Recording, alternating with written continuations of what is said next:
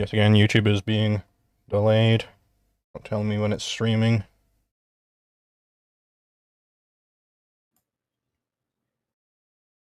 Here.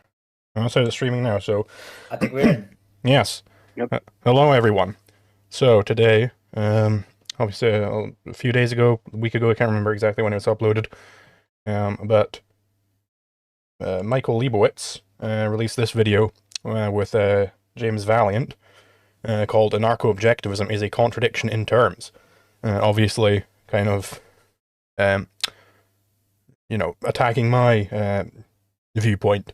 I do want to be clear, I don't think this was done maliciously or anything. I don't think they're like, fuck this Zulu, fuck this guy, I hate it.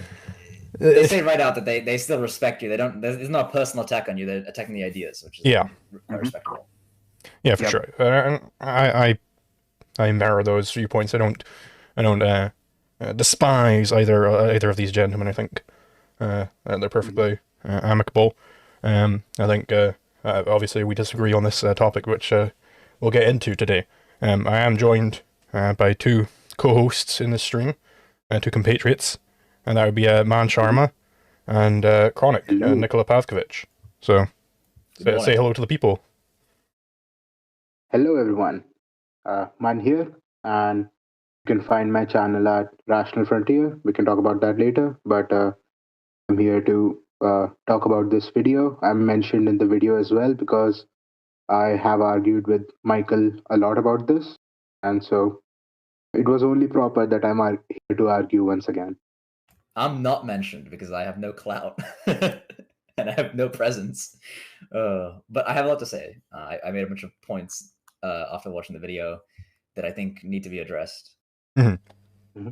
And people can find, you did a stream on Fabian Liberty's channel, like the arrow of regression theory, which I think it's a good theory. I'm intending to polish up, do like a second version of the presentation and then post it as a video on my channel where it'll be just, presented in full. And that'll happen hopefully in the next week or so. Very nice. I just had to pull up my notes there. So yeah, anyway, let's get into this. I'm just gonna play back speed. We're good with that. I'm gonna do like a 1.5 or something. Be fine. Welcome to the Rational Egoist. I am your host, Michael Leibowitz. And whether you know it or not, there is a group of folks out there calling themselves anarcho-objectivists. They claim that they are actually the true, consistent objectivists. They are, of course, wrong. Yep. They're, I don't know, for lack of a better word, their leader or their originator is a guy named LiquidZulu. You've probably seen him on here. I've debated him several times. He recently had a debate with comic Dave Smith. But it's time, I think, to pop that balloon, if you will. And I can think of no better person to help me do that than Mr. James Stevens Valliant. James, welcome back to the show. Always great to be here, Michael. Yeah, this is disturbing. Anarchy is inconsistent in a number of ways with objective. Sure. The thing, Jim, for me is that recently, in Zulu's debate with Dave Smith, that's a big audience you're getting now. That was. And now you're presenting as if this is objectivism. He even said in the video, I believe, that I'm an objectivist. Well, you're not. Now, Or still, Dave agreed. Yes. And they just assumed. So it would be interesting, because obviously we can get into this more. Mm-hmm. But I want to know, like, okay, well, why specifically am I not an objectivist? Well, it's going to have to be some sort of closed objectivism, right? That's the general method these guys go down. Which is then, okay, well, I've seen some of this video already, where I know they accuse me of being a rationalist. It's like, okay, well, so what does rationalism mean? Can you identify an essence of rationalism? And then why couldn't you do the same for objectivism? And how do I deviate from that essence? But I think we'll be able to get into that more as it comes up. Yep. You're a deontologist, you're deducing everything. And so what Dave buys into the idea shows you how much neither of them really. Okay, hold on. Let's just Dave Smith, that's a big audience you're getting now. Was. And now you're presenting. Sorry? Yeah. No, keep going. It's fine. Keep going. As if this is objectivism. He even said in the video, I believe, that I'm an objectivist. Well, you're not. Or still, Dave agreed. Yes. And they just assumed you're a deontologist, you're deducing everything. I just want to say I'm not a deontologist, and I'm not deducing everything. Yeah. Those are two false things right there. I don't deduce everything. I don't start. First of all, deontology, that's Kant's duty ethics. I'm not a Kantian at all. and I don't deduce everything, because I don't just start with some axiom or axioms and then just go, okay, well, all of reality is now deducible from this. I don't do that at all. They get to this later. They take issue with deduction, like in principle, I have to say, because they go on to say you can't just deduce this long chain of things because eventually you detach from reality. I don't think they say exactly that, but like it seems that's what they're getting at, because even in the comments after the video, Michael will talk to someone and this person's saying like, isn't deduction sometimes a part of objectivism? And Michael says never, and I'm like, that's not true. I'm pretty sure Leonard Peikoff talks about deduction in the Introduction to Objectivist Epistemology, and like I really don't understand, like, what's this principled objection to deduction, right? Like no, we agree, like you have to use. We're gonna get into this later. So just play the video. Yeah, I do want to. Oh, so go ahead. Okay, so if I can say something, like in the first part of this video, like much of the video will be just refuted by Zulu pausing and saying, "Yeah, I'm not saying that," because much of this is just misunderstanding, or like not understanding what is being said by our kind of people here. And I think it'll be very easy to just enunciate that no, we don't believe this, we don't believe that. Just as like Zulu is not a deontologist, we just like it's just not the case, right? And also on the induction deduction point, like we'll get into that later, I think. But Nikola is right that deduction is not invalid. Like if you have properly induced principles, then deduction is indeed very, very, very useful. Especially like you could see this in physics, that when Newton was the best inducers in history, right? He induced from observation, and then using mathematics he deduced, and that gave him more information to make further inductions and further deductions, right? Logic is the process, and in logic if you go from specifics to general, you're inducing, you're creating principles, and when you apply those principles, the general to the specific, you're deducing. It's the same process, the direction is inverted, right? So like it's not that we are pro induction or anti deduction or anti induction pro deduction. Like they're both part of the same essential process, right? You need both for cognition. Yeah, and I was actually discussing this a little bit with Inductica. Now that you bring up physics, he's got his whole he's got this whole theory of induction, and he's trying to reprove all of the major points in mathematics and physics up till the present. That's his like whole big project. Very interesting stuff. If you want to go check out his channel. And I do want to make clear, Inductica does not endorse my positions on law or anything like that. He mostly just focuses on physics. That's fine. I just want to make clear he doesn't endorse this. But he said this this great phrase. He said a lot of the reason why he focuses a lot on deduction in some of his lectures and whatnot is that he thinks a lot of objectivists are racist against deduction. Just like I like that. Racist against deduction. That's so good. Yeah, it's like, hey, I'm not a racist, but you should maybe stay away from those people. It's that's kind of the character of a lot of what I see from the more classic objectivists when it comes to deduction. They're just really afraid of it. Yeah. Oh, and so what Dave buys into the shows you how much neither of them really. I mean, I'll give Zulu this. He has a better grip on. And I like it, by the way. I do. I'm not. This isn't personal, but the ideas have to be defeated. And he said nice things to me and about me, and so I would qualify all that with right. This is not a personal attack. Yes, this is not a personal attack. So I just want to give some of your credentials, and if I'm wrong about any of these credentials, you tell me. Okay. So your professors, two of your professors were the Austrian economist Israel Kirzner and Mario Rizzo. And Gerald and all the Austrians at New York University. Yeah, and you actually audited a class from Murray Rothbard. You knew from him through the Center for Libertarian Studies when he was working on his history of economic thought. And you knew Murray Rothbard personally. Yeah. So you had the opportunity to engage him in discussion. We went out and had pizza and beer on his birthday. Yeah, you you worked at Laissez-Faire Books. Yes, the brick and mortar outlet in Greenwich Village. I was the weekend sales. Right. You've been studying objectivism for over 40 years. Yes. You are a personal friend of Dr. Leonard Peikoff, and you were actually there and helped with while he was writing OPAR, Objectivism, the Philosophy of Ayn Rand. In the spirit of this is a crushing blow. I'm going to really wring these guys' necks. This is a debunking. I'm debunking them. I'm going to have to disagree with all those facts. I disagree with everything there. Obviously, nah, that's fine. Also, just to, just to polish my own credentials here, my YouTube 2025 YouTube Rewind or whatever that is, they have recently released. I am in the top 0.1% of Ayn Rand Institute lecture consumption with 423 lectures consumed. So I'm something. Feedback. So I'm something of a top objectivist myself.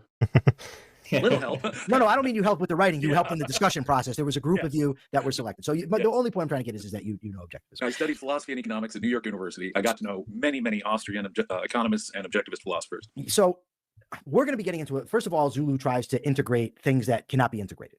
The works of Rothbard, of Hans Hermann Hoppe, and the primary, if I had to say the primary critique of Zulu is rationalism. That is what I think is the big problem. So before we even begin, I just want you to give us if you can't do it quickly, that's okay, but I hope we can. I want to define rationalism and intrinsicism and differentiate them from objectivism. In the history of philosophy, there have been generally two big schools, and it's not the same thing, but I need to start here. Yeah, rewind and let's hear what Michael says. What are we doing here? Hans Hermann Hoppe, and very important. That was the weekend sales. Right. You've been studying objectivism for over 40 years. Yes. You are a personal friend of Dr. Leonard Peikoff, and you were actually there and helped with while he was writing OPAR, Objectivism, the Philosophy of Ayn Rand. I gave feedback. I don't know. I gave a little help. No, I don't mean you helped with the writing. You helped in the discussion process. There was a group of you that were selected. So, but the only point I'm trying to get is that you know objectivism. I studied philosophy and economics at New York University. I got to know many Austrian economists and objectivist philosophers. So we're going to be getting into it. First of all, Zulu tries to integrate things that cannot be integrated.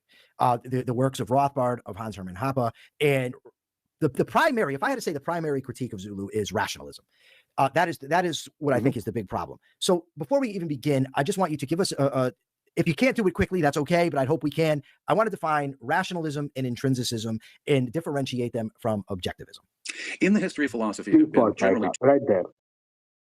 So we are able to define rationalism and intrinsicism, two philosophies, and we are able to differentiate them from objectivism, a philosophy. I was told that we cannot define philosophies, their particulars. Yeah. Yeah. What are we doing here then? Yeah, and this is the thing. Like any competent historian of philosophy, Leonard Peikoff included, they will at least ostensively, they are pointing at some essence of each philosophy and how it feeds into other philosophies which come after it. Like, you just got to do that.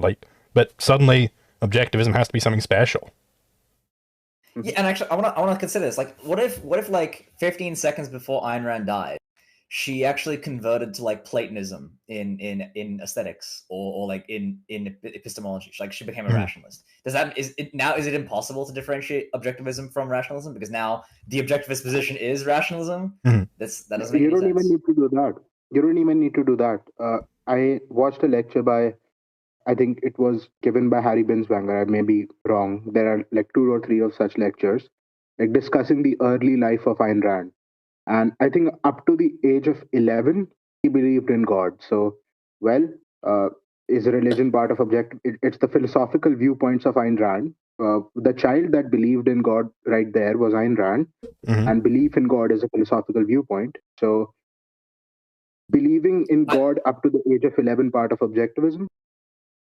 I think they would say that you would have to review her beliefs, up to the point that she died. I think Michael said, objectivism became closed when Ayn Rand died, right? Because it was the beliefs of Ayn Rand.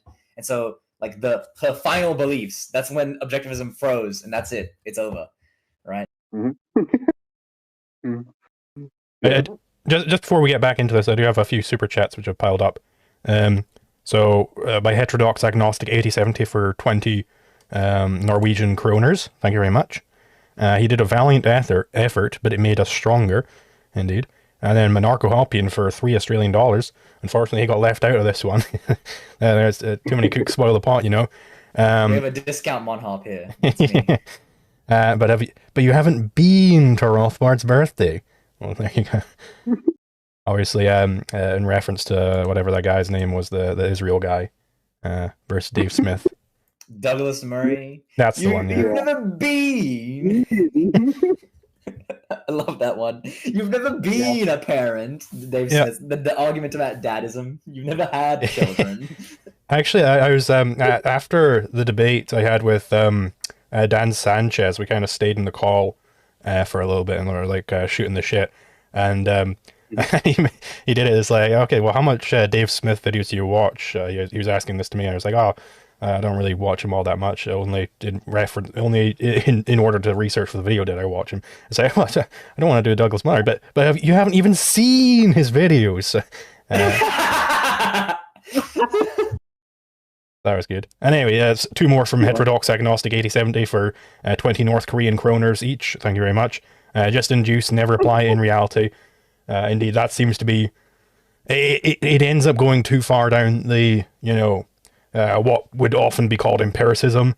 I don't really like that definition of empiricism, because I think that Aristotle is still an empiricist, but these days it generally means nominalist sensualist, which you can... Obviously, you can get that from Leonard Peikoff in his History of Philosophy, or on my Brain website. And then another one for, thank you very much again for all the money. Now who's more rationalist? Indeed. 2 big schools, and it's not the same thing, but I need to start here.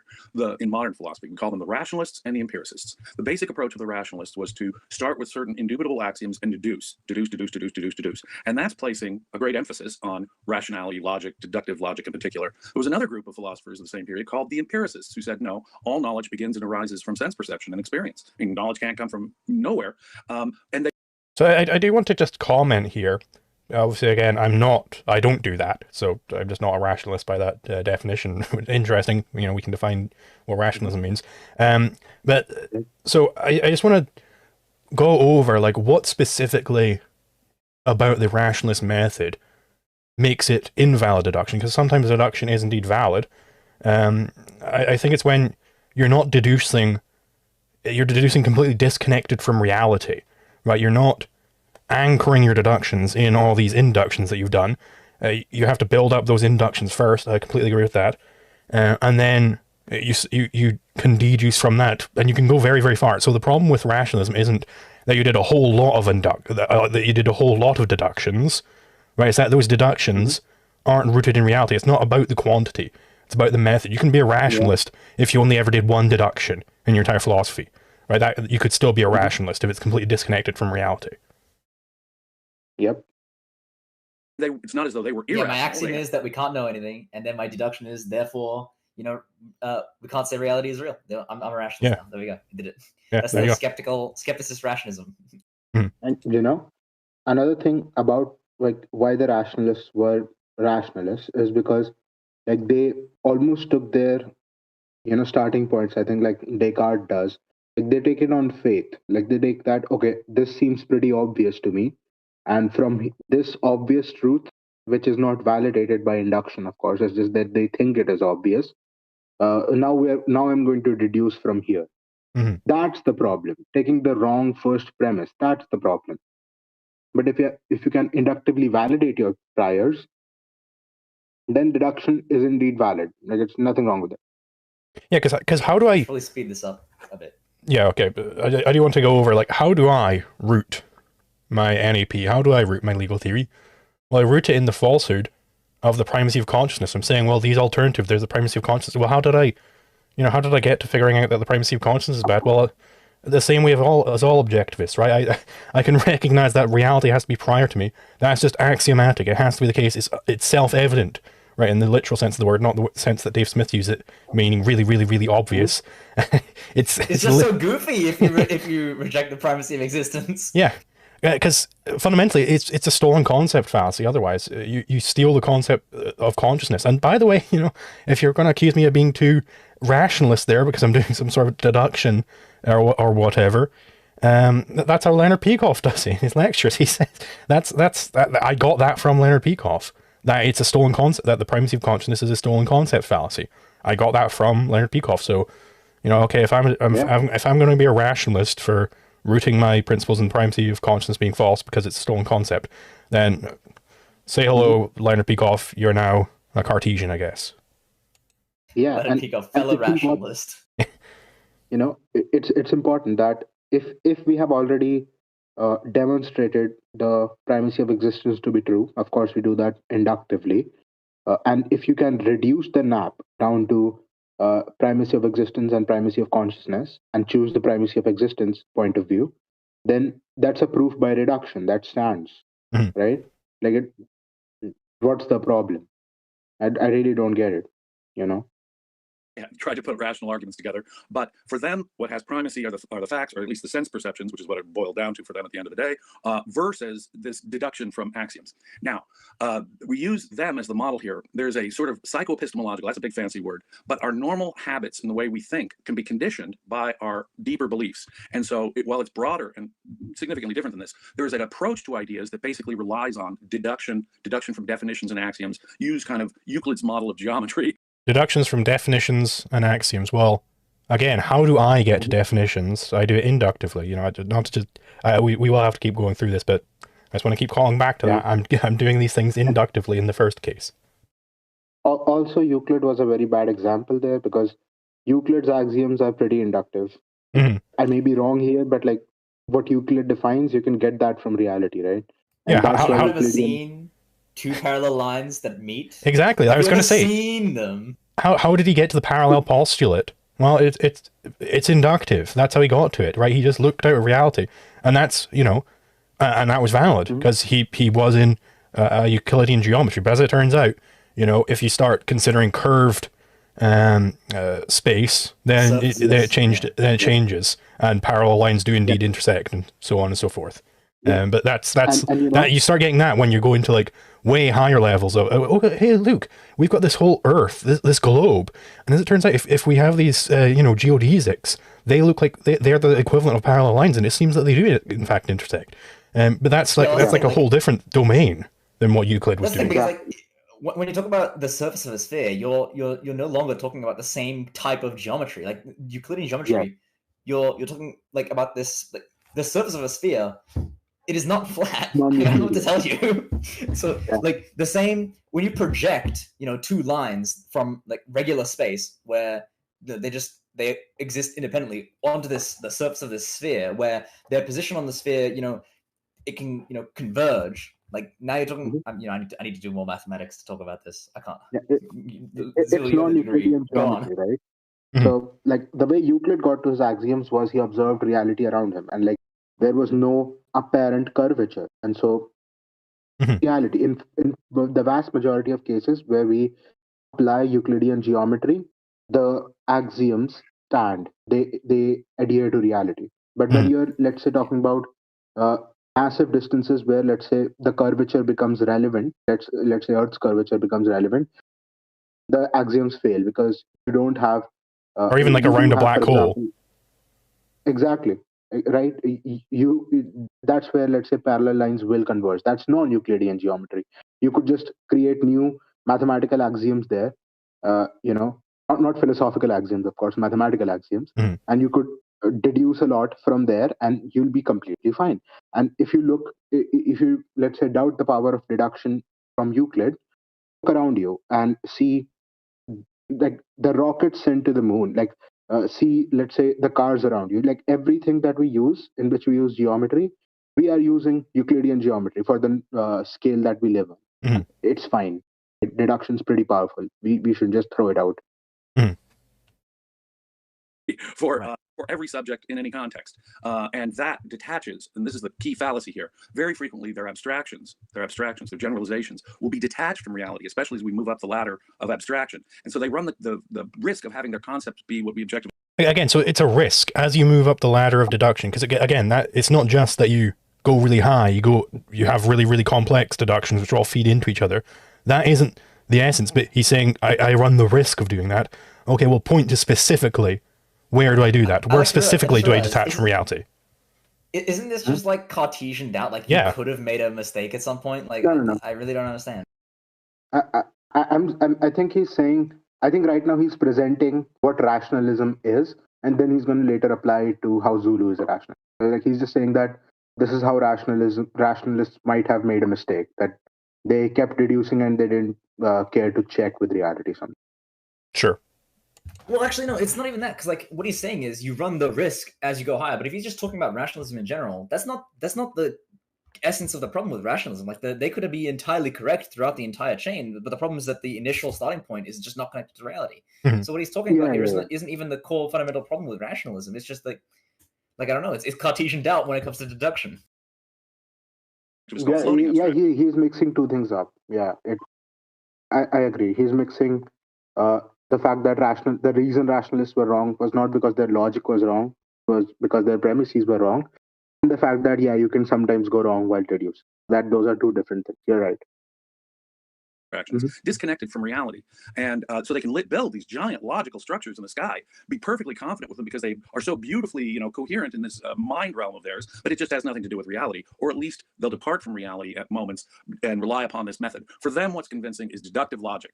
The empiricist is not so impressed with deductive logic. And in fact, they're the ones who kind of reject principles and abstractions in general, and they'll go sort of by the emotional seat of the pants. And what a classic example of this distinction we got in the Dave Smith LiquidZulu debate. We have a classic, I'll go by my feelings, my quote common sense, my seat of the pants feelings of the moment, and that trumps any of your principles. So Dave Smith in effect rejects principles, not entirely. He'll use them when they're convenient, when he feels like, and they're competing principles, you see, and the principles themselves are kind of loosey-goosey, and we don't need to really integrate our consciousness at all, versus this intrinsicist, LiquidZulu, who's saying, no, you have to bite the bullet. And if the whole, my kids and my family get killed, I'm still going to be true to my principle, regardless of context. Boy, what a classic example of rationalism versus empiricism. Now, I do want to, say, okay, well, objectivists also have to bite a billion fucking bullets. Let's be real here. Are we really going down the road of, well, no, the objectivists, it's all very commonsensical. Everybody just kind of already vibes with objectivism. No, they bite a billion bullets. I think we kind of forget how radical objectivism is because we're all in this space all the time. But no, objectivism is very, very radical. They're biting bullets left, right, and center. Yeah, I have this example here. Do Jim and Mike think do they agree that man cannot live as a parasite, right? So if we forget the candy bar Martian reductio for a moment, let's suppose the more ordinary ethical scenario, let's say you're in a situation where either you must steal bread to feed yourself or you die, right? Is it in this scenario that the consistent objectivist has to become a thief, right? They have to become an ethical vampire, they have to steal from the productive man to feed themselves? Or is it that introducing the context of this man's entire life, we realize, well, he must have taken actions to get himself to this point where, now he's become literally to the point where he's literally only able to either steal or die, right? That's just, there's a whole ethical, this cold open, right? But once you get to this point, right, the consistent objectivist has to say, you shouldn't steal, right? So, die, parasite, right? Or if they do say that you should steal in this case, because it's an emergency circumstance, I've talked about emergency circumstances before. What is the threshold for an emergency circumstance, and how does that not authorize a permanent state of Hobbesian conflict, right? Because if you say emergency circumstance is whenever your life is under threat, or whenever you're being deprived of some vital resource, that's always the case because you're a living organism in a world of scarcity, right? To a greater or lesser extent, if you're rich, it's very, very low extent, but you are still experiencing scarcity at all times. So you're always under emergency circumstances, right? So anyway, go on. Yeah, I do want to say, I mentioned this yesterday on the Remnant podcast, which, by the way, guys, you should all go listen to. Where I was going back and forth with someone on Twitter, one of these Randroids, and they were saying how I completely disregard. Oh, do you even know about fucking Ayn Rand's ethics of emergency? Yeah, motherfucker, I just disagree with it. Okay, and I was like, okay, well, what is an emergency? And the tentative definition he gave me was something along the lines of, well, it's when a value of yours is being threatened outside of your control or choice. It's like, okay, well, I'm being taxed outside of my control or choice, so my values are indeed being threatened by the state. So therefore, I'm in a permanent emergency, and I can just go ahead and do whatever the hell I want. This is what you end up with. It's even worse than that, because what does it mean? Outside of your control or choice? Well, guess what? You're an organism in a universe. You're limited by your existence and identity, right? So outside of your control or choice, you're just dying, right? By nature, over time. So guess what? You're in a permanent emergency. Just kill everyone. Mm-hmm. And it's also let's see what now Nikola is here, but I'm going to use his theory. Let's see what this regresses into. It's imagine if you grant the premise of emergency circumstances, every time a new disease, like every time a new cure is found for a disease, like everybody who has that disease should just like run into that building and like grab the cure and just inject it into themselves, like because they might die if they don't get it, and so we never have cures again. And this regresses, like you see what I'm saying, like conceding the emergencies point regresses into complete, jungle ethics. It's completely, Vem worship, And Hobbesian conflict, right? Like it literally authorizes the Hobbesian state of nature where everyone is fighting each other all the time. Yeah. And so like I would really want, Mike and James to, I feel weird calling them Mike and James. They're like so much older than me, but whatever. But I would really want them to, I would really want the gentleman to, like show me a principled difference here. Like what makes something an emergency principally, right? And where is it, why is it necessary? Where it is, licit to aggress or licit to just steal something, and why, why is it that? I do want to say perhaps because they are so much older, we should call them M Dog and J Dog. I think that's the respectful honorific. Yeah. So, like maybe. And I want them to show me something which is more than just, oh, but it's so obvious, or, oh, but I'll die without it. Like, that's not, like, sure, but that's not a philosophical argument, right? Like, give me an argument, give me a principle, give me something that I can grapple with in my mind. Don't just tell me this. Like, I'd like to suggest something. So, like, in Atlas Shrugged, is it not the case that like the masses are put into an emergency circumstance by like the strike of the creative men of the mind? Like, when they all go on strike, they stop providing things to the great masses, right? They all start, being deprived of values. Are they not in an emergency circumstance? Can they not just go to Galt's Gulch, get John Galt, put him in chains, and be like, you will now work, like put him, put him back into the factory, get him to build the engine again. Like, is that not an emergency circumstance for them? Are they not authorized to do that? Torture John Galt, I guess. Oh, go ahead. I'll just say LiquidZulu's abstractions get detached from reality. They become floating abstractions. Right. Now, the appeal, and this happened. Again, not to harp on this too heavily, but I want specifics here. Like specifically, where do I detach from reality? But we got to get through this. So to me, I've seen it. Leonard Peikoff says it happened to him. The appeal with rationalism is the logical structure and the certainty. Right? There's no breach. It's this, therefore this, therefore this, therefore this, and it's very enticing. It's like doing a mathematical chain. Right? 6 times 6 is 36. Times 3 is 108. It all just sort of flows. Right. But what you just said is interesting because when I read Understanding Objectivism, which was based on the lecture course given by Leonard Peikoff, he said rationalism is associated with intrinsicism. And I said, wow, that seems wrong to me, because I would think if you're saying intrinsic reality, that would be associated with empiricism. But actually, no, it comes to, because of the logical certainty, it's associated with an intrinsic nature of reality and of morality. So, for example, what Zulu calls the non-aggression principle is an absolute intrinsicist about. It stands out of context. It doesn't have a context that conditions it. Yes, don't get too far.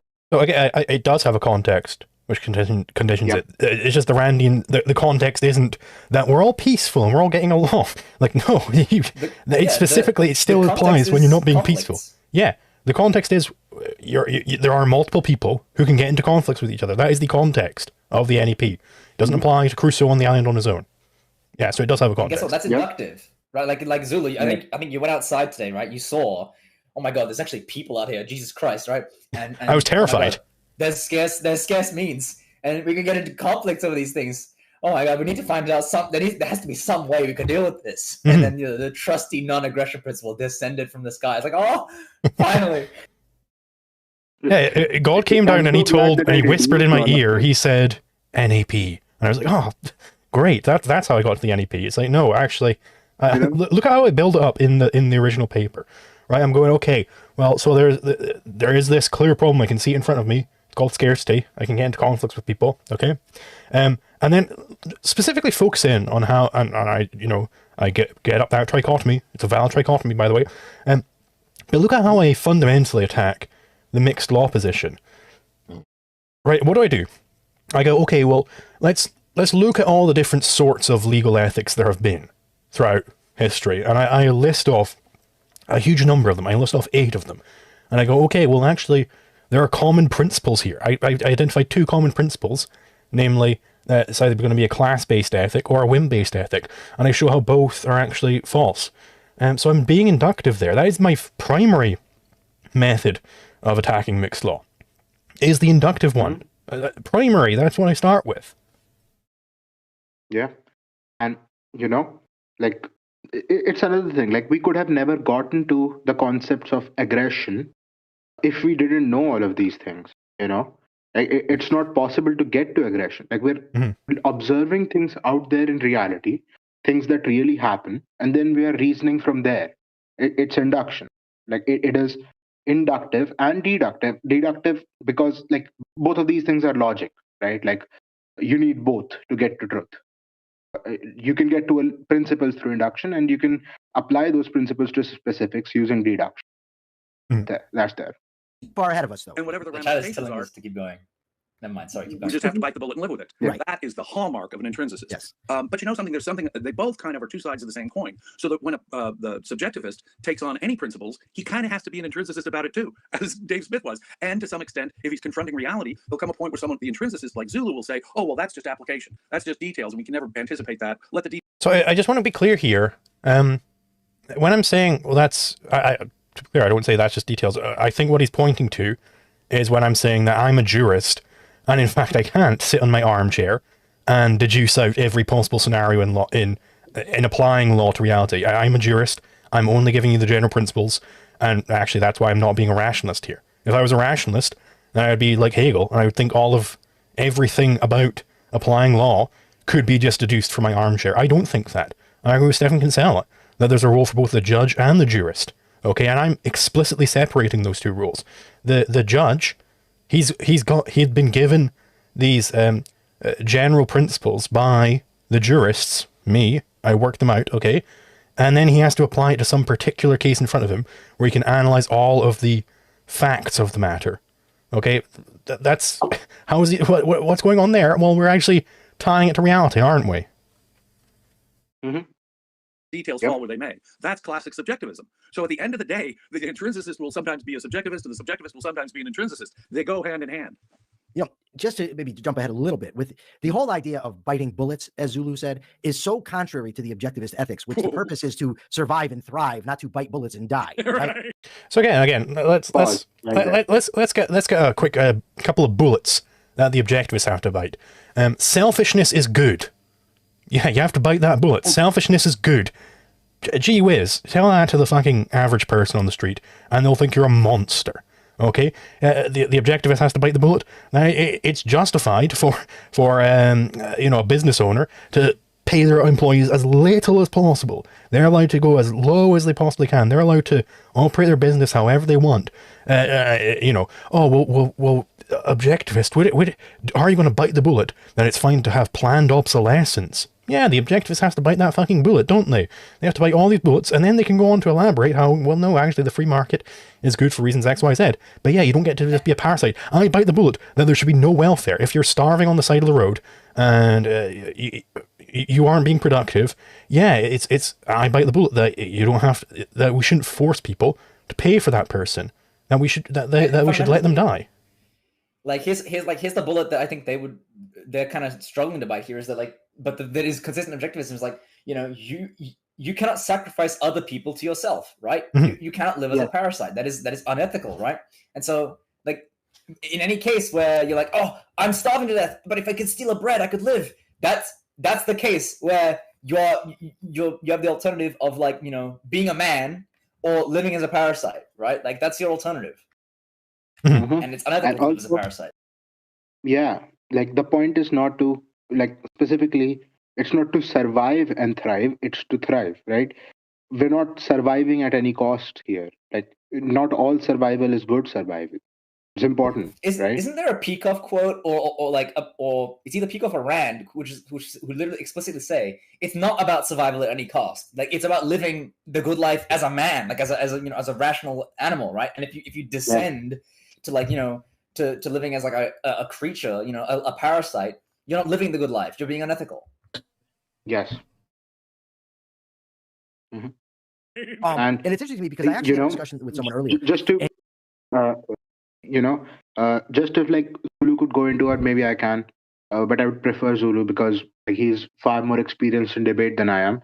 Like, what does debate, like Zulu, what does biting bullets mean in debate? Right? What does it mean? Like, it does it mean like you're like, just elaborate here. That's very important. So it means you're not abrogating your principle. You're not carving out, okay, well, yeah, this is just real tricky. Specifically, oh, this sounds bad to the average person, so I'm not going to bite the bullet there. That's why it's a bullet bite, right? It's, oh, this sounds really yucky, so I'm not gonna go that far. That we have to have sometimes our principles apply, but we'll allow some exceptions, right? And ask what Binswanger has to say about that, right? What does Binswanger have to say about that? I included this in my video. Let's see here. Yes, a principle identifies an action that is required by the facts at hand. To violate a principle is to act as if what is required were not required, a contradiction. The oft-heard excuse, just this once, means it's safe to accept just this one contradiction, but accepting a contradiction undercuts the whole structure of one's knowledge. It forces a puzzle piece into a space it does not fit, spoiling the overall picture and leaving no place to put the right piece. He said that in How We Know, which I've got through on my bedside table over there. I don't have it with me. There's a problem here. You realize there's a problem here, that in order to find that this is a contradiction, you actually have to deduce, right? When you have A and non-A, it's actually an extra step. You have to deduce that A and non-A equals, is equivalent to false. And that's a deduction, and you can't do that in objectivism. I'm very sorry. Yeah. And he said to me that also, like a there is also something which I'd like to say here, which is that in debate, what you can do is, like, the human mind is very creative. It can come up with a bunch of hypotheticals with which sometimes very openly, but sometimes very subtly, made important facts about reality. And that makes the completely sound principle that you have based on inductive reality sound very, very, anti-reality. Like, it makes it sound like, what you're saying is sometimes very kooky, but that's fine, because in computer science, you have this principle called garbage in, garbage out. Like, your computer can be completely fine, but if you're feeding garbage data, you're going to get garbage output, right? And so if hypothetical omits important facts about reality in such a way that the choices that you're given are, everyone dies if you don't steal a penny. Like, there are two approaches to that. One is to say that, no, I know my principle is correct because my premises are correct and my logic is correct. So there must be something wrong in the hypothetical here, or I'm missing something. So let me try to do that. And the other approach is, just like throw up your hands and say, oh, that it's ridiculous. The principles no longer apply. And like, we're back into subjectivism. We're back into pragmatism. We're back into whim worship. So like, take the right principle, take the right approach here.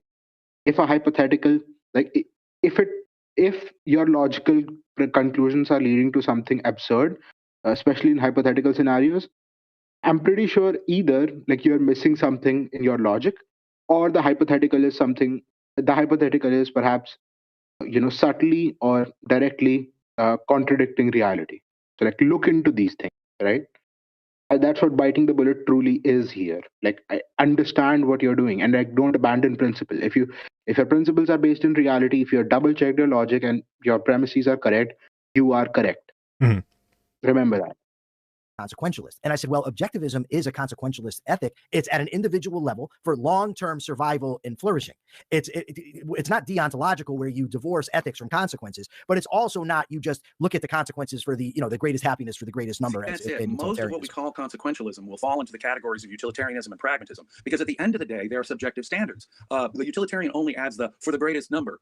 Okay, what he's saying is hedonism. What satisfies the emotions, the feelings, in effect, of the greatest number of people. Or pragmatists. Well, don't be wedded to principles. Do what emotionally satisfies them. In effect, the same standard, either you or most people at the end of the day, because that's how they test what's practical, is by means of their emotions. Now, in that sense, objectivism is not consequentialist. We believe in principles. We believe concepts can actually connect to reality. Therefore, our principles connect to reality. Therefore, we believe in principles. But the ultimate justification for those principles. And again, just real quick, if you accept any principles, then you have to bite bullets. Like, there's just no way around it, because you're going to get yucky. I can think of a million yucky things against any principle you come up with. Believe you me.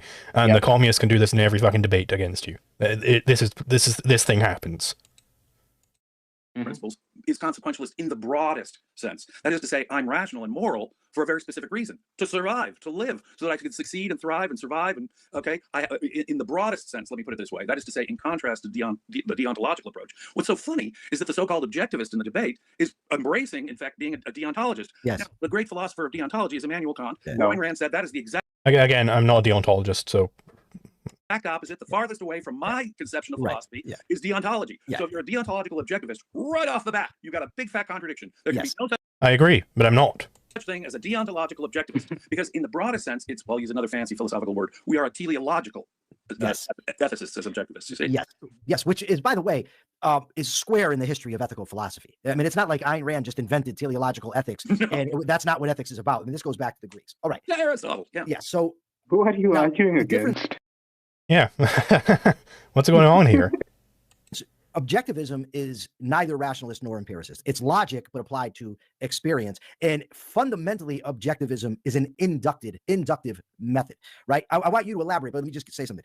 Yes, fundamentally, it's inductive, and I do that. I am fundamentally inductive. Like, let's just go to the bank teller principle, which I revealed again on yesterday's stream, the Remnant podcast. How did I get to that? Well, fundamentally, I got there inductively. I thought, okay, well, you know, let's look at this example of the bank teller. Well, what is different? There seems to be some sort of a difference between the one case where he's putting his pinky on her shoulder and the other case where you know, he's putting a gun to her head. And I was fundamentally being inductive there to discover this new legal principle. That's how it happens. You know, I didn't just sit there in my armchair and deduce this out. Deduce out everything from the NEP. I didn't just put it into like a mathematics machine and just spat everything out for me. I was being fundamentally inductive there.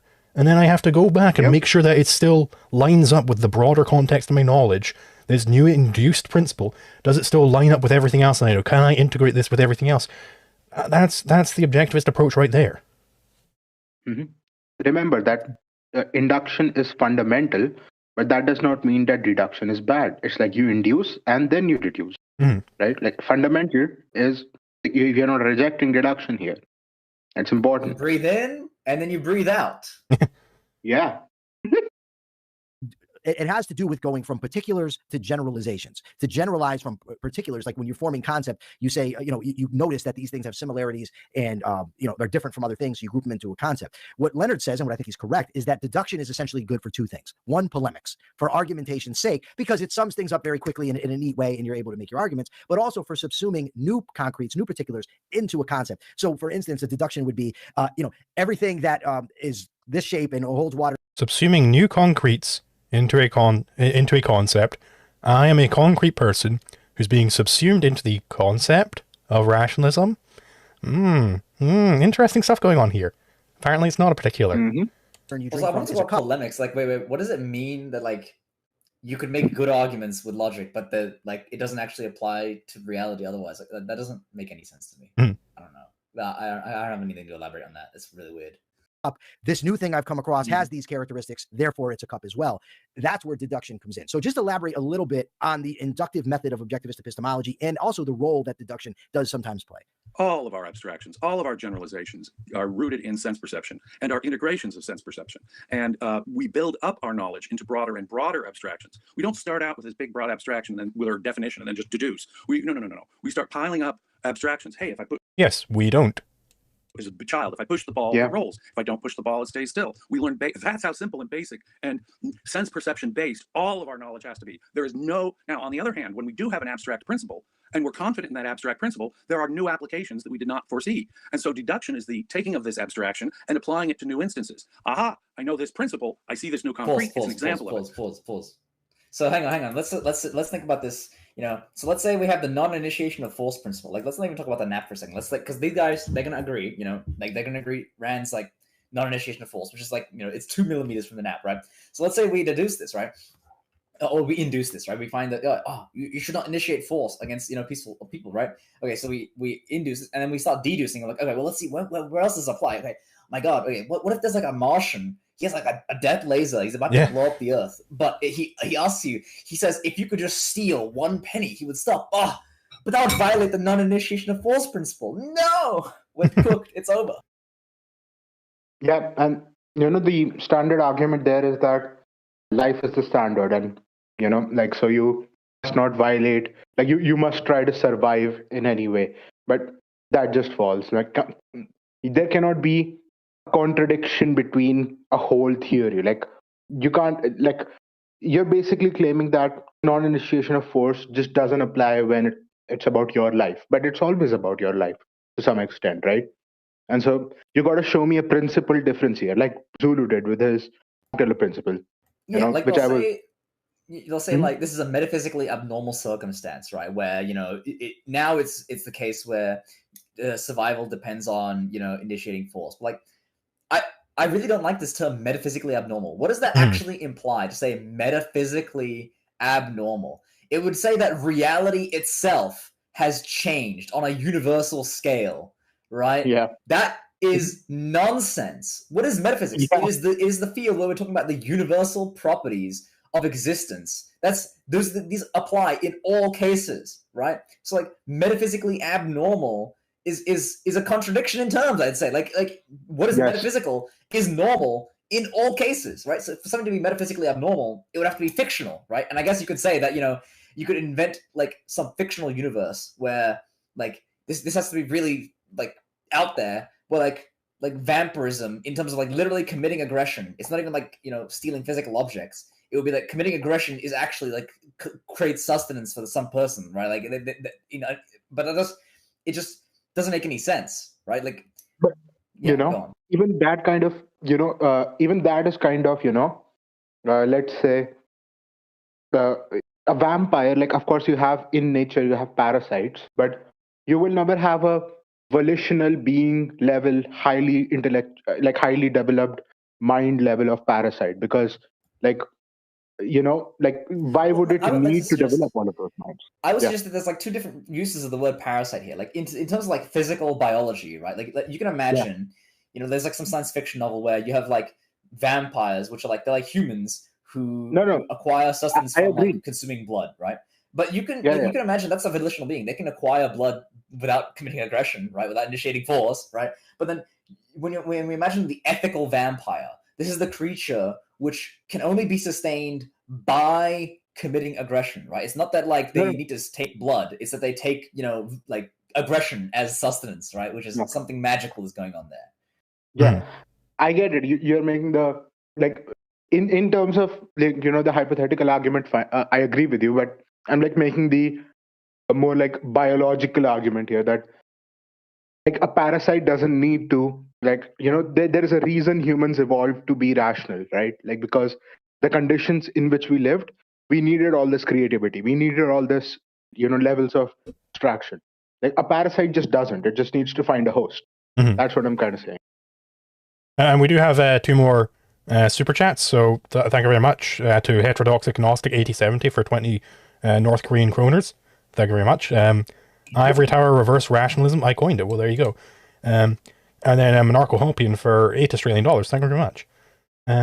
It seems like they know Hompa in particular derives the NEP rationalistically, and then just assume everyone else does. It's a knee-jerk. Yeah, I mean, because I'm not seeing any, like, where's their refutation of my particular theory? That's what I want them to get into. But then also MC Shroom, 8930 for 5 BGN. Well, thank you very much. It's ridiculous they call objectivism consequentialist. Objectivism is against the false dichotomy of consequences against the identity. Objectivism is against the false dichotomy of consequences against the identity of an action is. I think that may have been cut off a little bit, but thank you very much for the money. I think I know what he's getting at there. Basically, he's saying, there's this false dichotomy between, like the deontologist who says, like, what matters is what you're doing, like your action, like, just like the like, as long as you follow this set of principles that I magically created, then it doesn't matter what happens other than that, right? Like, whereas then there's the consequentialist who's like, only the end state matters, right? Like, we have to acquire the maximum number of chickens in the universe, right? That's the good state that we want to approach, right? Whereas the objectivist, and virtue ethics in general, it returns to a teleological view, right? A teleological view where like there is a purpose to ethics and ethical principles, right? And the other part is that praxeology will actually like help to understand this, right? Like ethics is the field of like deciding what action one should take, right? And for praxeology, we know that an action has two components. There's a means and an end, right? So any fully integrated system of ethics has to be able to describe like what ends should you select, which is like what values, what's your code of values, and what means are valid for acquiring those values. That's your principles. These are your non-aggression principle. Life is. There you go. Yeah. So in recognizing the application and in applying our abstractions, deduction is valuable. Now, don't get me wrong, and Leonard be the first one to say this, we can learn remarkable new information through deduction, but only if our abstractions are clearly, firmly, tightly connected to sense perception. And the order it goes with humans is we build up from sense perception. So we don't get to a principle of honesty until we've built up all kinds of sub-abstractions about their application. Am I being honest with myself? What's wrong with that? What about this context of being honest with someone? Well, wait a minute, you're never going to trust me. So to earn your trust, I have to be consistently honest. Now, that's one abstraction on the way to the broader abstraction of honesty. Faking reality. Any attempt to gain a value by means of dishonesty is wrong. And I wonder what my argument against aggression is. Could it perhaps be that it's faking reality? Oh, well, this is another instance of this principle then. Whoa. As it turns out, it's crazy. Yep. Okay. Now, in normal philosophical parlance, as you said, with the rationalist, what the role that axioms play is they're basically indisputable fundamentals from which they deduce their conclusions. Now, this mistake happens in some people's understanding of objectivism because we do have axiomatic concepts. So like Dave Smith said in that debate, objectivists just start with their axioms and think they can deduce an entire system. But that's not the role that axioms play in objectivism. Look, the fact just pause here for a bit. I don't want to pause too much, but it's important to say this, is that some of the reasons for the confusion might be in the Dave Smith debate, like he just said that objectivists deduce from their axioms, and pretty much every objectivist that I know got really pissed at that, and you didn't respond to that, and I don't know, like it's not relevant to the debate proposition, so like I can get that you don't have to respond to it, but I think that's part of the reason which motivated this video, that they really wanted you to like hammer him that no, that's not what objectivism is. They wanted you to be racist against deduction. Well, I would say, if they want to take the debate with Dave, then, go ahead. Good luck. It takes a fucking goddamn lot of work to get into a debate with Dave Smith. And I was there to prove this specific resolution, that libertarians ought to bite the bullet and support zero restrictions on public property, and insist that it is always wrong to violate the NEP. If I went down into a big tangent with Dave, like this is a red herring, he does this all the time. Dave loves doing this, where he throws up red herrings, right? And I consciously wanted to avoid getting into a red herring because I wanted to prove that resolution. Nowhere in that resolution does objectivism come in. Objectivism isn't included in this resolution, so that's a red herring, right? I do agree with Michael that Dave should debate him. Absolutely, I think that would be a good idea. But fundamentally, that's my job. Isn't to debate every single possible resolution, every single possible red herring that Dave has. I've got limited time there. I'm faced with opportunity cost. I'm faced with scarcity in that debate, a scarcity of speaking time. I have to, pick which fights I'm going to go down. And fundamentally, the fights I'm going to go down are whichever ones help me prove my resolution. That's all that matters in the context of the debate. Yeah. So, the objectivists out there, if you're pissed off at that I didn't get into the objectivism enough, well, I don't know. You go ahead and debate him then. Go on. Yeah. Also, Dave Smith has probably not heard of the word induction. I don't know if he has. Maybe he's secretly a very philosophical person. But that's a half an hour lecture to explain what induction even is. Mm-hmm. You don't have to, And I don't even know the theory of induction very well. To be clear, it's perhaps one of the hardest problems in epistemology. I know there are various there are various different competing theories of induction. I know there's David Harriman's one, which he developed with Leonard Peikoff, and there's Inductica's one. There are a whole bunch of different theories of induction. I haven't taken the time to actually, go through all of them with a fine-tooth comb and, determine which one of these is correct. What do I, and tease that out. That's a whole lot of work, right? I focus on law, all right? I'm not an epistemologist. Sue me. I'm not actually omniscient. Right? I don't know everything. So it would be a huge mistake for me to be in a live debate, to be trying on the fly to come up with a theory of induction. Oh boy, good luck. Good luck with that.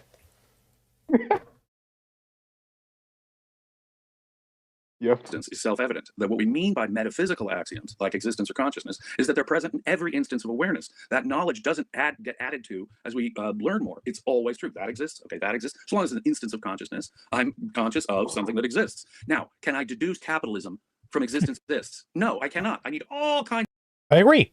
of other information. Agreed. Hundreds at least. I was going to say dozens, thousands, but the point is, I don't know how many it is, but we're going to need a whole mess, at least dozens and dozens of abstractions derived from experience and history, derived from my own experience, derived from my study of the facts, derived from history and economics, until I can finally reach the abstraction. In fact, the non-aggression principle, whatever you want to call it. Now, Ayn Rand talks about the evil of the initiation of force, but that is the big summary conclusion of a whole bunch of study of history, economics. By the time she gets there, there was this joke about a young objectivist who she was studying with back around 1950, and he was an economist, and he said, well, okay, I get your argument why nationalization doesn't work in the coal industry, but what about the steel industry? Don't you think in principle? Think in principle. We agree. We 100% agree. Well, I get your argument against aggression in this one case, but what about when the Martians come around? Well, don't you think in principle? Right, come on. Yeah, exactly. We agree. Get the idea. Exactly. Show the principal difference. Yeah.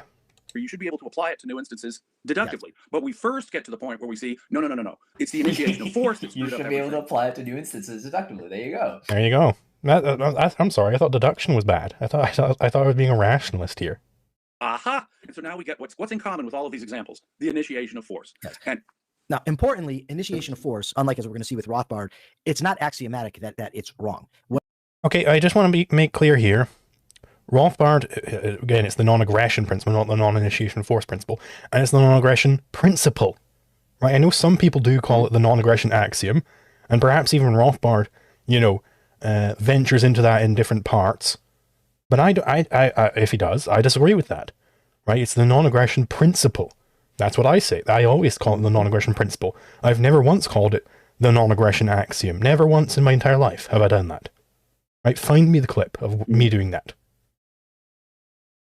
What it is, it's a downstream conclusion from an entire ethical system that Rand puts together. Okay, so the role of the axioms in objectivism, in essence, and you can correct me if I'm wrong, is it provides us with sure footing, right? It tells us that we have a foundation in reality that cannot be denied, so that when we're talking about further abstraction, somebody says, well, it's all an opinion anyway, there's no real existence, nothing has identity, then we... I do want to call out, I normally don't read out most chat messages unless they're super chats, but this one by... Kerwin NPK is right on the mark.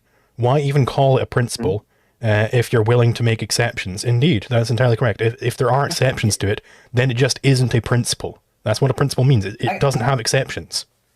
Take the Jose Gallison point, right? Like take the Jose Gallison pill and just call it the non-aggression preference. Yeah. Right? I'd like to say, here's the thing. So you could... So what you have to do, like the NAP has a domain, right? Like it's a principle and has a domain. The domain is, we're talking about conflicts here, right? And we're saying that the initiation of the conflict is unethical, right?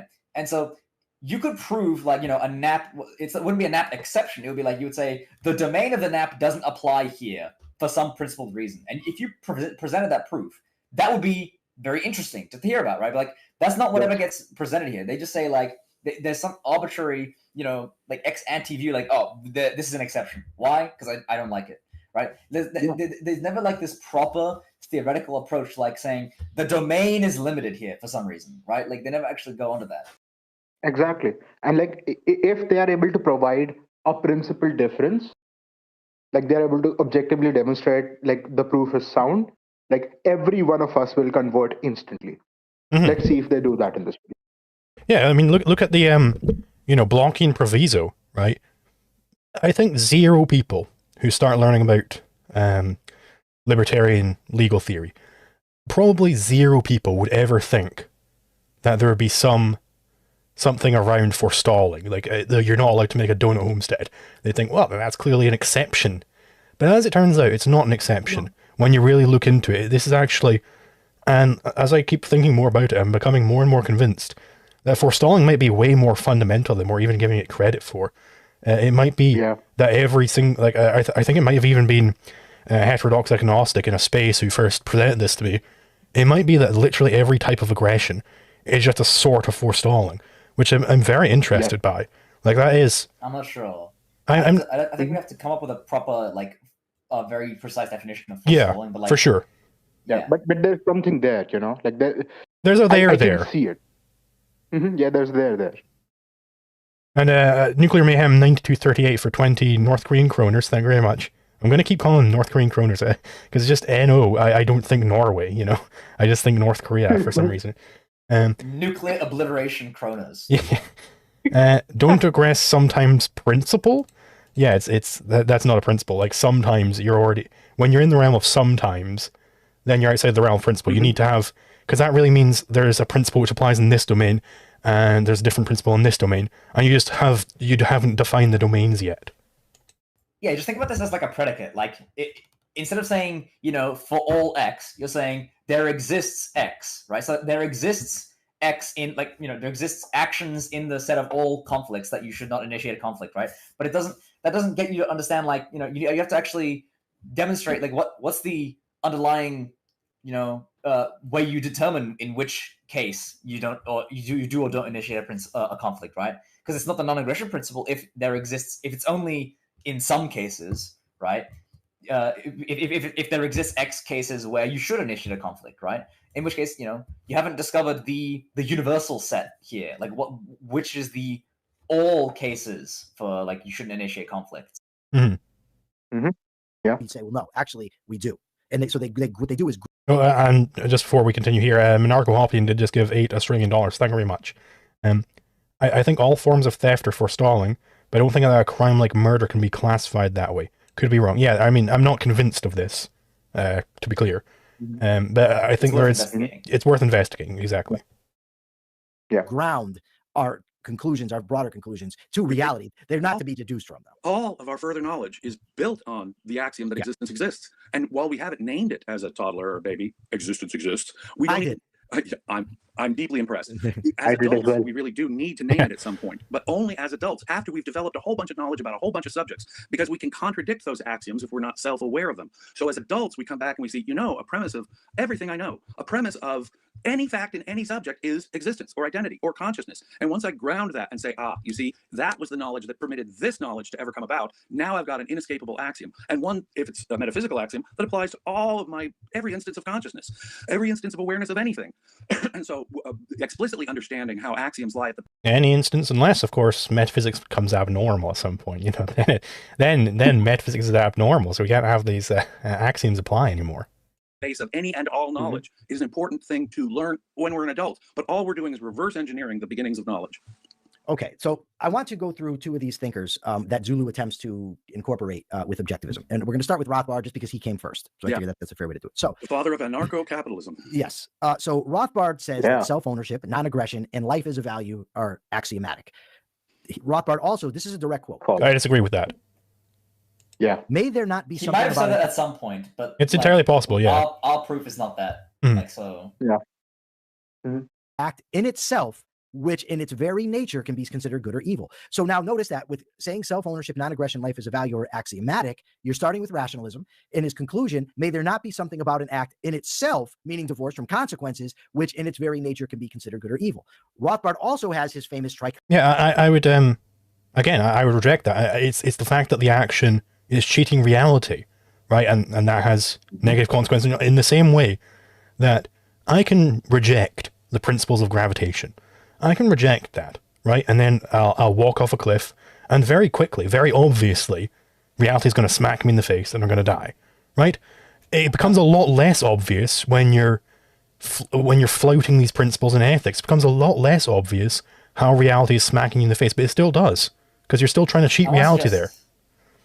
Yeah, like the point is, there's this arbitrary separation from, like, consequences and, like, action, like, or like the principles, right? Like, the idea is that, and I think it comes from, like, the deontologists who are like, you can act in a good way, and you will, and no matter, the consequences might be personally negative for you but you're acting selflessly, which is good, right? Like, but the problem is, like, when we're applying the objectivist ethic, right, we're realizing, like, no, your actions, they have a distinct identity which informs the consequences, right? And, like, by following these principles, you can live a good life, right? You can actually, like, these directly follow onto each other, right? And the fact that you might die in some specific circumstance, right? That's a fact by the fact that you're a living organism, you're a living creature. Like, death is a feature of your existence. That's part of your identity, right? At the end of your existence, you're going to die, right? But like at the moment you're alive, you need to actually have principles to live a good life, right? You know. Yeah. And also remember that if we want to ever, let's say, quote unquote, cheat death, the way we do that is by consistently applying these principles so that we develop more and more technology, so that we get more and more, medicine and longevity drugs and like greater and greater amount of, let's say, quality of life improvements. And even then, still, like we could still potentially die, but like our life will be expanded further and further. So you don't reject principles to live. You need principles to live, like even in that broad scene of things. It's like take the example of like the guy where there's a meteor coming to and it's going to destroy Earth, and there's a scientist who has a laser gun, and you're like, hey, that laser gun could destroy the asteroid, but he's refusing to use it. It's like, okay, well, let's actually think about this. Then there's this genius who came up with the means to destroy these asteroids, and for whatever reason, maybe he's shrugging, right? Maybe he's John Galt and he's shrugging, which is like, okay, well, how this ties into how did we get here? Because I reject ethical cold opens as a matter of principle, and I really mean principle there. So how do we get there? Maybe he's shrugging, right? Or maybe there's like, this genius who actually understands the operation of this laser. Maybe he actually knows more than us idiot fucking masses, right? Maybe he knows that if you shoot it with the laser, it actually, the asteroid would be like a near miss, and it would only kill like one city off. But if you shoot it with the laser gun, it like makes it radioactive, and now suddenly it blows up the entire planet. Right? Maybe he knows that, No. or maybe the laser itself is like defective, like he hasn't perfected it yet, and he's working on trying to perfect it. But meanwhile, he's distracted by all this mob breaking down the doors of his lab, and then he's like, "No, guys, stop!" And the mob starts tearing him limb from limb, and they turn the laser on, and it blows up the whole universe. And he's like, "You retards! Like, what are you doing?" And now the Martian civilization is also dead. Everybody on the moon is also dead. Everybody's dead now, right? Maybe he knows. The guy who came up with this technology actually knows more about it than us. Let's have a little bit of humility here. Mm-hmm. Economy, where he says there's three possibilities. Either everyone owns everybody, some people own others, or everyone owns himself. And from that, he deduces self-ownership. First of all, that's pure rationalism. But secondly, it negates the option that perhaps ownership is a myth. There's no such thing as ownership. Okay, but is ownership a myth? Kinsella will tell you there's a distinction between ownership and possession. So like, you just plug that in, plug it in, yeah, and plug that in. Because then, if ownership is a real thing, then does the trichotomy not stand? Right? Is it not then a valid e contrario? Right? Are we now rejecting argumentum e contrario as a valid method of logic? Right? This is ludicrous. Mm-hmm. It's just a social construction that people have come up with, but he doesn't include that, which is again classic rationalism. Because again, Rothbard, he's not being a rationalist here, right? He's not saying, okay, and here's my 10 million premise proof of everything, right? That would be kind of rationalistic, right? You're kind of venturing into that. He's already elsewhere validated ownership, so he doesn't need to. Like, imagine how you would write Opar, as is being suggested by Michael here. How would you write Opar? Every chapter you'd have to have just one long, big argument, numbered argument, which reestablishes everything you've already established in the book every single time. Like, oh my god, it would be Principia Mathematica at that point. Like, we're not doing Principia Mathematica. We're doing philosophy. He's already elsewhere established ownership. He's like, okay, well, what is the valid, principle of ownership with respect to bodies? And it has to be self-ownership. Nothing else makes sense, guys. And look at the way he attacks the ethic of one class of humans owning another class of humans. He's saying, well, this isn't a human ethic anymore. It's not an ethic for humanity. It's an ethic for subhumans as against humans. And he asserts that this is proven elsewhere, that we're trying to get an ethic of humanity, right? That's how he's going about it. He doesn't want to do Principia Mathematica here. Like, come on. Mm-hmm. So just your knowledge of Rothbard, I mean, I've read most everything he's written, but your knowledge eclipses mine. So just give a basically, why isn't Rothbard's epistemological method able to be properly integrated in any sense with Ayn Rand?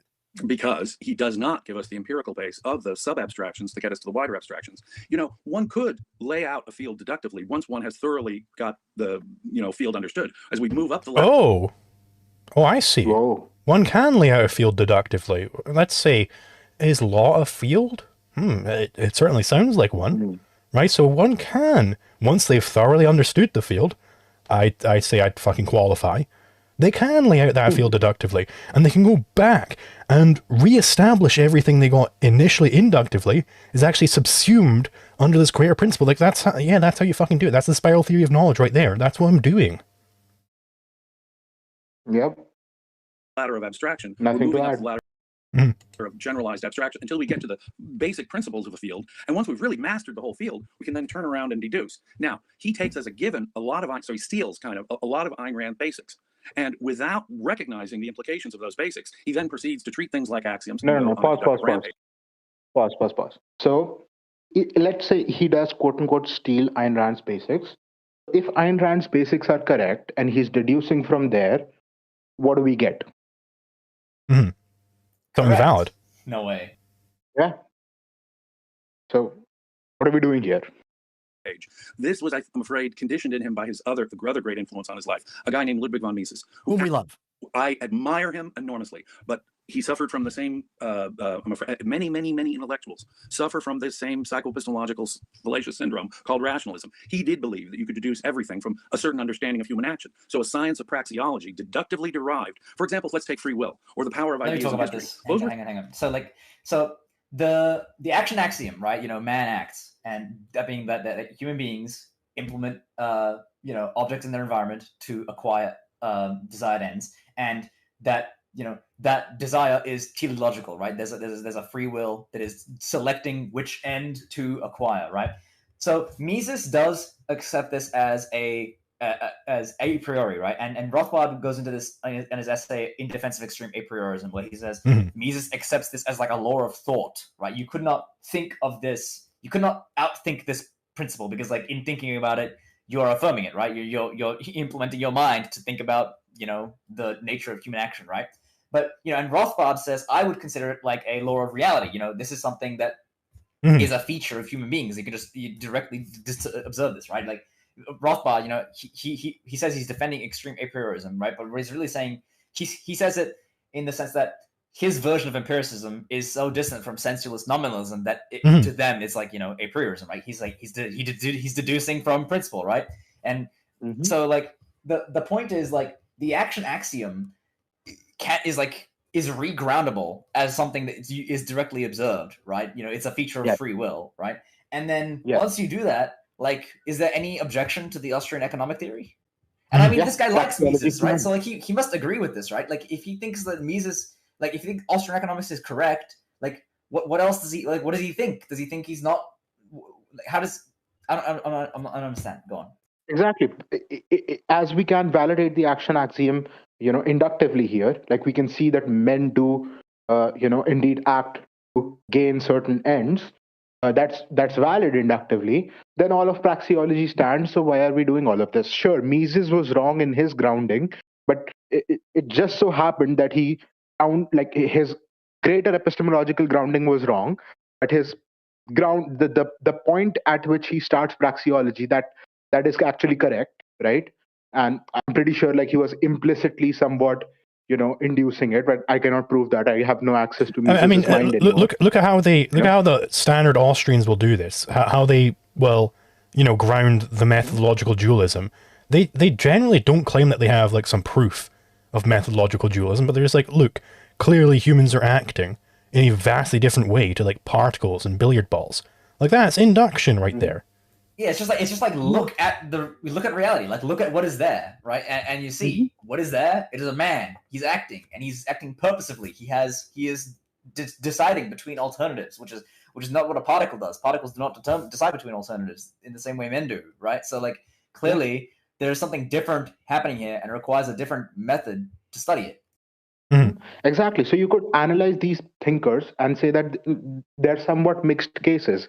people like Hopper and Mises, that okay, they have certain principles that they are reaching rationalistically, but they are doing some sort of a, let's say, an implicit induction here, and their principle, like what they are deducing from, integrable is, integrable with induction. We can induce that principle from which they're deducing, and if that principle is correct, then their deduction will stand, right? Like you could do a separate analysis of Mises, the man, and Hopper, the man, and the theory, and I think the theory stands. Praxeology stands. Yeah, and by the way, the way I ground praxeology, and there's some scholarship being done at the moment to try and reground Austrian economics in objectivist epistemology, cameralized on my Discord servers, as far as I'm aware, the forerunner on this. You can get, for instance, man acts. Well, that sounds a whole lot like when the objectivists are talking about free will. And by the way, how does Leonard Peikoff ground free will? He's making kind of an argument from argument. He's saying that, well, the determinists are self-defeating in their making of these arguments. They're choosing. They have to choose to be a determinist as against a non-determinist, because otherwise they don't have a way to choose to not be in error. Like it's sort of similar to an argument from argument there. Yes, and also, this is slightly an aside, but to the people who are interested and are not in the Zulu server, and from there you can talk to people and get into other servers as well. Like the amount of scholarship that is being done on Discord servers here, it equivalent to probably more than done in most universities. So we do deserve some credit here. And the modern equivalent of Rothbard's living room is the Zuma Zyke's Discord server. Exactly. And it's like Zulu, there's Guy, there's Idlework, there's Casimir, there's to some extent me, there is, and Inductica is not technically part of our community fully, but still Inductica counts as well. We're connected somewhat, and there is so much being done here. Come on, man. Look at what we are saying. Don't just dismiss us like that. Look at what the arguments are. Get into the Discords if possible. I invite those people, pay LiquidZulu some money and get into the Discords. I mean, I would say for Leibowitz and Valliant, they could just DM me. For people I know and trust that they'll be good for the Discord, if they DM me and we've talked before and stuff like that, then I'll just give them an invite. That's fine. Exactly. And there's so much being done here.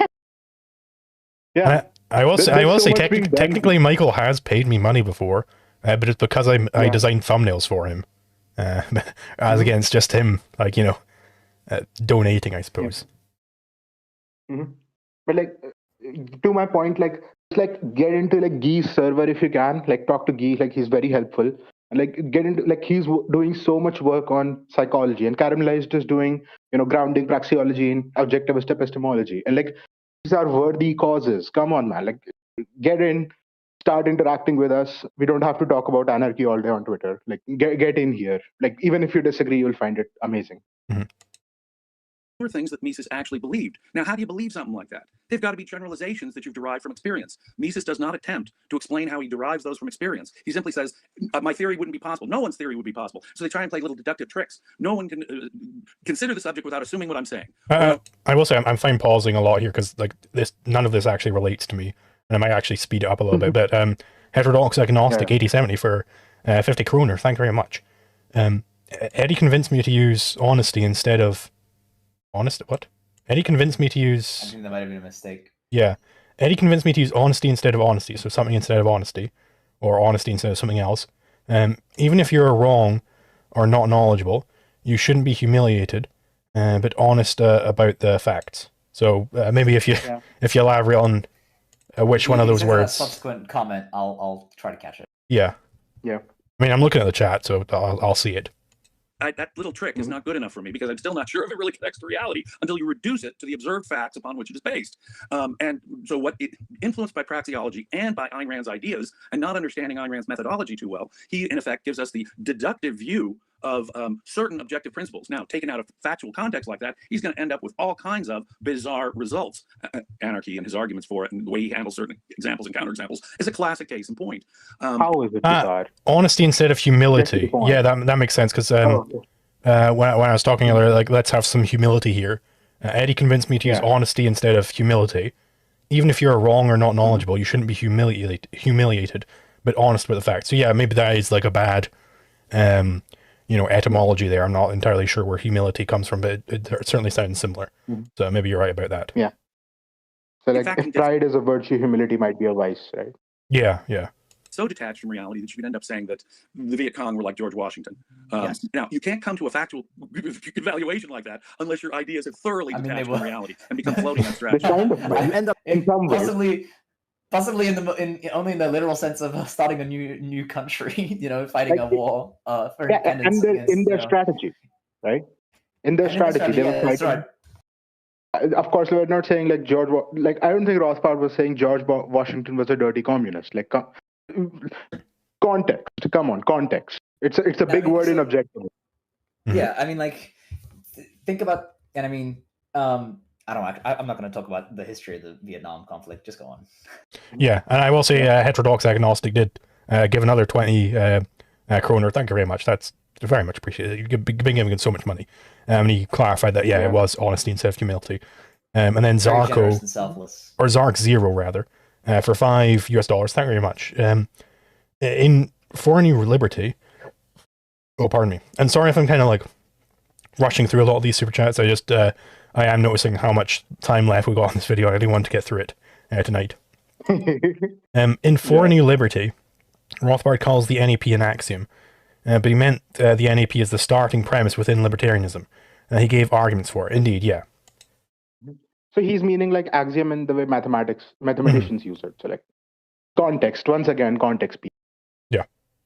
Up viewing the state, basically, you reify the state as if it's this existing abstraction that's just evil, independent of who has voted for the people in there, the men and women that serve, for that state. It's all evil, and then anybody who fights against it, therefore, are the good guys, i.e., the Viet Cong.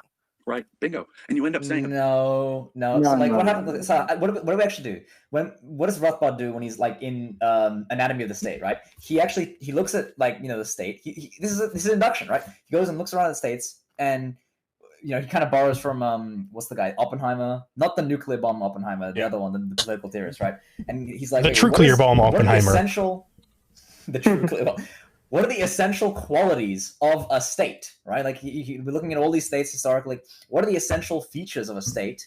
And it's not that sometimes it can have a policy to create shoe factories, and sometimes it doesn't have a policy to create shoe factories. Or sometimes good people are in the state, and sometimes bad people are in the state. Like, no, what is the essential quality of the state? And the essential quality is that it has legal authoritarianism. It claims to have the authority to change and enforce the law in some geographical area, and to exclude people from defending themselves, and to collect taxes, right? These are essential features of the state, right? And you can reduce that to just legal authoritarianism, perhaps, right? You might have like the no taxes state, right, which is like literally just a bunch of gangsters who just go around hurting people, right? But like that is what he does is he induces the essential quality, right?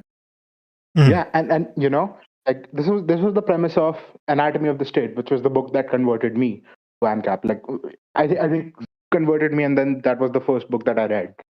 And like the premise is that the state is essentially like what it is, the kind of entity it is. It's a gang of thieves, right? And we have already justified why stealing from people is wrong. Thus, like this is we're not saying intrinsically there's something bad about the White House or something like that.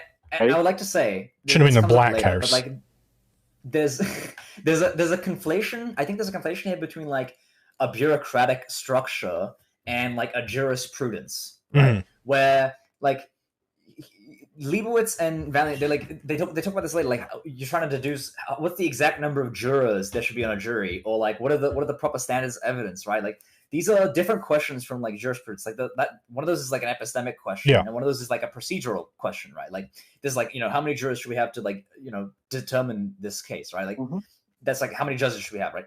That's a bureaucratic question. Like what matters there is is this protocol proper to reach the correct outcome, right? Like the correct judgment on this case. And it's the same case in the more broader sense about like the state. I think they view the state as like this bureaucratic apparatus that could be doing a good thing or a bad thing. Like it's neutral, right? Like you can have a state and it can enforce the non-initiation of force principle, where there's no taxes and there's no, like crimes in the sense that we would agree. But like then for some reason they like fail to they kind of lift the bureaucratic structure up into the jurisprudence to the point where like now the bureaucratic structure must exist for the jurisprudence to apply, which is just, it's backwards. Yeah. The most absurd things, because you're... And by the way, that's why I always emphasize, like, anarcho-cap, and I think I believe I got this from Idlework, in fact, like, anarcho-capitalism isn't some specific bureaucratic structure, which people get this misconception from, like, people like David Friedman, for instance, where anarcho-capitalism isn't some, organization of society. It doesn't describe a society. It is a theory about what the law is, what is proper with respect to conflicts. Right? That's what anarcho-capitalism is. Like, let me describe a society that is I talked about this to Fabian Liberty on the stream where I presented Arab aggression, but consider the following case where you take the United States, like government, everything as it is, and then you just subtract all NAP violations from the institutions, right? Like, so, like, what is the essential problem with Congress as an institution, right? It's not that Congress, now that you've removed the NAP, now that you've removed NAP violations, now Congress has to disappear, right?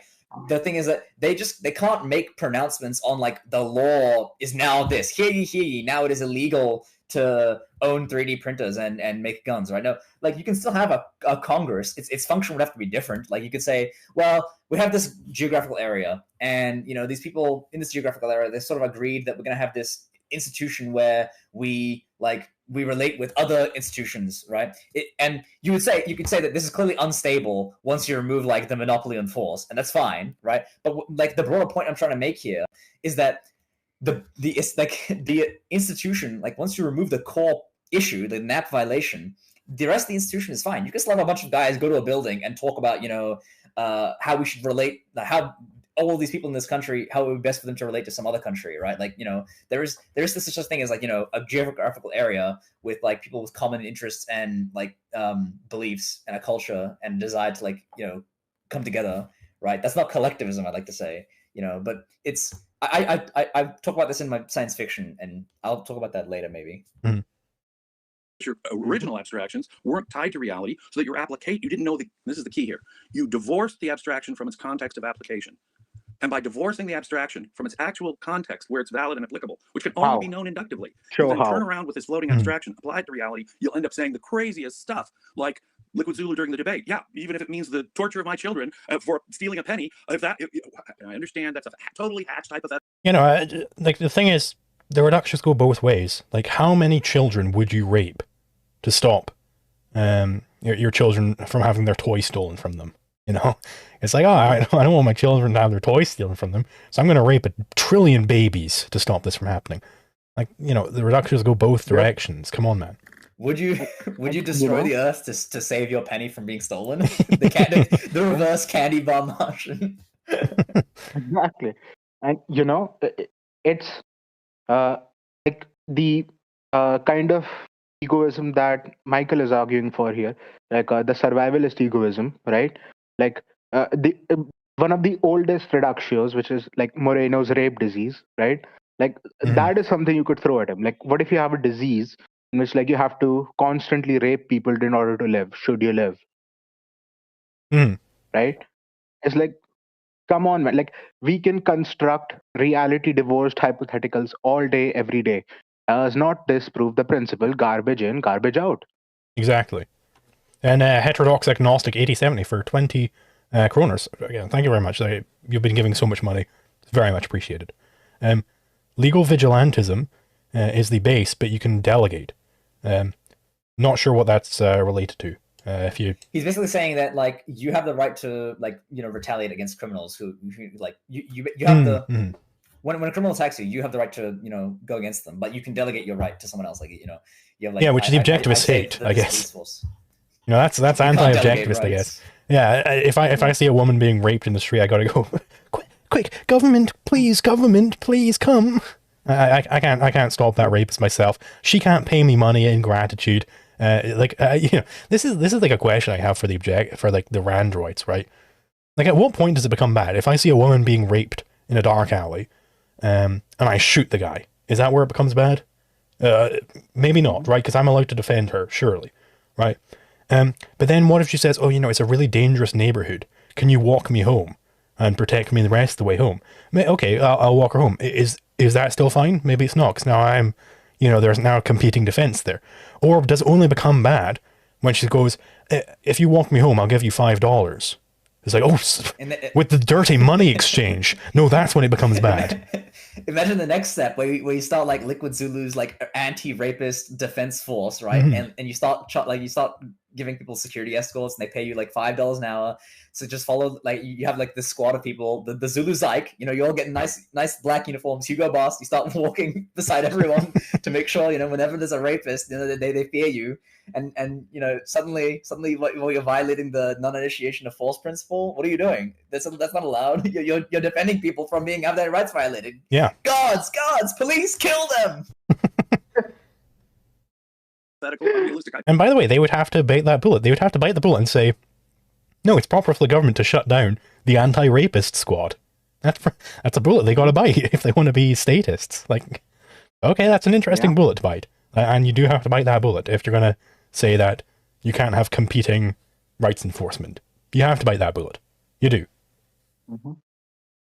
Hypothetical. Yep. Yes, Zulu, there's a context that made that possible that we need to look into. But whatever, if you end up saying absurd things like, not even for stealing a penny would I save children from being tortured, listen to yourself, LiquidZulu. Well, what is the standard? Like, he's just doing the dipshit Dave Gambit here.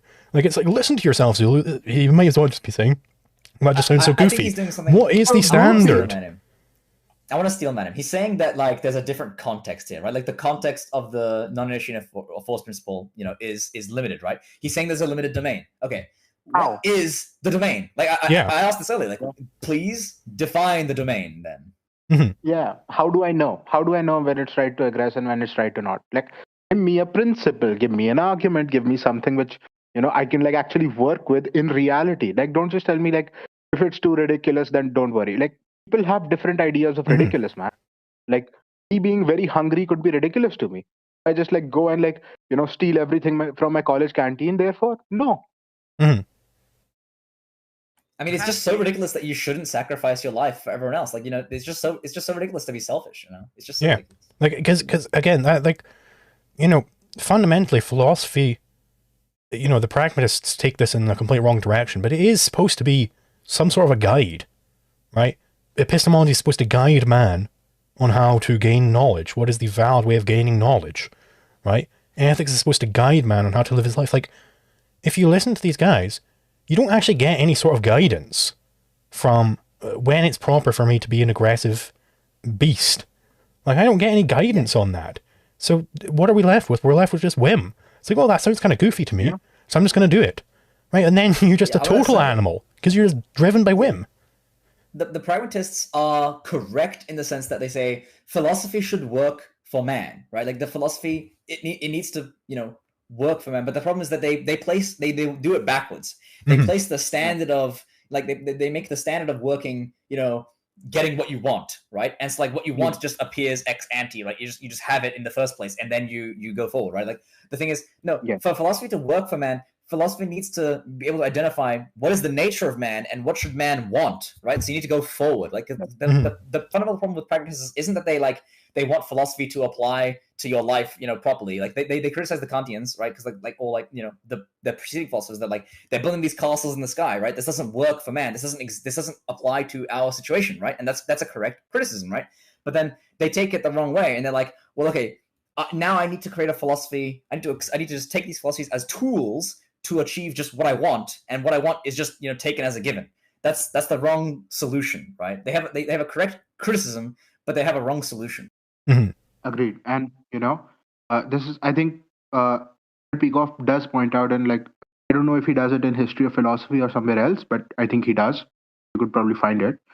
Probably he does it multiple places. That throughout history, it has been like a pendulum period. Like, there are periods in which like this kind of pragmatism, subjectivism wins out, in which you can see that whatever philosophy of the day was, it was very, very horrible, and like it led to a lot of bad consequences. So humanity just abandons thought for a while. It just becomes whim worshipping, and then that has bad consequences. So it tries to go back to thought. The thought, if the philosophy of the day is intrinsic, intrinsicism, then you once again have bad consequences. So this keeps happening till you get to the objective theory. Mm-hmm. And that's when this stops. Like we are being objectivists here in truth. We're going to restore linear history to humanity. It's going to be based. Yeah. And like we're trying to be, objective. When should we aggress and when should we not? We're trying to find principles here. Like, you can't just tell me if it's too goofy, just go ahead and aggress. Like, give me a principle, give me a proof to validate it, and I will convert the very second. But you have not done that. Mm. And we did get a couple of super chats in there. One from Nuclear Mayhem 9238 for 20 kroner. Thank you very much. Dono for the Zulu anti-grape squad crowdfund. Well, it's work in progress, so there you go. And then one from Sick Vox for £5. Thank you very much. Pardon me. Are you saying that the black man should be freed from slavery? Listen to yourself. That is just so goofy, man. Indeed, this was once a very goofy position to take, but as it turns out, it's correct. Mm-hmm. Yeah, I mean, actually, I think Dave has made this argument before, where he said, like, it was either Dave or it was Keith Knight, right? And I think like Dave would agree with Keith Knight. But like, they would say, there was a quote from like, I think it's Thomas Jefferson or one of the founders who's like, that he's critiquing slavery. He's like, I don't like slavery, but he's like, we have the wolf by the ear, and we can either hold on or let go. And like his point there is that like, we have this captive population of slaves, right? And it's obviously evil to have these slaves to hold on to them, right? But if we let them go, we're risking that they're gonna, be very upset with us and like kill us all. And so he's like, he's having this, this tumult where like, God, I have to do this evil thing, for pragmatic reasons, right? And like that. Obviously, and then Dave Smithing, is going to say, but dude, you just can't keep these people in bondage forever. And like, because it's, it's wrong. It's unethical, right? Even though it might be goofy, right? It's like, it's so goofy to release these people who might, harm your children, right? Like, isn't the principle, Dave, the dad must protect his children principle. Like, well, Dave, isn't it the case that like, if we free all the slaves, they might like start running around killing people's children because they're very angry at the white man for like keeping their ancestors enslaved for years? I guess we just have to keep them slaves in perpetuity because it protects people's children. Like, what is this? This is not a principle. Yeah, exactly. I will say there is one more super chat I'm going to read, and then just a quick intermission because I got to go take a piss. Connoisseur of Cookies 2047 for $10 Australian. Thank you very much. Private security is a thing too, even in status society. Doesn't the mall cop compete with the state? In South Africa, people call private security before the cops. Sorry, I just went off my screen. Because the police are just that bad. Yeah, and even just like a bouncer. And then heterodox agnostic for another 20 kroner. Thank you very much. Non-initiation of force principle, except for the government who are superhuman. So again, thank you very much, and that's entirely true. But I will just quickly run to the loo, and then reconvene in a second. All right. Yeah, I mean, I guess since Zulu is gone, we can just ramble for. Yep. I don't know if we're gonna get through much more like the rest of the video. I'm just gonna cover a few points so like that I haven't gotten to yet. So like something that they say later, we might get to this. So I'll just briefly cover it. They contend that with anarchism you have competing rights enforcement agencies, right? This is like one of the potential bureaucracies that are proposed, right? You have competing rights enforcement agencies, and like if these two agencies, if you have Smith and Jones, Smith commits a crime against Jones, or like is alleged to, right? And then Smith's agency and Jones's agency, like they try to work it out with each other and they go to war, right? Like that's sort of the contention here, right? Because like there's no higher power for them to appeal to like to deal with this problem, right? But this argument it's arbitrary, right? Because when we state this scenario, we would contend like, well, because they're self-interested companies, they're going to want to like negotiate and they're going to investigate like the situation. And given the broader context of the society that's being suggested here, right, there's these arbitration firms and there's these existing incentives for them to attempt to find the just resolution here, right? So like if Mr. Smith has committed a crime, Smith's defense agency, if they want to defend the criminal, they risk being like having force used against them for defending a criminal, right? That's not allowed. That's a criminal action, and that's significantly costly, and it's against their business model, right? They get paid to defend people's rights rather than to defend criminals, right? And also, given the broader context, they have this arbitration firms. They have these existing arrangements where, like, okay, if my client has committed a crime, we will pay restitution. We will get this sorted out, and we'll try to make our client work it out. But the point is that there's a broader context here, right? And so here's the thing: they will say that in the unitary objectivist state, right, you wouldn't have this problem, right? Because there's a higher power you can appeal to, right? You have these higher courts, but I can imagine if I just drop the context, right? Supposing I can say, well, let's say you have these two provinces in objectivist stand, right? You have province A and province B, and a murderer, a guy from province A goes to province B and commits a murder and goes back to province A. And in province A, he's acquitted by the local judges. He's like, he actually committed no wrongdoing.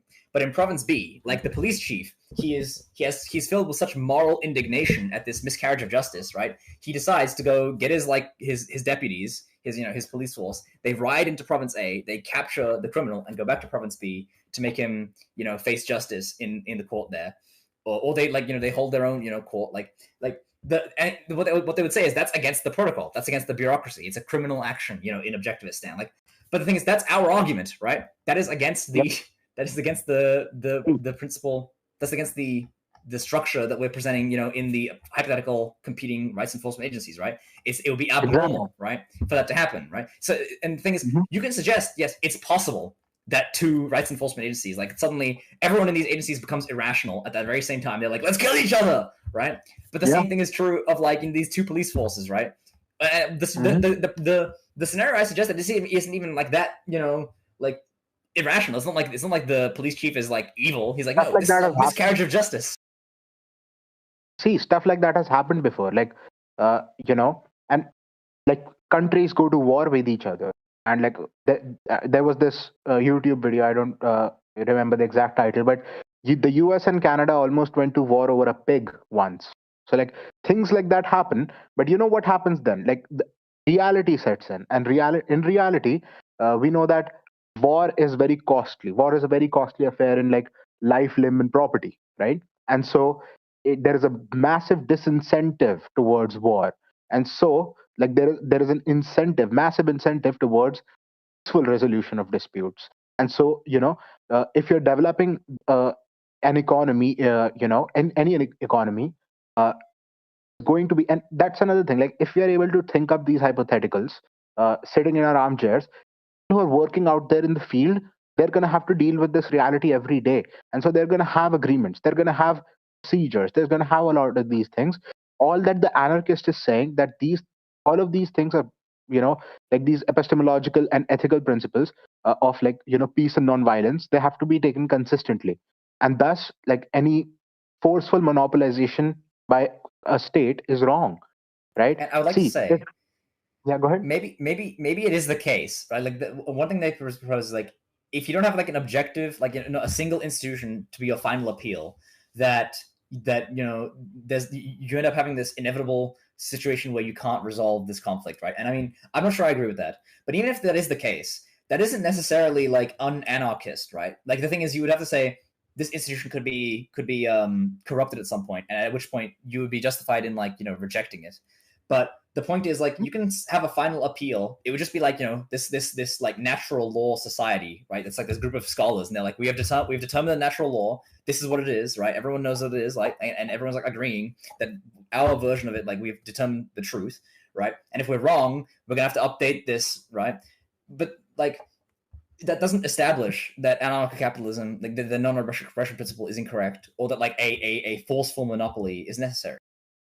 Yep, and that's the thing. The only criticism that the anarchist is saying is not denying that these problems exist, is that there is a solution which is peaceful, and we should approach it in that way. And I'll talk about this when we get to the point where Mike is making that point, and because it's referencing an argument that we had on Twitter, and perhaps on like a voice call here, I can like elucidate what I was trying to say there, like in a couple of places. But like basically, there's no denial of reality here. There is a demand for principled way to approach the problems at hand. That's what the anarchist is saying. That the non-initiate, like take the non-initiation of force principle. I don't even think we need our strong nap here, but even through the NIOF, you have the Roy Child's argument that it would be initiatory of force to stop a competing agency coming about, right? And so, like, we'll get into it later as those things are brought up. Yeah. I think Zulu's Absurd. But when Rothbard Go for it. says there's certain acts that are just wrong in themselves, well, once you have that intrinsicism, then it makes sense, right? So, and Rothbard, of course, was an anarchist, but I don't want to get into the arguments against anarchy just yet. I want to wait because I don't want to be redundant. So the other person, or at least one of the major influences on Zulu, whom he tries to incorporate, is Hans Hermann Hoppe's argumentation ethics. So Hoppe cites Mises as having reconstructed economics on the basis of rationalism, and Hoppe actually used the term rationalism. And he correctly states. Yeah, I'm just going to fast forward because I really don't care about whether Hoppe was wrong about this, that, or the other thing. Can I say one thing though? Can Sure. I say just one thing before you do? Like, I would say that, and I'm saying this very respectfully, they just didn't understand what Hoppe was saying here. Like, okay, this is once again a Mises kind of situation in which, yes, Hoppe, man, is a rationalist, but what he came to is not rationalist. Like, because the argument from argument, it is reached by observing such a thing in this world, which is an argument, which is an interaction between two or more parties, which assert premises to support their own particular viewpoints to get to the truth. And from there, you can see that it's a peaceful interaction and so on and so forth. LiquidZulu has a lecture about this. You can go watch it. But see, like what Hoppe is doing here is he's observing reality. He's looking out there and seeing that there is such a thing as arguments. And in every argument, it is presupposed because of the fact that they're arguing and not killing each other, that there's a peaceful means of dealing with disputes, and that is preferable. So what Hoppe is saying that you could not argue for in an argument to be violent, right? And there's a bunch of things that you get into, like, because there's the usual way of the way people misunderstand AE, but they misunderstood AE a lot, and like a lot of the criticisms that they're making previously, people have already talked about. And soon I will be releasing a video in which I'm talking with someone in our community called Tucker Marlowe. He about argumentation ethics. Like, I have it recorded. I've just to edit and post it, and I'll elucidate it more there. But like, they just respectfully, you don't know what argumentation ethics is. That's all I'm gonna say. I will say, like, if you, again, look back to my paper, the way I get to AE, argumentation ethics, is like after I've already looked at all the different sorts of mixed law ethic, and I derived out I abstracted out those basic principles, either it's going to be whim-based or class-based, then I then go on to, and in fact, you can broaden this even further. Like, let's look at all of these, they're going to have to be argued for. And so then they've got these two alternatives. So it actually is subsumed by an even broader principle. And the alternatives you get are either you're going to be just an animal beast, or you're in the realm of justifiability, in which case you have to accept the NEP. And I've already previously gone over why being an animal beast is not the right choice. So I agree. The argumentation ethics is not itself enough, because there's always the option of just don't argue here. Yes, it's not sufficient. Yes, I agree. It's not finished. It's not finished, but what it's saying is correct. Yeah. It doesn't universalize the principle. But in each and any case where someone is attempting to justify, through the action of attempting to justify, you have to affirm the NAP. But like, if you just refuse to attempt to justify things, then you don't affirm the NAP, so you don't believe in it. But like, the point is, if someone tries to justify, they enter into a contradiction, right? That's the thing. Yes, but then that ties into, let's say, the cardinal virtue of rationality. Should you try to reach the truth? Should you try to justify your claims? Right? Like, argumentation ethics proves basically that fundamental to consistent choices that you can have is a rational man who justifies his claims about the truth, or the immoral beast, like not immoral, or the beast which just goes around aggressing and never justifies anything, never reason, right? So that's what AE reduces to, and then you could tie into rationality as a virtue, and you have completed AE. I agree that AE is not complete, but I don't agree that it is completely invalid, and not for the reasons that Mike and James will get into, because they just don't understand AE. Like all I'm going to say, like there are reasonable criticisms of AE, they didn't make one. That Mises didn't believe this method was applicable to ethics. So Hoppe's right on that. Hoppe then says that it's his goal to justify a Lockean private property ethic on Misesian grounds. He says this: many alternatives to a private property ethic can be proposed, of course, but their propositional content must contradict the ethic inherent in the demonstrated preference of the proposer's own act of proposition making, i.e. by the act of engaging in argumentation. He says that the right to make of control over one's body, the right to, I forget, I don't know how I got this right here, but basically he says that you have a right of control over one's body, and that is presupposed by making arguments. He says he has an a priori justification of the private property ethic. He said it is not this is key. I'm going to get to that in a second. But first of all, you don't assume that you have a right just by arguing, because that assumes that rights are there. But rights may not be there. They actually have to be proven inductively. Yes, it assumes that rights are there. Yeah, arguing does assume certain things. That's his point. No, but there's a issue here. There's a mistake here. Hoppe is not trying to justify rights just now. He's trying to justify the nap just now, right? So we're not talking about rights right now. Rights are later. They're downstream, right? Before we can even say they exist, right? And that's what his words mean. I have no clue what Dr. Hoppe is talking about at all. Well, at all. So also, by engaging in argument, I'm not committing myself to anything like that. He just said, wait, stop. What did he just say? I have no clue what Dr. Hoppe is talking about at all. So what? Yeah, we agree. We agree. Or what I think is valid, maybe an invalid argument, but I can give you what I think is a perfectly sincere and valid argument for why sometimes we need to initiate force. The key there, Jim, when you say sometimes, right? What you believe, right? I can make many arguments which are contradictory. Yeah. You can make a sincere argument that existence doesn't exist, right? That's you can be entirely sincere, being honest, like but like you'd be contradicting yourself, right? Because if you're speaking, implied in the action of speaking is that there's a world you can interact with, right? Take the argument. I am not capable of making any propositions. Like, okay, well, that clearly defeats itself. That's an argument from argument. Yeah. So that's what the point is. Rationalistic grounds. Like it even fails the rationalism test, because I could say to you, listen, I'm assuming right now that force and aggression would be unjustified in this case, which is why I'm engaging in argumentation. But there's other cases where we can engage in force. Right. So but the main key is we argue about you justify them. Right. It's just rationalism. Yes. It's rationalism top to bottom, which is totally inconsistent with objectivism. And I could easily imagine someone making an argument saying, well, no, of course, most of the time I'll be peaceful and argue and try and settle it that way. But there are times when I have to initiate force. And here's my argument for it. Yeah, my argument for why we have to sometimes initiate force. Now, LiquidZulu takes it to the next step. He, by combining objectivism with it, says it's a stolen concept. Now, that is absolutely absurd. The concept of argument does not... I'm not sure what he's referring to there. I just don't know what he's even talking about, so I can't even defend whatever I apparently said. So and there's another thing, like you could imagine someone making that argument, but you don't stop there. You analyze and you see that the way when they make that argument, they contradict themselves. That's the point. At the point. Not rely upon the non-aggression principle. One can have a perfectly valid concept of argumentation that does not rely upon the genetically prior concept. See, the fallacy of the stolen concept, just one little detail here. Ayn Rand identified it as a very specific thing. That is to say, denying the genetic roots that give the later concept meaning. So, for example, the classic example is Proudhon's all property is theft. Well, theft is going to be the big emotional ouch. Well, but there's no such thing as theft if there's no such thing as property. So your concept theft genetically depends on the concept property. The same is not true for argumentation and the non-aggression principle. The concept argument can be validly held and understood without agreeing with the... In fact, we can argue about it. And when I'm done arguing about it and I see that I need to initiate force, I might clobber you over the head the next minute. I'm not saying I always will do that. In fact, I may give you an argument for that. Well, the thing is, an ethical subjectivist or even an ethical nihilist could say to you, listen, there's no such thing as objective morality, but this is what I prefer we should do.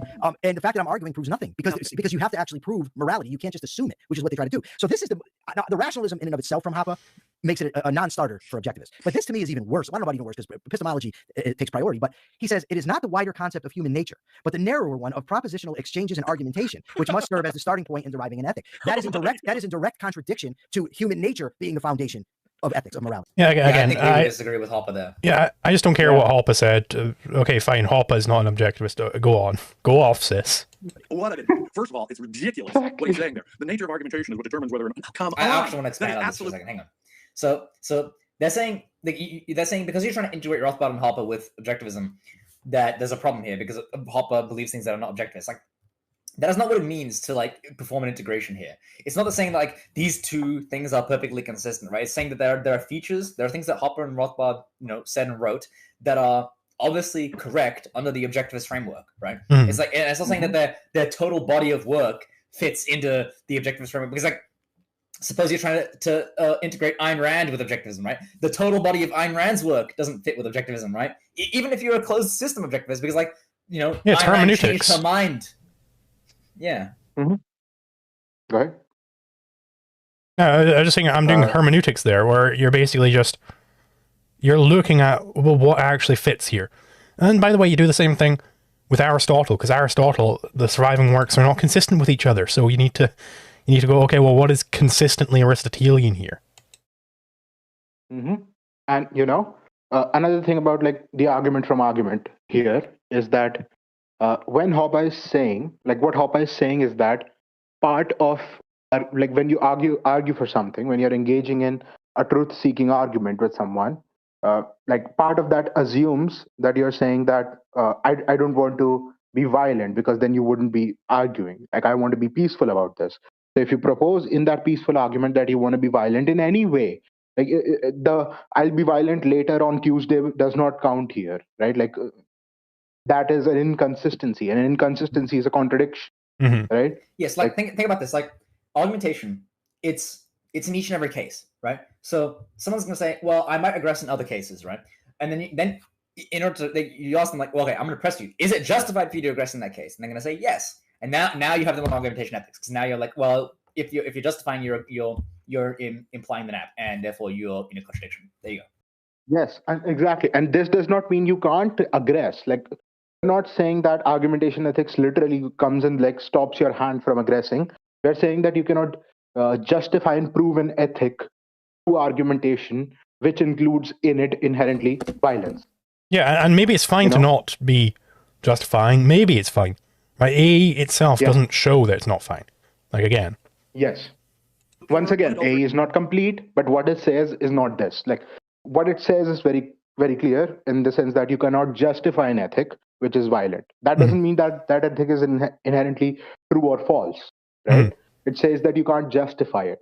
We need further integrations into, actually objectivism to complete A, so to speak. But A, like, they don't understand A is all I'm trying to say. And I'm being as respectful as I want to be, because these are nice people. Rationalism. And look, is he going to say that the deductive conclusion from that, therefore, it's going to be a form of intrinsicism, like Zulu in the argument? When it comes to playing it out in reality, he's got to be wedded to that, regardless of the absurdity of the consequence.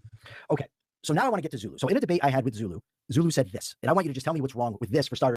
Okay, I'm going to slow it back down again, because he's now talking about me. Yeah. And then we can move on to some of his other stuff. He says, metaphysics, all you're doing is deducing corollaries of the existence axiom. The same is true of law. All you're doing is deducing corollaries of the non-aggression principle. So I want to be clear here. I was paraphrasing Leonard Peikoff, where Leonard Peikoff in Opar says, in fact, the essence of metaphysics, according to objectivism, is the step-by-step development of the corollaries of the existence axiom. The main purpose of this chapter is to unravel systematically the implications of existence exists. That's what I was referring to. And what are implications? That's deduction, you know. Yeah. Nothing to be said there. And I also want to clarify, I'm not saying that you deduce the axioms. I agree entirely with Peikoff that the axioms aren't proven. You don't prove an axiom. An axiom is the foundation for proof itself. But you can prove some things, right? You can prove some things within metaphysics even. But not the axioms. I'm never saying that you can prove the axioms or deduce the axioms from something. I don't know what it means to deduce an axiom, right? Because you're going to have to deduce from something. To be clear, like, we're not saying the non-aggression principle is an axiom in this context. We're saying it's the root. Like, yeah. In metaphysics, the root is an axiom. In law, the root is not an axiom, right? It's a principle we get from earlier, features, earlier propositions. Yeah, and heterodox agnostic 8070 for 50 kroner. Again, thank you very much, but I do want to start speeding through these. So apologies if I haven't sufficiently responded to any of the super chats. Please just ask them in an email or something, and I can go more in depth. What if any of these orthodox objectivists, big dogs, were honest enough to be swayed by logic? Why are they so hopeless? Weak cowards, stale, old. Well, obviously, I'm not going to go necessarily that hard against them because I do like these guys. I do think there is, there's something to the fact that I am, in fact, attracting quite a large following among the young objectivists. Like, there's something to be looked at there. That's what I'll say on that. And by the way, I'm not going to name names, but there is a lot of disagreement even among like objectivist anarchists. Like there are people who disagree with you who are still objectivist anarchists. So you're not the only type of objectivist anarchist out there either. There are other people influenced by you who disagree with you on certain things. Like you have debated some of these people before, and and probably will in the future as well. And so like this is a serious problem that a lot of people are coming to. It's just that you have a big voice, so you're able to point it out very soon, like very clearly. And like it's not even new. Like back in the old days, Roy Childs, like I believe this was a great injustice done to him. Like he wrote a completely good faith, honest letter to Ayn Rand, the open letter to Ayn Rand. She elucidated the point that the non-initiation of force principle consistently applied, it shows anarchism. And like he what was the response he got? He got his subscription to the Objectivist cancelled. So like, come on, man, like come on, like you can't. I'm not gonna say some people are evading here, but like I will. Let's be real here. Okay, yeah, it definitely has to be like it is. Like we just not to be rude. Like Jim Valliant, like he's definitely Jim and Michael. Like we've said this before, they're definitely good people and they're intelligent, right? But it's incumbent on us to say that there's an evasion going on here, right? Yeah. Okay. I'll maybe I'm too polite to say it, and okay, I guess I'll say it. Okay, like come on, it's been a long time since people have been pointing it out. It's just that now, the objectivist movement, it's losing its view count, and Zulu is kind of rising. So like you got to address it now. Hey. And I will say I did see someone say that James Valliant said at some point in this stream that he would be interested in debating me, and absolutely I will follow up on that because I think it would be a good thing to go over at some point. Because again, these people are not acting like Dave Smith, where they just completely, these people are irrelevant or what. Like I'm being on Michael's show a million times at this point. Like these people are, to be clear, I'm not saying that they're, kind of trying to stonewall us. There is some amount of that within, various institutions, but I won't name names. But these people, at least Michael and James, are fine. Let's just call it the Vatican. Yeah, I mean, just look at the.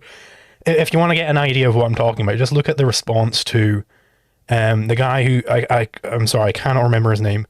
The guy who runs the Objective Standard Institute, when he was debating David Kelly, or was it David Kelly? No, it was Stephen Hicks on open objectivism. There were people in the Ayn Rand Institutes who hated the fact that he even did that debate. It's like, okay, well, come on, you're not being very honest there. The Caliph Ayn Rand, the Caliphate of Ayn Rand, peace be upon her. We cannot contradict her statements. Peace be upon her. Even though Ayn Rand herself, I was convinced of this actually. Ayn Rand herself endorsed open objectivism because Nathaniel Branden released statements which were for open objectivism on a paper, or like a magazine, I suppose you'd call it, which was editorialized by Ayn Rand. So she endorsed the things on that thing, and as it turns out, so Ayn Rand endorsed open objectivism. So if we're going to be a closed objectivist, you have to endorse open objectivism. Or maybe Ayn Rand endorsed objectivism, the philosophy of Nathaniel Branden. Anyway, let's play forward. Yeah. Just let me get something in. Is that you're trying to like get it done? I think the closed objectivist position far more coming from a threat-oriented point of view. It's like, we have to protect this body of work which is Ayn Rand's, but like there is no threat to the body of work which is Ayn Rand's. Like nobody is going to come now edit the virtue of selfishness. Like the works of Ayn Rand are always going to be the works of Ayn Rand. What we're talking about is what is the consistent application of the fundamental method that she identified. That has to be objectivism, not just whatever she wrote. You know? Which is why we identified Descartes with Cartesian doubt rather than the cogito, sorry. Like Leonard Peikoff does that. Axioms are validated by sense perception, experience, seeing. You cannot know an axiom until you look and see reality. In fact, to form the implicit axiomatic concept of existence, I need more than one instance of perception. That exists, that exists, that is. Oh, now I can abstract. Oh, but now my car keys were in my pocket, the toys were in my crib, and now they're not. There's something as opposed to nothing. Boom, I formed the concept of existence from experience. The axioms are themselves derived empirically in the broadest sense. So yes, no, I agree. Stop. Wrong. The axioms are not derived. You sure, yeah. What? Yeah. But like a slightly important point out is that the axioms, like what Mr. Valliant just said, it's you discovered the formulation of the existence axiom here, but you didn't derive it. The moment as a baby you opened your eyes. That someone pointed this out, and he said I made a mistake. So I think we should. Okay. The full validation of the axioms is when you see it in reality. Full stop. Once I understand there's existence, there's consciousness of existence, the thing is what it is and nothing else, and that's true of all of my experiences, now I generalize and then I connect the dots. Only a very high level of abstraction, living with these, in a sense, inductively direct, or let me put it this way, conceptually generalized. Some people will say concept formation is a form of induction, without getting into that argument. In the form of generalizing from experience, I've got these concepts, and in order to interrelate these concepts, I'm using a kind of deduction. In other words, when Ayn Rand says existence is identity, looked at from a different perspective, what she's doing is she's already got all that experience, and then she's showing how these implicit, now explicit, because we're engaged in philosophy as metaphysicians, how they interrelate, And so metaphysics is not a matter of, in fact, causality. Think of it. I can't get to the concept of identity and the relationship to causality unless I have other concepts that I've derived from experience. Entity, thing, action. I need entity, and more than that, I need a whole bunch of experience with action. So if I release a helium balloon, it'll rise. If I release my ball, it will fall. Biblical Anarchy for $5. Thank you very much, Jacob. That is very much appreciated. Aren't closed objectivists sort of acting religiously?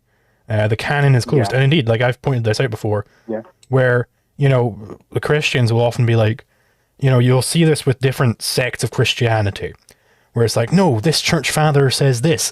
And it's like, no, the church fathers agree with me. And it's like, it's all this appealing to the church fathers. It's like, well, that's a very religious mindset. And, it makes sense from a... Ayn Rand, be upon her. It makes sense if you're going to be religious, that because then you literally do believe that the God of all of creation passed this on to certain people. So you're gonna be doing that type of thing, appealing to the church fathers. That makes sense from a religious viewpoint. But from an objectivist viewpoint, it's really just completely at odds with our entire philosophy to be like, no, the church fathers agree with me. No, the church fathers, like, this is why I like calling it orthodox objectivism or church objectivism, because that's fundamentally what it is. Yeah. And also, does it make us Protestants? I guess so. Yeah, we're the product. And Zulu is Martin Luther. And just to point something out, another thing is like, it's just a kind of a funny point, not a proper philosophical point, is that whenever like I am fighting with Michael, or like there's this infighting going on between the classical and our kind of objectivists, like the Kantian libertarians and the Christian libertarians, and they're all like, having fun in the chats. And like, I get it, like we are fighting, you guys get to have fun, but like it's something which is pretty funny, like just pointing that out. So like Treximon will always like come into me and Michael's debates and be like, keep going guys, keep going, keep fighting each other. If I push the round object like a ball, it'll roll. If I push a block, it'll just thump over. And so I need a bunch of those experiences to be able to abstract the concept of cause and effect. And then when I abstract the cause and effect, I say, oh, it's simply an application of the principle of identity that I learned. Things act according to their nature. But think of all the concepts derived from experience that I needed to have abstracted, at least implicitly, to get to the concept of cause and effect. Right. It's not. Yeah, I agree with that. And I think what he's referring to here is at one point I was on a space with him and Noah. I can't remember Noah's last name. But like he was just rejecting the law of causality. I can't remember the exact context of it, and I was like, okay, well, yeah, I finally got broken down to the point. I was like, okay, well, here's just a fucking point by point argument. Which premise is false? And like, James did pop in, and he was like, no, this is anti-objective. And I was like, no, come on, man, please. Like, again, I like James, but like, this really did annoy me very heavily because I was pressing Noah so heavily on this. It's like, okay, name me the false premise here, Noah. And then James came in, saving grace, And he's like, no, you're being a rationalist right now.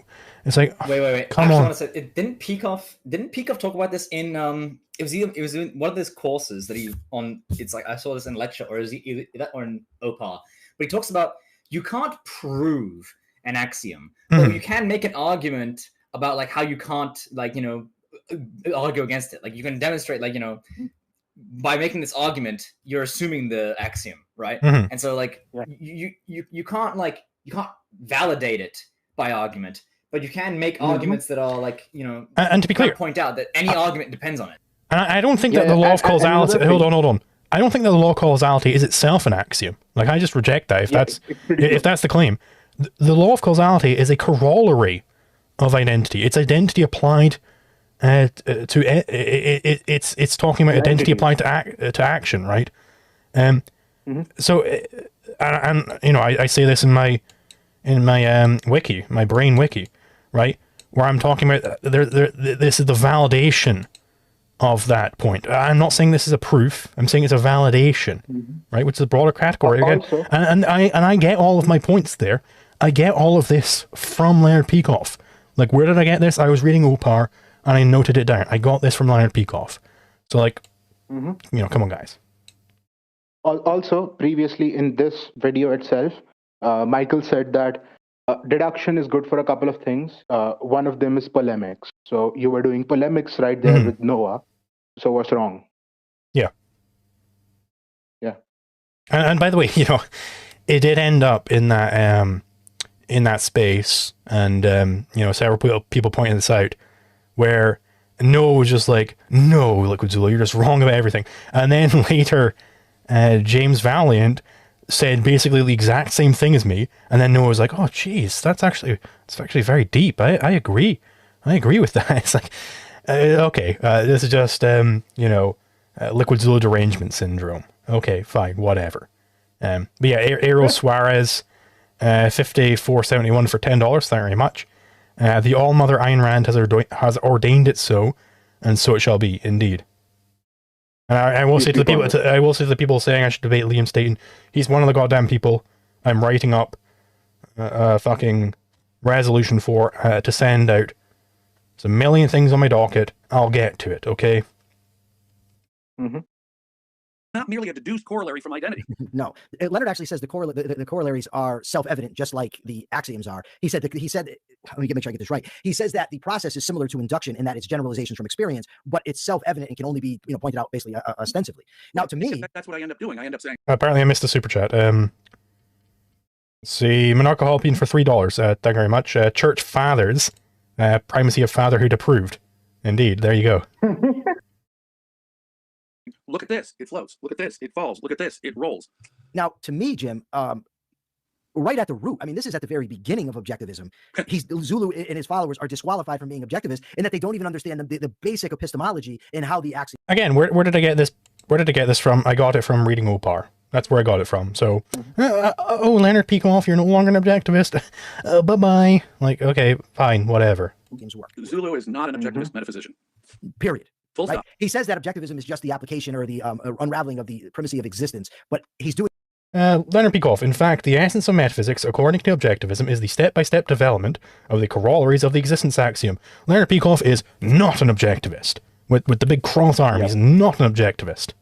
It deductively, which means no. You can't get to the value of life. Why life is the standard of value, why we need values, what values are all about, and the phenomenon of value pursuit from simple metaphysical axioms. No, that is derived by a series of generalizations and inductive generalizations where I realize, aha, it's living organisms that pursue ends. It's animals that have consciousness that help them pursue their ends. And there's human consciousness. So I see there's a mistake here. I see a mistake here. So one mistake here. Okay. So something you said, Zulu, is that the essence of objectivism is the application of the primacy of existence in all fields of philosophy, right? Is that something you said? Yeah. Yeah. Okay. And so what he has mistaken that is meaning that you deduce from the existence axiom all the way to ethics, which is not the case, right? Yeah, I don't do that. Instead, what happens is first in metaphysics, you get the existence axiom, just by observation. You see there's a world, it exists, therefore it exists, right? But then you make other observations about reality. You make further observations, and by applying the existence axiom to these additional observations, you realize not the existence axiom, the primacy of existence. Yeah, the primacy of existence. Sorry, by applying that, you realize, like, in each and every case, but it's not that it's not that you're deducing directly from there. It's that you're applying this as, one premise in like additional observations. Yeah, it's referring to like you induce from the method used to approach each of these branches of philosophy.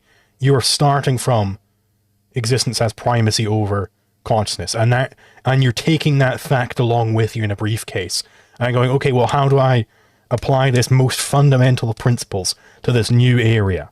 Right? Yeah, so that's entirely true. I'm not starting with the primacy of existence and then somehow like Hegelian deducing everything from that. That's correct. Animal consciousness that gives me an ability to conceptualize them and have free will and choice when I approach the subject. All of those are derived from experience, and those generalizations have to be in my toolkit before I can even begin the subject of ethics. Now, it's true they all assume the metaphysical axioms, absolutely correct, but presumably I've gotten my metaphysics squared away. And this also, if you're academically trained, there's a huge temptation. Ayn Rand explains her metaphysics, Ayn Rand explains her metaethics. Aha, she's deducing that from this. No, she ain't. She is showing you the logical relationship, and it will form a deduction. Yeah, again, and I'm not saying that you do deduce your aesthetic theory from epistemology. Like, I'm not saying it's deduced, because the only things you could deduce within epistemology are other facts about epistemology. Right? You have to start anew, in effect, when you're in this new branch, with keeping in mind the things you know from other branches, and you interrelate them somehow. Right? Which is exactly how he's describing right here. Deductive pattern in it, but the principles themselves are all derived from experience. He even says that you deduce causality. And I want to be, importantly, he doesn't say this is how we learn these things, but he says this is how they're validated. He said they're validated by deduction.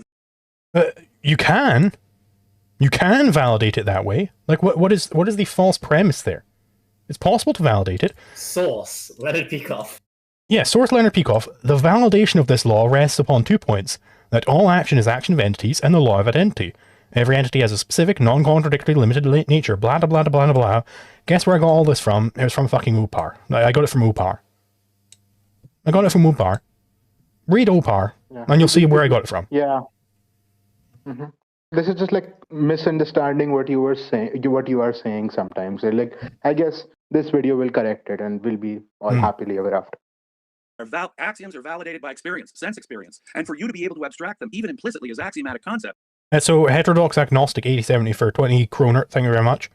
You are deducing by applying the primacy of existence to context. No, I don't think you are. It's not like this sort of pure deduction that like you might see someone like Immanuel Kant doing.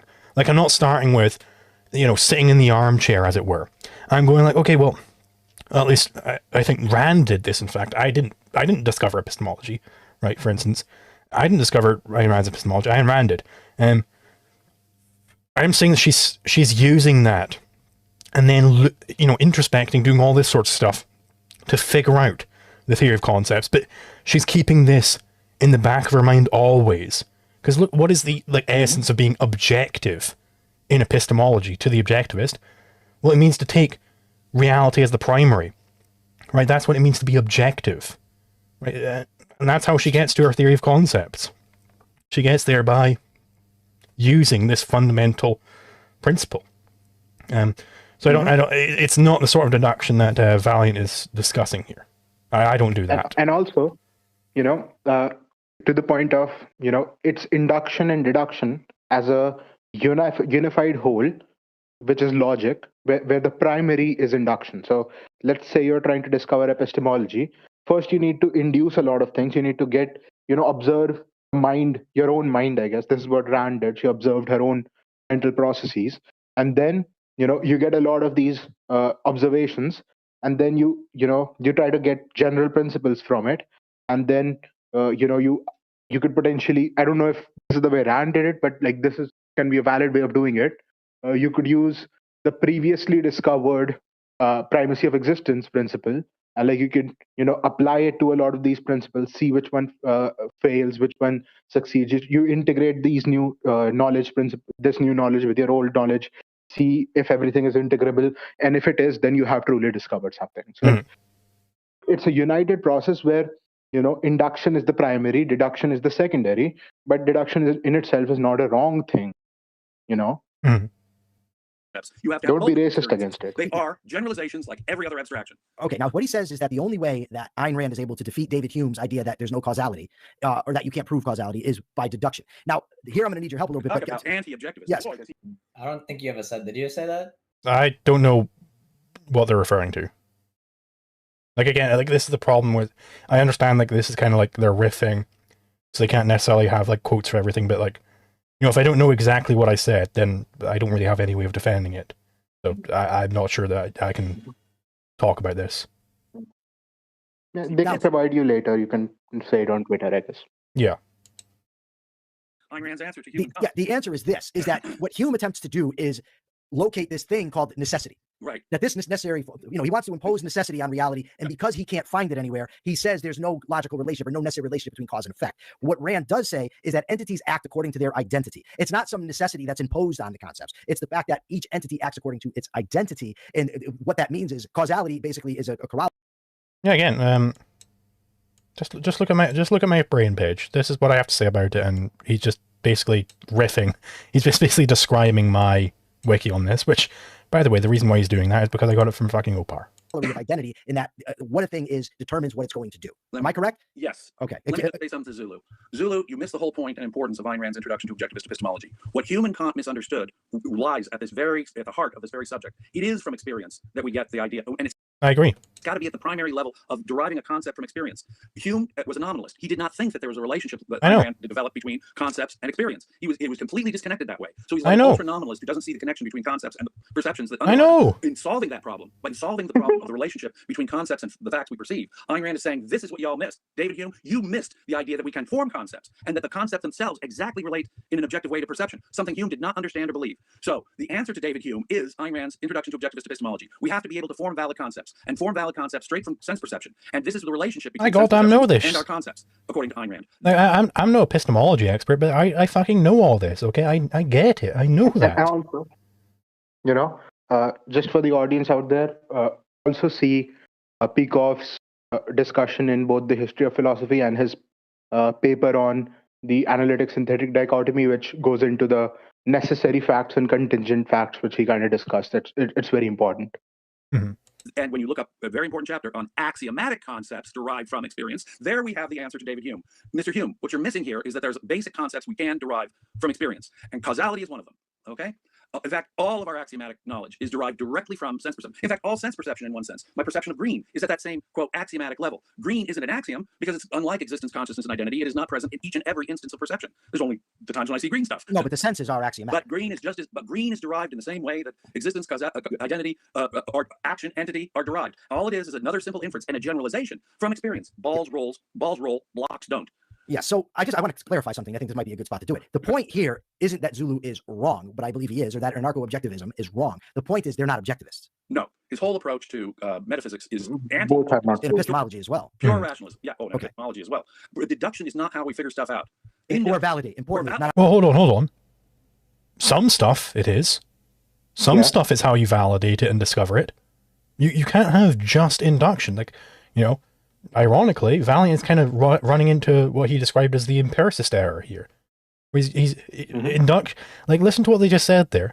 Deduction is not how you figure stuff out, or something to that effect. Okay, well, for some stuff it is, actually. For some stuff it is how you figure it out. I once again point people to Newton and his physics. Mm-hmm. Like, he did a lot of deductions. He did a lot of mathematical proofs, which are deductive in nature. And that gave him the knowledge to then further integrate and reduce and further integrate and reduce and flesh out the entire field that is mechanics. Mm-hmm. We validate our primary knowledge. Right. That's got to come from sense perception. Okay, so metaphysically and epistemologically gone, in my view. So the anarcho-objectivists are already disqualified. But then they take this step, like Zulu did, where he says politics is not an appropriate subject of philosophy. Okay, let's just say he's right.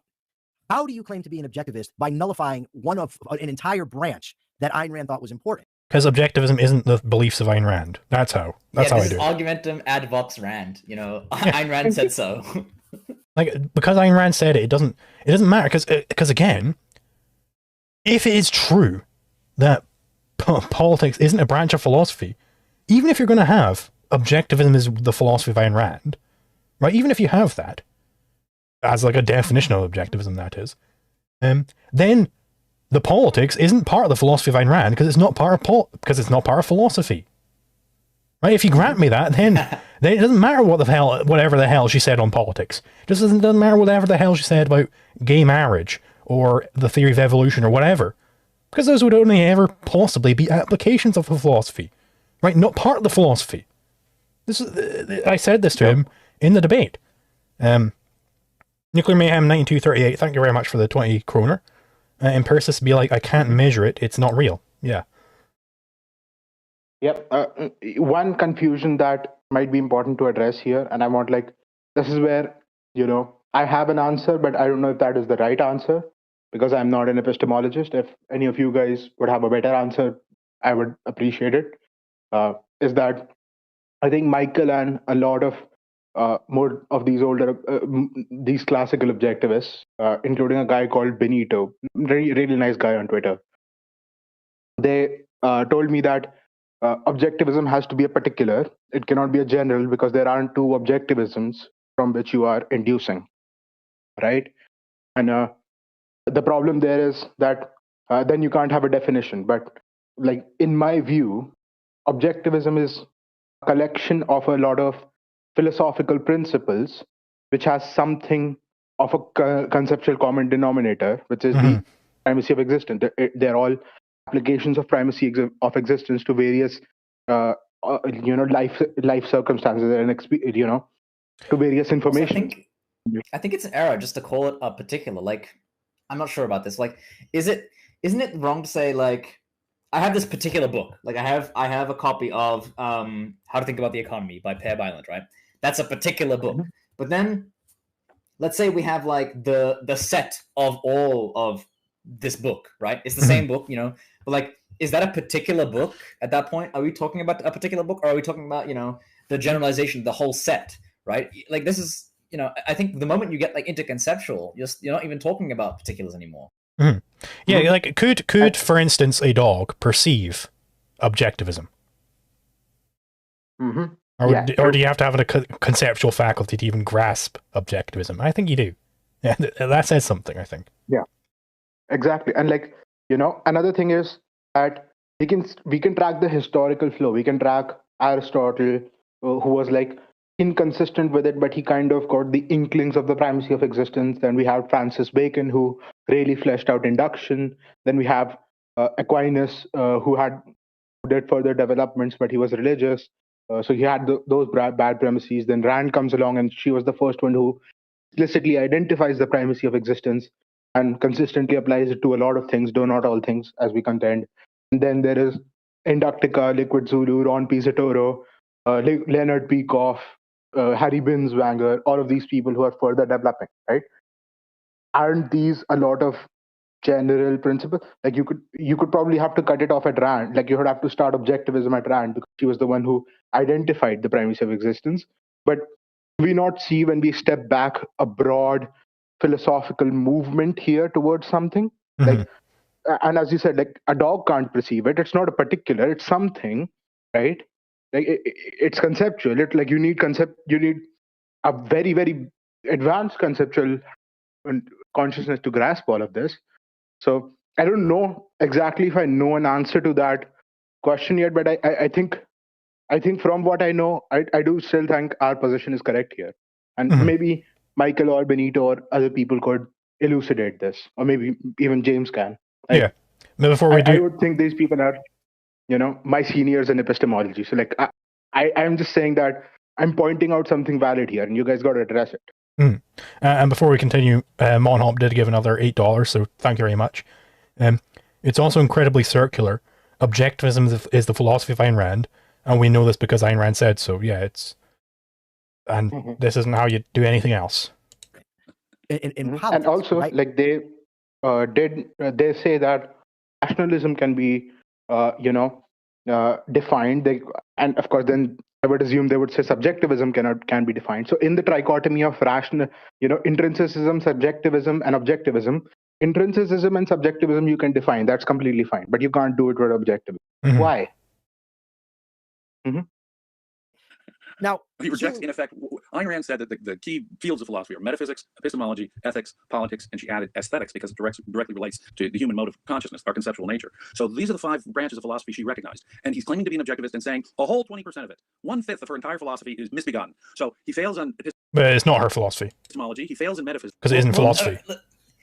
Well, hang on, and third, like the thing is, she's claiming it's a field of philosophy, and you're saying she's wrong. You're saying she's incorrect.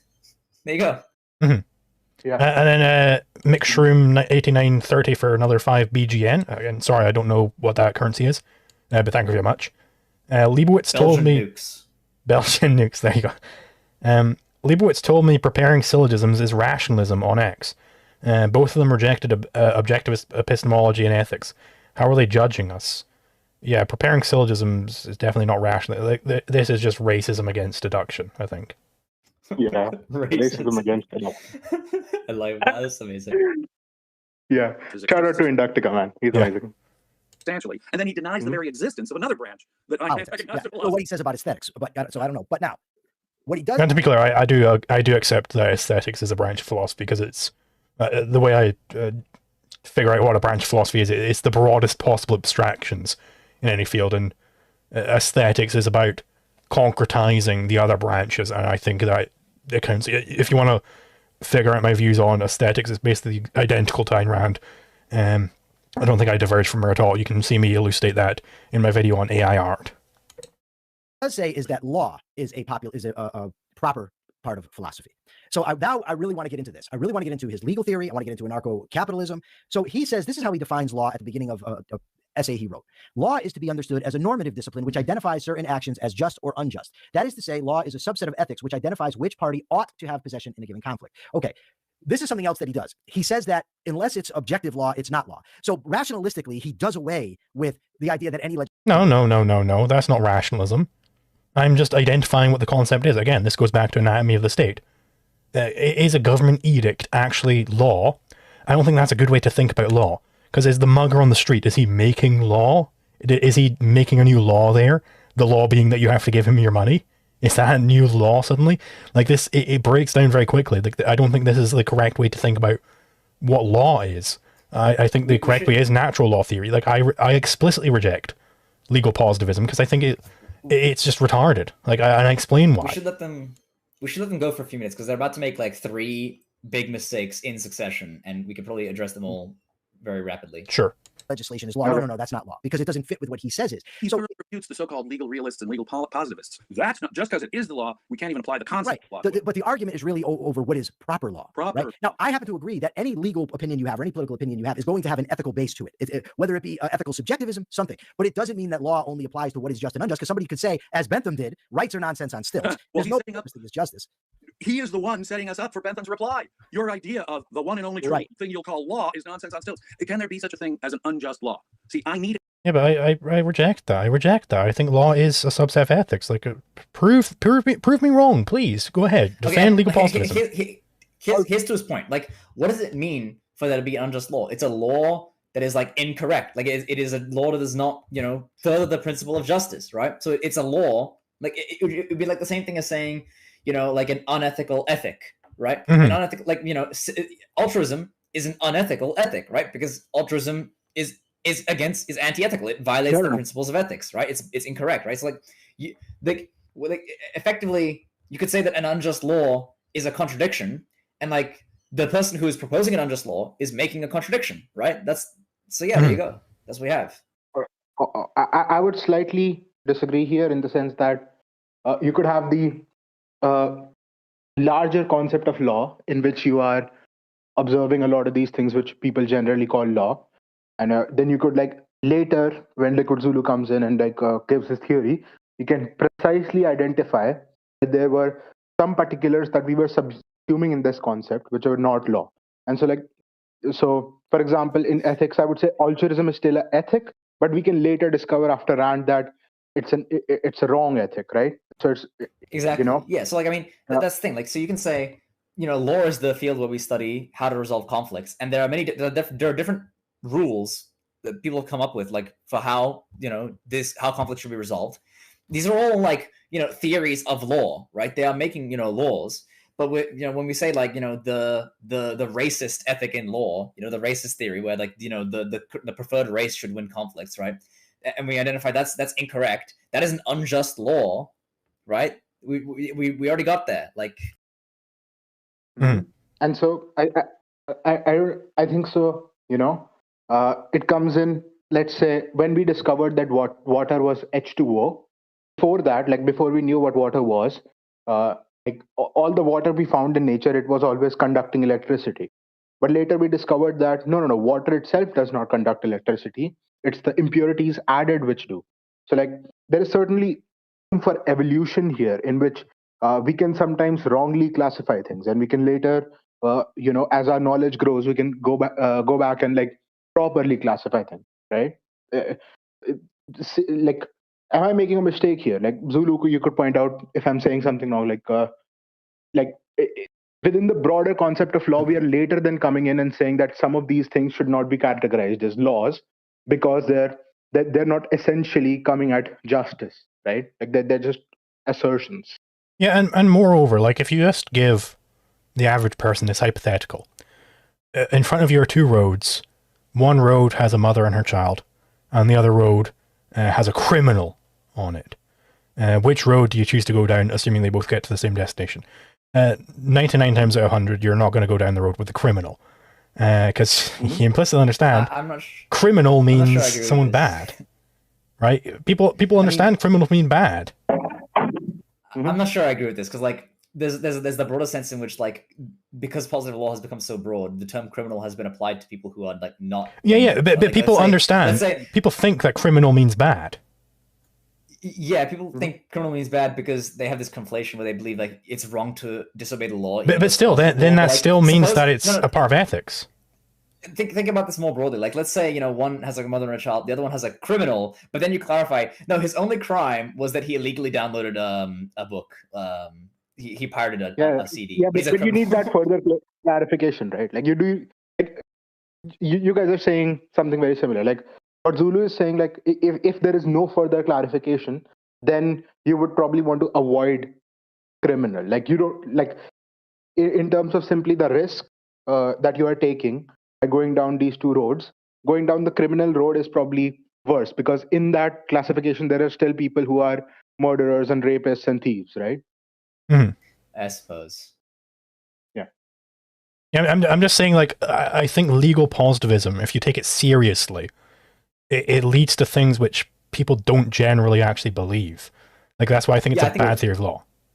I think this. Well, I think it's also because like there's just like there's a contradiction where people believe simultaneously that the law is just made up. It's just rules that people can make at any time, but also that you are thoroughly obligated to follow the law. You must obey it, because it is. Yeah, like go home for Christmas and tell your parents that you're a criminal. Like they'll be like, Jesus, you're a criminal. Like like, my dad would probably say, that's based. Need a concept of law that applies to unjust laws. Yes. I need a concept of... Again, so what category do they actually fit in? What concept actually fits in there? It's more like edict. Like a gang member can give you some edict on the side of the road. Give me your money or else I'll shoot you, bitch. Right? A gang member could do that. And that's the sort of thing that the state does. Again, anatomy of the state. There's a conflation. There's a conflation here in the sense that like it's the conflation between like bureaucracy and jurisprudence, right? Like the sense that like the specific rules that we set out in some particular instance versus the jurisprudence which determines which rules are justified, right? Like so like I have my house, right? And I make a rule. It's my property, but let's say I make a rule that anyone who steps on my property, they immediately become my slave, right? We can apply jurisprudence here and say that is an unjust rule, right? But I think if you just swap out rule for law and then imagine like my house is the entire country and you're like a statist, you're an objectivist, right? Suddenly now like these rules that they're just arbitrary, but you use jurisprudence to determine which one is like just or unjust, right? But I think that's just like they're mixing the concepts, they're conflating the two bureaucracy and jurisprudence. Law that's wider than a valid law under the proper morality. Okay, so he also says this. He says that law identifies which party ought to have possession in a given conflict. Well, what about in the case of rape or just violence? Murder. Yeah. His whole approach. The woman ought to have possession over her body. this is the part where they're going to start misunderstanding the term scarcity and misunderstanding the term conflict. So in a moment, Jim is going to be saying, like, using the term scarce narrows your focus to the economic. And so the problem is he's imagining you're using the term scarce to mean, like, you know, there's just like there's not an abundance. Like, it's a good. It's like specific goods, like economic goods. But that's a significant narrowing of the term scarce. Scarce is just like it almost means like particular, like finite. Like there's a specific instance, and it can only be in one place and not another. It has identity. Like scarcity is almost the same thing as identity. Yeah. Right? Yeah. Like and so the point is, like, my body is a scarce object. It is a physical object. It has a particular location. It can only be only be used for certain things at certain times. There are exclusive uses of it. It's scarce, right? And the term conflict, they're about to use the term conflict to refer to, like, any time people disagree, right? Which is the Dave Smith definition of conflict in the Andrew Wilson, when Kazner asked him, like, it's people have a disagreement. No, conflict is when there are actions that are with contradictory ends that are about to go forth, right? And I think there's someone once like objected on the point that, like, well, contradictions can't exist in reality, so there can't really be a conflict. That's not the case. Like, so this is a teleological contradiction. Like, it's the contradiction occurs in the minds of the two, like, actors, right? Like, they are trying to move these ends towards mutually exclusive outcomes, right? And these are potentials that cannot arise at the same time. That's what it means to be a conflict. And, like, anyway, go on. Exactly. Like, scarcity is simply, like, you can't have two things. Like, two people can't act on a certain object and at the same time in the same respect. That's what we're meaning by scarcity. Yeah, can't eat your cake and have it too. Exactly. And, like, conflict further, like the way we're defining, and, like, we very explicitly define it, right, in the paper as well, I think. Maybe not that particular paper, maybe in another, but, like, Zulu is, like, that definition of conflict that Zulu uses is not something hidden particularly. It's that like two people trying to enact certain contradictory ends on the same object. Like that's the definition that we're working with here.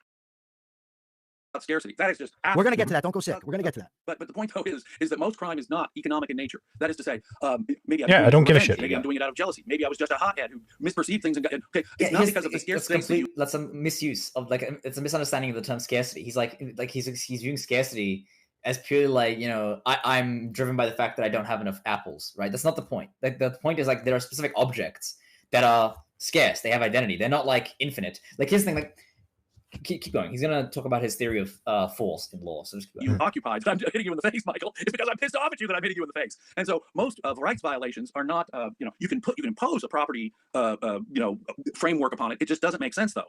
Okay, so he says this. It's the only way it makes sense, actually, because you own your body. Yeah.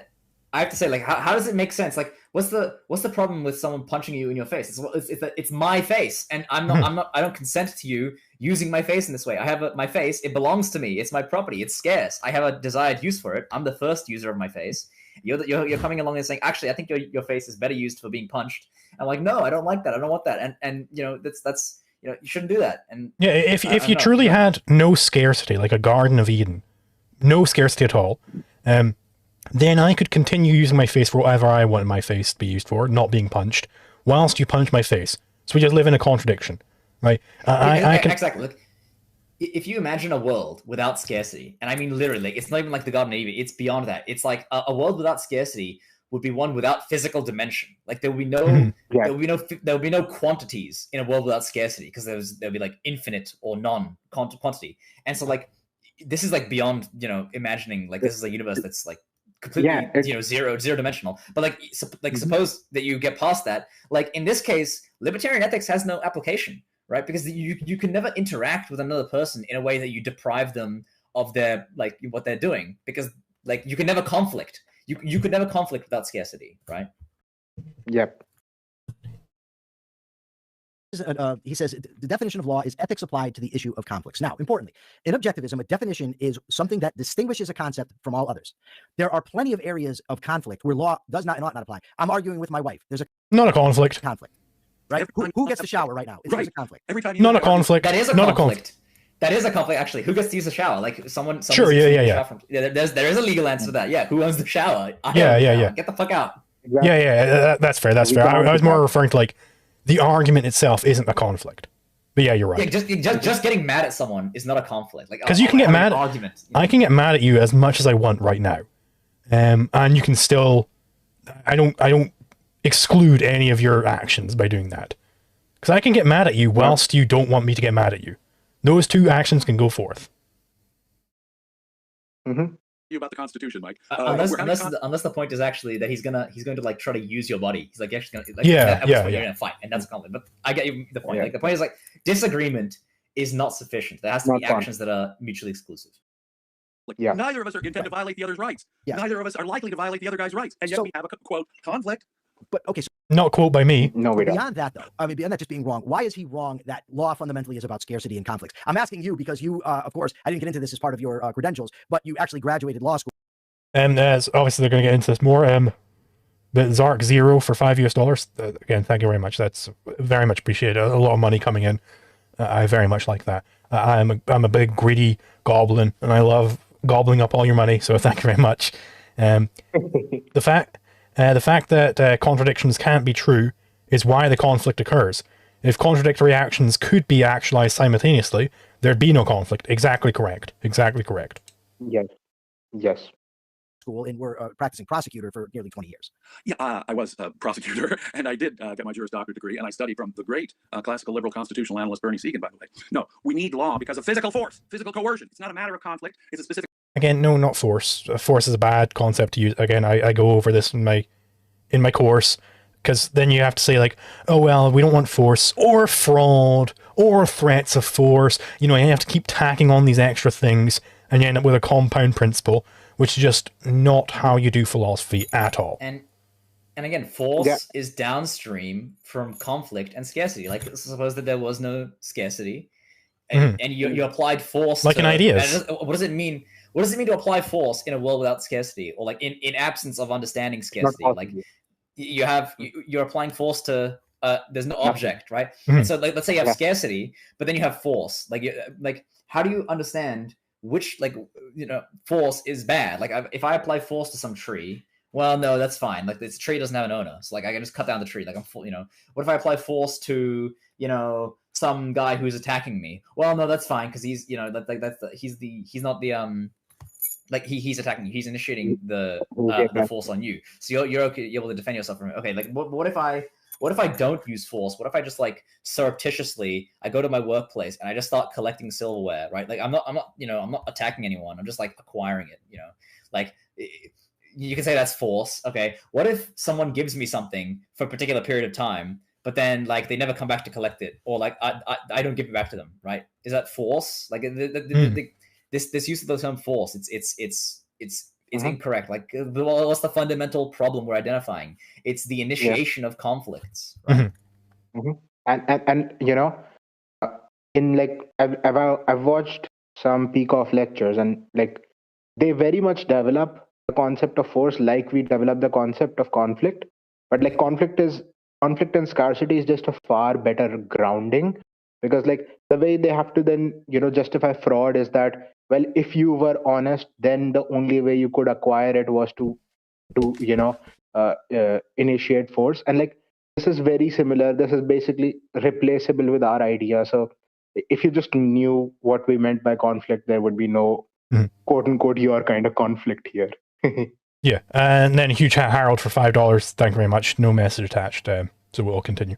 Specific kind of conflict, and it is the nature of it. That's what he keeps avoiding too. The nature of physical force. That is what law is all about. Now, most of the time, my conflicts, we can go our separate ways, even continue to argue perhaps, and that conflict is still a conflict, but it's not a forceful conflict. Only physical coercion. Law, in my view, is needed only because of the phenomenon of the initiation of force. If there was no physical aggression in this world, we would need no law. Unfortunately, people are perfectly capable. Their free will is so broad, they're perfectly capable. He's actually correct. Stop. He just said if there were no physical aggression in this world, then we would not need law. That's actually correct. Because like, what does it mean? Like, you can either subtract physical there, in which case you have no scarcity, or you can subtract aggression, in which case you don't have the initiation of conflicts and you don't need law. Like, that's correct. He's just like he has a much more primitive conception of natural law is the problem. Yeah. It's just using different terminology to say what we were saying, which is why if they did a like 5-minute homework on us, on our ideology here, on our positions here, like there would be no disagreement here. Come on. Yeah, I will say I don't know how much longer you guys want to go, but I'm just gonna nip to the loo real quick. Maybe we can wrap this up. I'm not sure if we're going to get through the whole video, but yeah, we'll just completely unacceptable. Can't believe it. 7-hour live stream, please. Yeah, we got to go through the whole man. Yeah, I mean, I want to continue here. The other thing is like physical force. Like the initiation of physical force it's a subset of conflicts, right? Because like, and the thing is, if we want to like, you have to define it precisely, right? Like if I initiate physical force on someone, that'll basically be me like attacking, right? Like or like, you know, stealing. Like I have to grab it from them, in a way like that. But it's so imprecise that you can say like if I initiate physical force on a tree, right? Like that's like I am initiating physical force on a tree, right? Like I'm attacking the tree, right? But the tree doesn't have a property right? The tree does not have, well, property rights are even downstream. The tree does not have like an agency. I'm not initiating a conflict with the tree, right? And the other thing is, if you edge case this in, okay, you have to initiate a conflict with another person or initiate physical force in contradiction to another person's desires, right? This is, you know, this is like, this is, we're getting out of hand, right? Like, but the point is like, even if you accept that, like, there are so many other crimes that are like indirect, you could say, like the donut homestead, right? If I put a donut homestead around you, if I let's use Zulu's like more reductionary example. If I drop a cage on top of you but never touches you, right? When did I initiate a physical force on you? There was no force applied to your body. You were never moved in any way, right? Like, but you're now contained. You're now unable to escape my my cage, right? Like, or let's say you have there are some other examples here which I think might be more controversial, even in like the nap sense. Like, for instance, let's say I'm sunbathing on the beach and like someone steps between me and the sun, right? Like, so they start blocking the sun from me, right? You could say that they have initiated a conflict with me over like the use of like that area of the beach. Like they're kind of obstructing the sun and I was using the sun to like, you know, sunbathe, right? But there's no physical force there, right? That's indirect. You could say, what else is interesting? Someone who like blocks up my windows. So like, let's say I have a house, right? And like I have my windows up there and they just like, they erect like a signpost, like a giant barrier in front of my window, right? That's like blocking all of the sunlight from getting in, right? You know, I think there's an argument there from like the nap position where like, this is not, you can't say this is a conflict because you didn't emborder like, you know, the sun approaching your window or whatever. But like, the point is like, from the that's an argument, but like from the initiation of force position, there's absolutely nothing about it, right? Like, there's no argument we have. Yeah. Also, if you just ask why the initiation of force is even possible, it's because of, you know, identity. It's because of scarcity. It's because, you know, certain things have a finite, definite nature, and two people can't use the same thing in the same respect at the same time, and thus you have, you know, that's when like this even makes sense. So, you know, the route that we're coming from, which is scarcity, it's the proper route, proper identification of the principle here. And like, I don't think they're going to deviate too much from like our kind of theory here. Like later they're going to deviate in the anarchism part, but like, we're not saying too different of a thing here. You just didn't know what conflict was when used in the terms of libertarian legal theory. So it's just a terminology problem. Anyway, that's press forth. Other people, but it's physical force. And you just try to get all of this done. There's a lot to politics. You know, John Locke and Thomas Jefferson had this harm principle. Jefferson said, so long as we don't injure one another, we should be free to left to our own pursuits. John Stuart Mill, you know, had a similar harm principle. Well, what the hell is harm? Am I hurting your feelings? So we need a little more clarity on that. Oh yeah, well, as it turns out, but there's all these other instances of harm when I'm hurting your feelings. Like suddenly it's not valid to do that. We have a precise definition. That's why we use precise definitions on these things. Yeah. At Harvard, Ayn Rand and John Hospers, the first libertarian candidate for president, he was a philosophy professor, and he zeroed in and he said, you know, in politics, that was Ayn Rand's greatest contribution to classical liberalism. She specifically identified the only kind of harm that should be the business of law: physical coercion. And absent some form of physical coercion, such as the taking of your physical property by force or fraud, or harming you or your property by physical force, the law ought to be out of it. Because look at all those ors. You know, or you like get in my way, or you like, I don't know, or you write you know, my ideas in your book. You know, what's common to all these things, right? You have to have something common. Are free. Freedom is that state in which people are not using force against one another. Okay, so Zulu told me in a debate, he said there's an objective answer to any given legal dispute. Now, what he, just to be clear, what we were talking about was the amount of jurors that should sit on a jury, or you know, what levels of due process there are. Again, we've gone over this, but that's not the realm of jurisprudence. I said this earlier. This is a conflation between jurisprudence and bureaucracy, right? Like so like the legal principle and the institution that you create to apply that principle. These are two different things, right? Yeah. Are age of consent and you know, for sex behavior. To anarchy. What I tried to tell him was, it's like, and Dave Smith actually brought the same point to him, is there is no objective answer for everybody to have an age of consent, but you do have to have a general age of consent. Otherwise, each person, if you take okay, no. There's a principle to apply. There's a principle to apply and understand, like, how do we determine whether this person is a legal child in this case or not, right? Yeah. That's the principle. I'm sorry, but reality doesn't have to give you easy solutions, because in a second he's going to go like, well, the person who meets a girl at the mall, he needs to know in advance whether or not it's okay to pursue her. I'm sorry, but it might be easier for him to do that, but as it turns out, reality doesn't owe you easy solutions. Yeah. Okay, if the girl's 30 years old, but as it turns out she's non-verbal autistic and can barely eat food for herself, like, okay, this girl is not able to consent to sex with me. You know, people can recognize this. This is the field of psychology. Use your brain. Yeah, use your brain. And you know, one way to resolve this might be, you know, to Crownik's point about procedural and the jurisprudence. The jurisprudential point is that you have to determine whether or not this person is able to consent. Procedural point can be that, you know, most agencies or most covenant communities, they set a standard at, let's say, 18, but you can appeal the standard to say that, okay, this person over or under whatever age group that you're saying, what did not fit into the standard. You know, like there are solutions to these things which you could, there's nothing wrong. Increase there's nothing wrong with heuristics in application, right? Exactly. Like there are ways to increase ease, but like jurisprudence has no duty to give you ease, right? Like that's a different thing. Like, and we're not being Hegelians here. We're not going to deduce everything for you. Some things you're going to figure out for yourself. We're going to give you a general principle. They don't need to be easy. Communicate your will, whatever the hell they that need to be true. But let's even go further. Let's steelman this. Even if you were to say that sexual consent should be based on intellectual and emotional maturity of the person having sex, right? Even then, that doesn't help the guy who meets a girl, you know, at the mall. Again, I don't give a shit if it helps him. Don't give a shit. You know, because he's in no position to assess these things, and he needs to understand. Oh well, tough nuggets. Fuck off. And ahead of time, what the legal, you know. Actually, I want to understand. Like, wait. Like, what is the counter to this position? Like, what is the opposite? Like, is the case that, you know, in objectivist stand, right, everyone's gonna have to carry that government issue ID, which tells you the exact minute that they become 18 years old and they're now valid for like romantic pursuits, or like for consent to be able to drive and drink and everything. Like that's just like that's arbitrary. That doesn't make that it's completely arbitrary.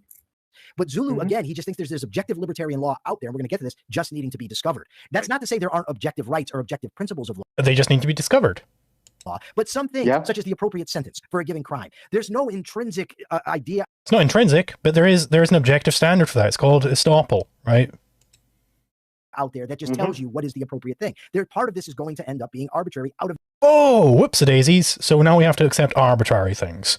We just have, there are no principles here to apply. It's just got to be arbitrary. Like, and I'm the anti-objectivist. Pretty sure Leonard Peikoff had something to say about this, that were like, there's absolutely no, like, you can't argue with arbitrary. You have to reject it outright. There's no like, I'm like, you're right. I can't argue with this guy. Like, he's saying, hey, I just don't, we just need to arbitrarily say the sentence. Like, well, like, do you have a reason for that? Like, no. Okay. Yeah. So we, as objectivists, we reject the arbitrary. Let that stand on the floor. We are taking the objectivist position here. Continue. Of necessity, but it still can be based on a principle. You just don't. No, the arbitrary is not based on principle because it's not true or false. Wait, go back 5 seconds. I want him to say the whole sentence. Hang on. Sure. I can't actually use my keyboard to go back and forth 5 seconds on this fucking. Hang on, let me try it. Hang on.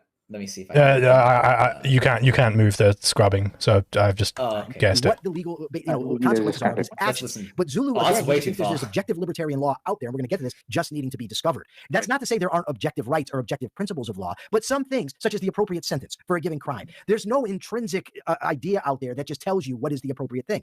Part of this is going to end up being arbitrary out of necessity, but it still can be based on a principle. You just don't. It's going to be arbitrary out of necessity, but it's going to be based on a principle. That's a contradiction. Yeah. That's an absolute contradiction, bro. Mm-hmm. Yeah, it's pragmatism and principles in the same sentence.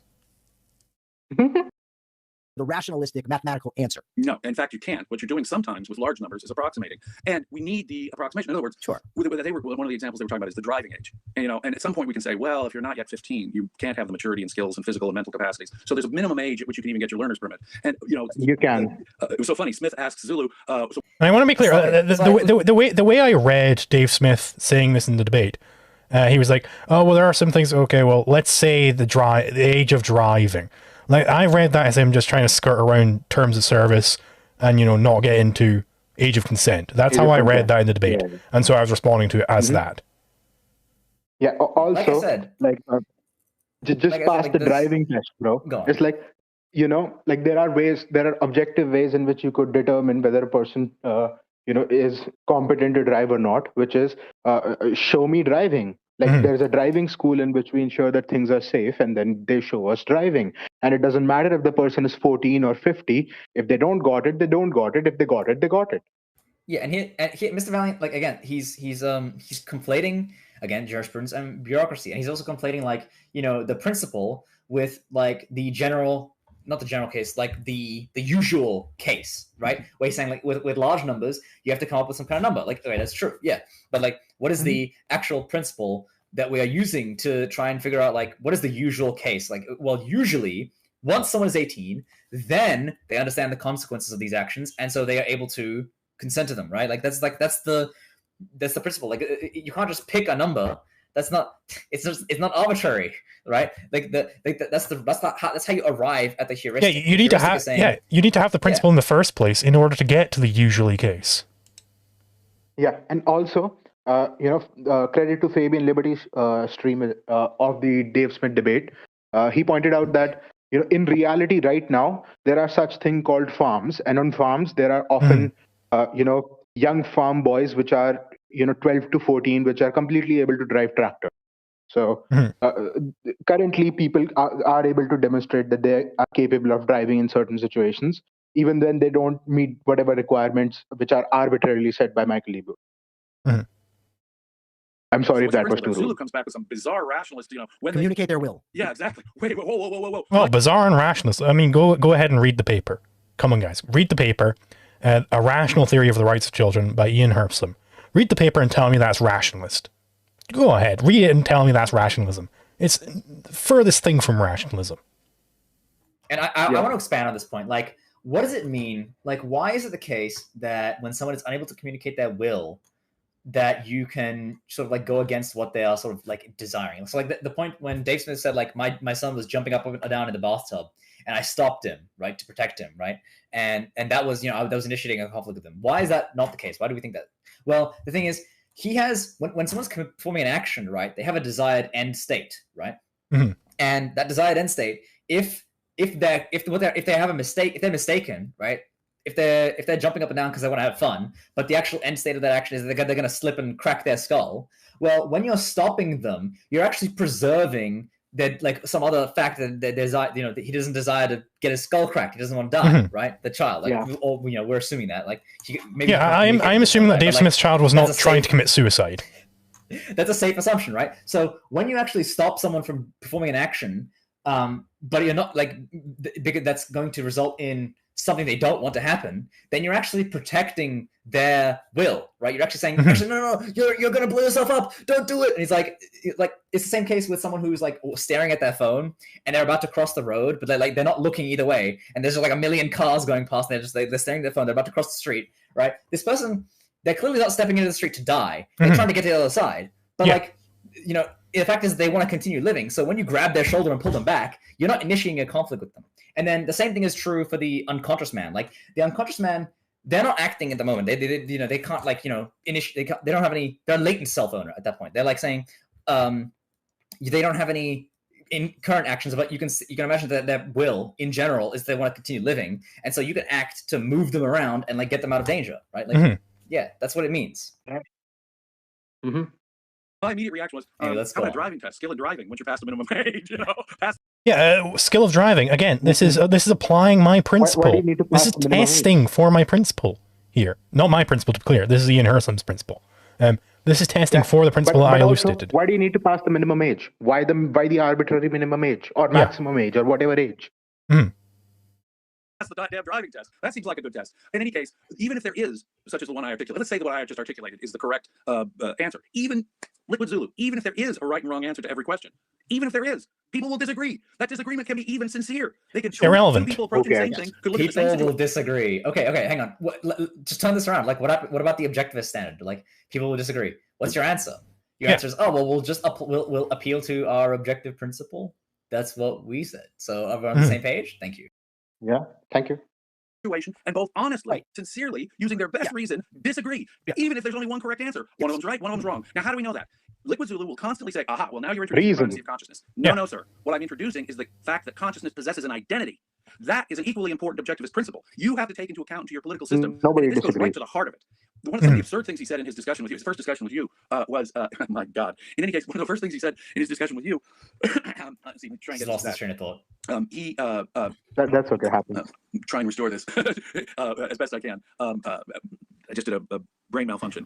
Okay, while you're thinking, can I clarify something real quickly? I just want to say, I'm not even saying necessarily that somebody that was omniscient couldn't identify the appropriate or the most efficient, effective number of jurors. What I'm saying is that human beings don't have that capacity. Right? Well, there's some things that we can't know, at least now. But we have the capacity to get a rocket ship onto the moon, so I think we can figure out this question. Well, okay, hang on. Let me get to that point. Like, let's say you can't know. Like, I don't know what this is supposed to like. This is just Cartesian doubt again. Like they're saying, like, I think it might be because like the point is like, you know, they might be saying like you just made an error somewhere, or there's this other point where like people might disagree. Well, okay, people might disagree. There's a correct answer, right? We have an argument about what the correct answer is. So if you want to dispute that this is the correct answer, point out the incorrect, like, you know, premise, or like the incorrect the incorrect induction. Like we try to discover something that doesn't exist, right? Or you know, like you have to do that. On the other point, like he's saying, like a system of politics must be able to resolve disagreements, right? Because what he's about to say is that, like, in our ideal world, everyone has to be perfectly in agreement about, you know, law, right? Which then let's just agree with the communists on everything. I think in some sense, like, if you want to imagine like a perfect world, yes, everyone has to be in perfect agreement with the truth in ethics in every case, right? But like that's not what we're defending here, right? We're not defending like the perfect world, you know, hypothetical. We're defending like the correct legal theory, right? And reality. In terms of and so on the first case, like in terms of jurisprudence, yes, there is a correct legal theory. And then in terms of bureaucracy, right, we're trying to deal with, okay, let's say that we have the correct legal theory and we have a society where a significant number of people believe the correct legal theory, but then some of them don't. Well, we do need to implement a bureaucracy here that will allow the correct legal theory to be implemented, right? Even despite the fact that some of the people like disagreeing with it, right? Like that's the case, you know, I don't know, keep going. That's it.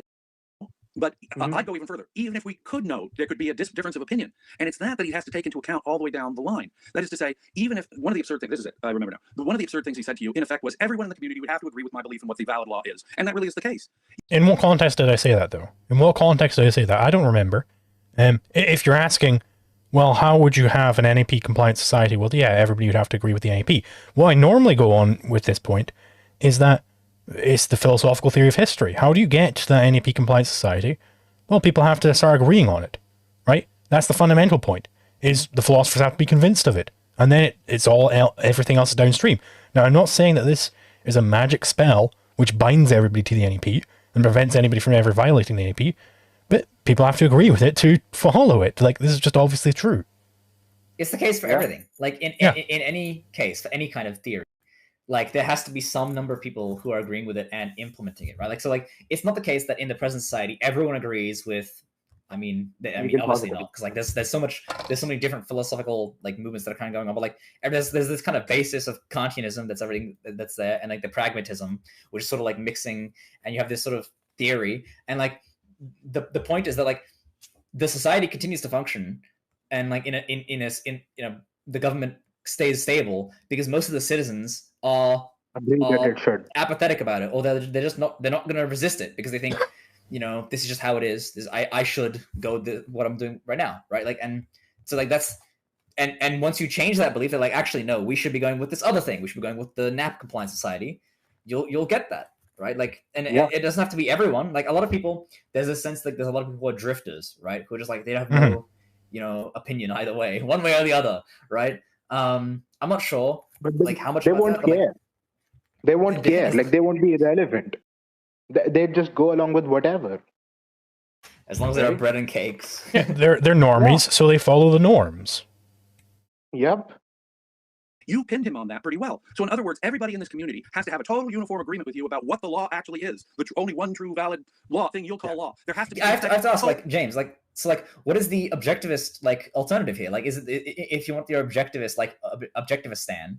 How do you deal with disagreements? Is it that you have like, okay, let's say there's a disagreement over whether this killing was justified, right? Okay, so what we're gonna do, we're gonna try to apply a legal principle, and we're gonna go take this to court. And this guy's going to continue disagreeing, but eventually we determined, like, based on our principle that this guy actually is a murderer, so we're going to punish him, right? Like, is that even different to what we're proposing? Nope. Carry Total on. consensus about that for his society to work. No, the only decent political theory takes into account that people will disagree. It is an inevitable fact of human nature that people will disagree. In fact, our system now. Let me go to one very extreme case. Yes, I want to comment on this. Yeah, I agree. It's an inevitable fact of nature that people will disagree. And that's why I say, when those people disagree, you can use force against them. Force them to follow the NEP. That's why I have a whole theory about punishment in my course. Yeah, if this person is a threat to society, shoot them in the head, and they will no longer be. Or exile them to the frontiers, and they can either start being productive or die. And I don't give a shit about that. Exile is a great method of punishment. Mm-hmm. Say there's a complex contract dispute. We have two people who think, no, this is the correct answer, this is the correct answer. Now, I know in a lawsuit, both of them are biased witnesses. Let's set aside their bias. Let's say they're both being as rational as they can be, and they still disagree. That is a fact that will happen again. Zulu hasn't spent a lot of time in America's courtrooms, or in Scotland's courtrooms, because if he did, he would see that not only are these witnesses biased, and may not be seeing it objectively, but even the judge may have a hard time saying, oh my gosh, that's a very interesting question. I don't have to think about it. Like, you take the weekend to even consider your different arguments, gentlemen, and then one side says, oh, that's wrong, Your Honor, and I really, really believe it, and they can sincerely believe that, and be using the best reason, both of them, both sides, and they come to a different outcome. Okay. That kind Irrelevant. What does that have to do? Like, are you describing but there objectivist is- stand? Are you but there describing is a your truth system? here. Like, there's a court There is a system, like truth there's like here. some legal monopoly. That's like, what are you disagreement? Who cares? Yeah. It's like, can we or can we not use logic and evidence and induction to figure out who's correct? Mhm. Like, people disagree. Who cares? Who's correct? of disagreement that is going to occur even where everyone agrees to the basic principles Yes. of a legal system. But worse, I think a valid political system has to take into account a much broader scope of disagreement. A much broader scope of disagreement.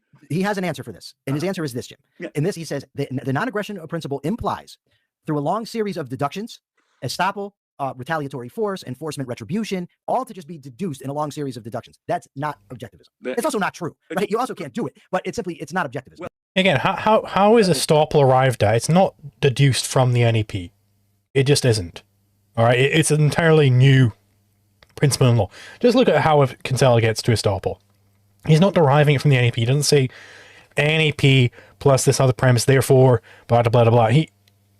He's looking at, okay, well, people are sometimes dialogically estopped from asserting certain things, right? As in, their assertion is just a contradiction.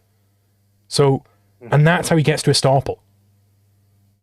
Like, I'm not deducing it all from the NEP. Nobody is. Nobody's doing this. You're attacking a straw man. Well, That's it goes the main along with the Kinsella and I think implicitly Hoppe view that you own your right to retaliate at any given point down the road. Hold that, Jim. Disagree. I'm going to get to that, but I want to go through some of the things he says. Yes. I'm just going to tell you the quotes, and I want you to comment. We're going to get to that and to the anarcho stuff, I promise. Okay. This is in the legal polylogism section of his essay. As we have seen, law is strictly derivable from the nature of argumentation as a human action employing scarce physical means. Therefore, to assert that there are multiple different legal codes is to assert that there are multiple different logics, which is called polylogism. Yeah, I would disagree with this now, by the way. I wouldn't necessarily say that in the same way. I wrote this before I was an objectivist. Which is something I also pointed out to Michael in the sense that that course, it precludes a lot of your study into objectivism. So like it does need, like it's a pretty good course already. People go buy it and study it, but study it with a little grain of salt in the sense that it needs updating, and that will be done in due time. Yeah. Legal polylogism then is the claim that different men may Monarcho Hopian for $8 Australian, thank you very much. Long ass stream. Caught an Uber to the airport, checked in, and went through customs, and y'all are still going. Indeed. We'll keep going. Let's finish this, man. Let's go. Yeah. I mean, I'm good. If you guys are good to go, I'm good to keep the stream going. I just don't necessarily want to. I mean, I could even keep going even if you guys had to like go to bed or whatever. No, I'll go to bed for a few more hours at least. I'm pretty sure. Okay. Let's just fucking ram through the whole thing then. Different logics in their argumentative justification of a system of property rights. I mean, it's obvious. I mean, didn't everyone just hear the self-contradiction there? That is absolutely absurd. A person can use logic and disagree with another person. A person can use valid logic and disagree with another person. I mean, it's just... they couldn't validly. Two people can't use valid logic and validly come to different contradictory conclusions, though. Right? Absolutely, simply one of them is making a mistake. Yeah, somebody has to be. I mean, arguments do not commit you to non-aggression, period. The act of argumentation does not. Scarcity is not the issue. So in fact, most instances where people initiate force, it's not a matter that the resource was scarce. I wanted yours. If I'd gone out and gotten a job at McDonald's, I could have afforded that same thing that I just stole from you. It's not a question of scarcity. It's a question of I want that what you have right. Okay. Stop. I wanted yours, so which means like yours is a limited. It's a specific one. It's scarce. Like what is the question? Like it's like how, you know, we often get this with people who are not acquainted with Austrian economics, where it's like, oh, scarcity. They assume that just means rare, right? And we have to explain this. Like, no, scarcity means basically the same thing as rivalrousness from other economic theories. But like, I mean, James should be able to understand this because apparently he studied Austrian economics. Like, so I am disappointed. Yeah, so... Yeah, because Michael studied in prison. Like he studied all of it. Like apparently Jim knew Rothbard and studied under Israel Kirzner. So I don't know how he could make this mistake. Yeah, so I am disappointed on this point. Like I will say I'm disappointed in them for not understanding what I'm saying with scarcity. Like I think that's a pretty big oopsie there. I'm not going to ascribe malice. Like it's entirely possible. Like this is just a genuine. Like mistake. It was a long time ago, and he might not focus on economics, right? So it's But like I am disappointed in them for this because it's not hard to figure out what I'm saying there if you like listen to what I'm saying. And then chucking money for $10. He chucked $10 towards me, and I'm very much appreciative of that. I caught that $10. Thank you very much, chucking money. I have heard anarcho-objectivism used as far back as 2014. What is the first time this term came up to the best of your knowledge? I really don't know. I mean, even myself, I don't really use the term anarcho-objectivism to refer to my own position. Like I was potentially going to say this in response to this. I mean, like, I think it's a fine enough term. But it's mostly that people in my community started to use it. I didn't really use it at all because I just considered it to be actually just objectivism. Like I've just always considered like this just is objectivism. So I've never used the term myself. So I really don't know about the history of the term, to be honest. It's like in terms of how we guys started using it, it's a qualifier to differentiate us from the non-anarcho-objectivists. But like nobody's saying like this is a new thing. Like we're not like synthesizing anarchism and objectivism. Our view is that anarchism is part of objectivism.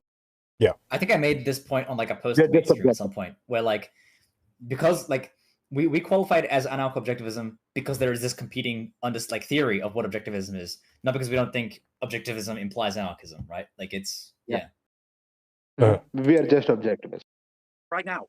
So the idea that physical force is somehow to be equated with scarcity is on the face of it absurd. Now, sometimes I'm sure, you have your desert island example where people are fighting for a limited number of resources, where scarcity, and there's Again, come on, like that's not what I'm talking about. a broader point here. You can't use economic logic at this point.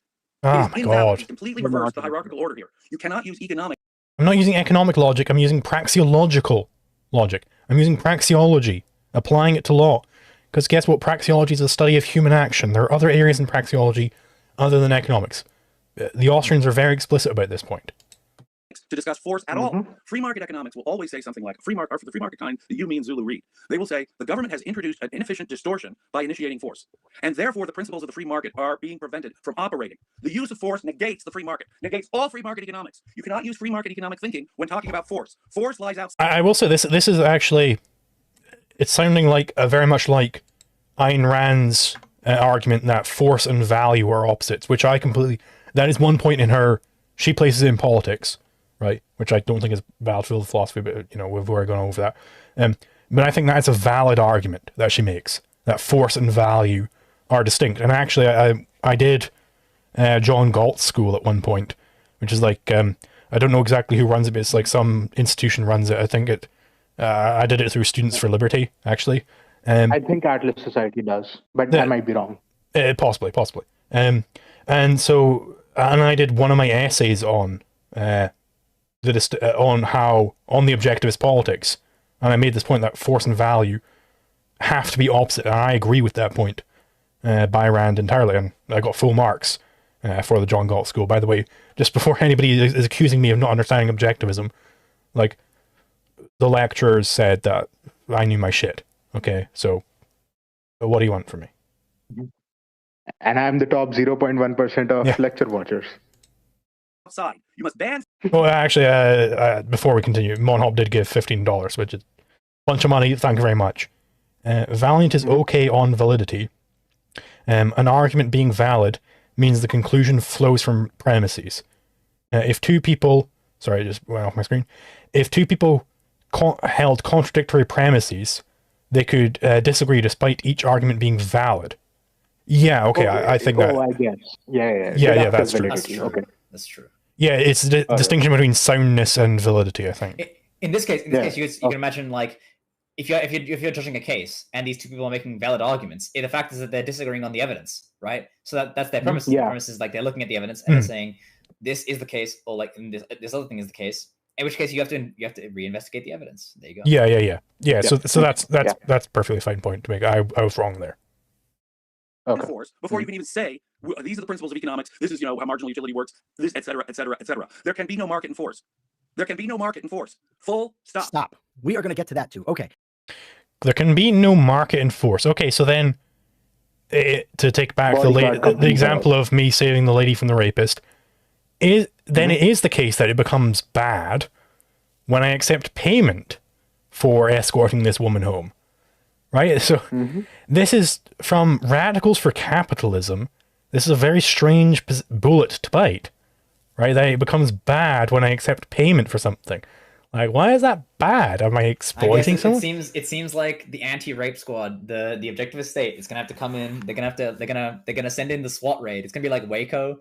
They're gonna come into the house. They're gonna gun everyone down. They're gonna burn us all to death for violating the non-initiation of force principle. And I will say this is one thing, which I respected Michael Moreno for, who has unfortunately passed away. He was always very explicit about this. He was a minarchist, and he believed that there had to be a universal minarchy. Like, it had to be, very much, it had to take over the entire world and have a one world government. Because I think that is what it regresses into. Like, you can't have multiple different, even in different geographical areas, you can't have that because, then you've still got competition and rights. I think if you're being honest about it, you have to have it be one world. Imagine you have, like, the objectivist USA and objectivist Canada. Now you have these two different, like, regions which have a different, like, ultimate monopoly standard bearer. What happens? Like, what's the objectivist view on this? That these two are going to come into conflict because, let's say, there's a Canadian murderer goes to the US, murders someone, goes back to Canada. What are they going to do? Are they going to appeal to some, like, objective standard? They're like, wait. I'm the objectivist judge in Canada. I'm like, wait.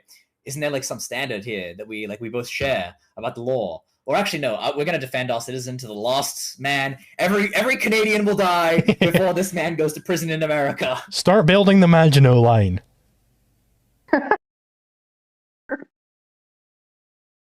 This to me, I'm just going to read it, and you'll see. He says, any notion of a, quote, source of rights, end quote, is indicative of positivism. Can you pause for just a minute? I would like to point out that this argument has been made against Michael himself on Twitter recently by Sheldon Richman, in which he said that you might not realize it, but you're for a one world and a one, a multi-galactic single government. And so Sheldon Richman is completely correct there. They don't realize it. But by the way, I'm going to be talking to him next Friday, assuming everything goes through. So look forward to that. Etc. There can be no market in force. There can be no market in force. Full stop. Stop. We are going to get to that too. Okay. This to me, I'm just going to read it, and you'll see. He says, any notion of a, quote, source of rights, end quote, is indicative of positivism, and more fundamentally of the fallacy of primacy of consciousness. Rights simply are. They don't come from some consciousness, whether divine or social or individual. It is not arbitrary thoughts or decrees that are the source of rights, but the logic of justification and conflict. Okay, let me say my. I would say I almost entirely agree with that. I wouldn't say the source is justification or conflict, because I'm less leaning towards the argumentation ethics view at this point. But I'm completely correct that there is no source of rights. That's an intrinsicist view of rights. There has to be some source. It has to be imbued upon man by something. That is the intrinsicist view. Piece first. Okay, first of all, human nature is the source of rights. That's first. So there is a source of rights. It's not arbitrary. He's correct. I mean, I don't like describing it as a source for rights. This is a misuse of the term source. But what does it mean for there to be a source? It means there's something that grants it, right? No, human nature, it necessitates the existence of rights. But it doesn't. It's not like it because you have a human nature that you have rights. It's there are facts of human nature which then sufficiently understood result in your understanding. Oh, there is such a thing as rights that you should not violate. Yeah, exactly. Exactly. There's no mother nature goddess out there who's granting this rights. It's just it's like inductive principles reached through inquiry, right? Yeah, it's what is the source of the principle that the burden of proof lies on the person making the positive case? Well, there isn't a source for that principle. What's the source of existence exists? Really, what imbues things with existence? Where is it? No, it's not imbuing. It is that things exist. That is the case. Ayn Rand did. Yeah, that's just the starting point. Before Ayn Rand, there was peace be upon her. Peace be upon her. But the idea that rights simply are is an intrinsicist idea, that they're just the opposite is the case, actually. Intrinsic to reality, rather than a relationship between humans with a consciousness and reality and the interactions with each other. And then he says he actually gives the source of rights after saying there is none, and that is the logic of justification and conflict. I would disagree with that now. So he's correct to criticize me on that. So wound up in rationalism that argumentation plays such a huge role for him. It's just that debating logic, but the point of epistemology isn't to win arguments. No, I would. Well, no. The argumentation ethics isn't about winning arguments. So he is kind of mischaracterizing argumentation ethics here. Not about winning arguments. What is the feature of winning an argument in the argumentation ethics framework? It's that arguments are about reaching the truth. So winning an argument is about reaching the true statement, right? Yeah, and I will give some credit to Michael here, because just the other day he was saying that a lot of objectivists like to criticize Kant without having read him and understood him, which is something that's happening here, but with Hopper.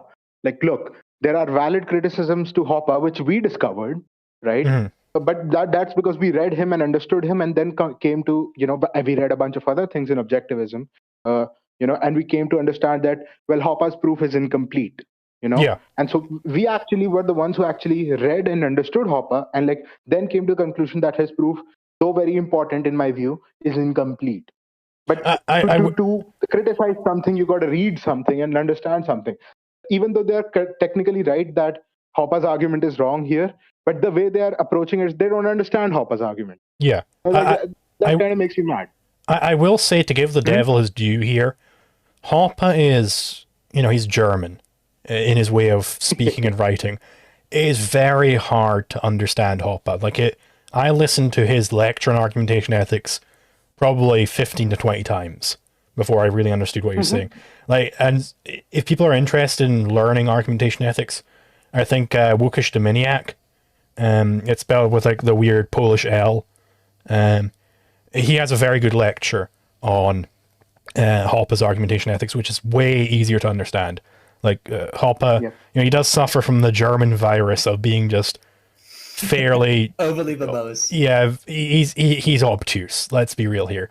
Mises is exactly the same way. Let's look at read a Mises anything versus a Rothbard anything, and you can see the stark difference there. Like, Rothbard has a lot more Anglo in his way of writing, and you can kind of get what I'm saying here. Yep, anti-German action.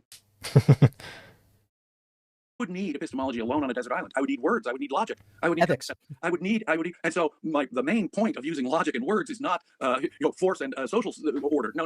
Nor is it even an implication of it. But let me go back to a point that I made earlier. He confuses two important things. One, the primacy of consciousness with Ayn Rand's, which is true. It's a fallacy. But I can believe in the primacy of existence and still think that the nature of consciousness has to be taken into account. It is the nature of human consciousness that is the source of rights. Consciousness possesses an identity. Humans are conceptual. Yeah, again, it's not a source of rights. I think Nikola perfectly formulated it here, where it necessitates rights, but it's not a source of rights. Yes. Beings. Humans have the capacity for volition. That is the source of their knowledge and their primary tool of survival. I've got to have all those abstractions to derive the concept of rights. The concept of rights derives from... But to be honest, maybe they just didn't understand what I was meaning by source, so I'm fully willing to accept that they could... Yeah, I think really there's a semantic problem here, like in the sense that when we say source, there's a sense in which like a source is something that creates something which wasn't before, right? So like, because like think about this, he just said in epistemology, like your senses, like there's a source of knowledge, right? Which is correct, right? The knowledge that you have in your head by like observing the world, knowledge did not exist before you like apprehended something, right? Yeah. You are in fact creating things in your mind when you're like there's a new structure in your brain that is forming when you're observing the world and coming to conclusions, right? That's correct. Use the word source there, right? But in terms of rights are always present, right? They are necessary. They're a quality you have, right? Even if they're not recognized. So it's improper to use the word source. But again, there's a semantic distinction which is probably necessary. It's like there is a manner of speaking in which there's the logical source of something, but we're not saying like someone's giving rights, but it's an easy disagreement. Like it doesn't really matter. It's semantic, From the facts of nature. I hope this clarifies. Yeah, and I'll say semantic in the proper usage of the word. Namely, I'm not certain that we're having an actual substantive disagreement here. Yes. I think they're literally just not understanding how I'm using the word source, which, to be fair, maybe I didn't elaborate upon that enough. Like, I'm not necessarily saying that there's an actual disagreement going on here.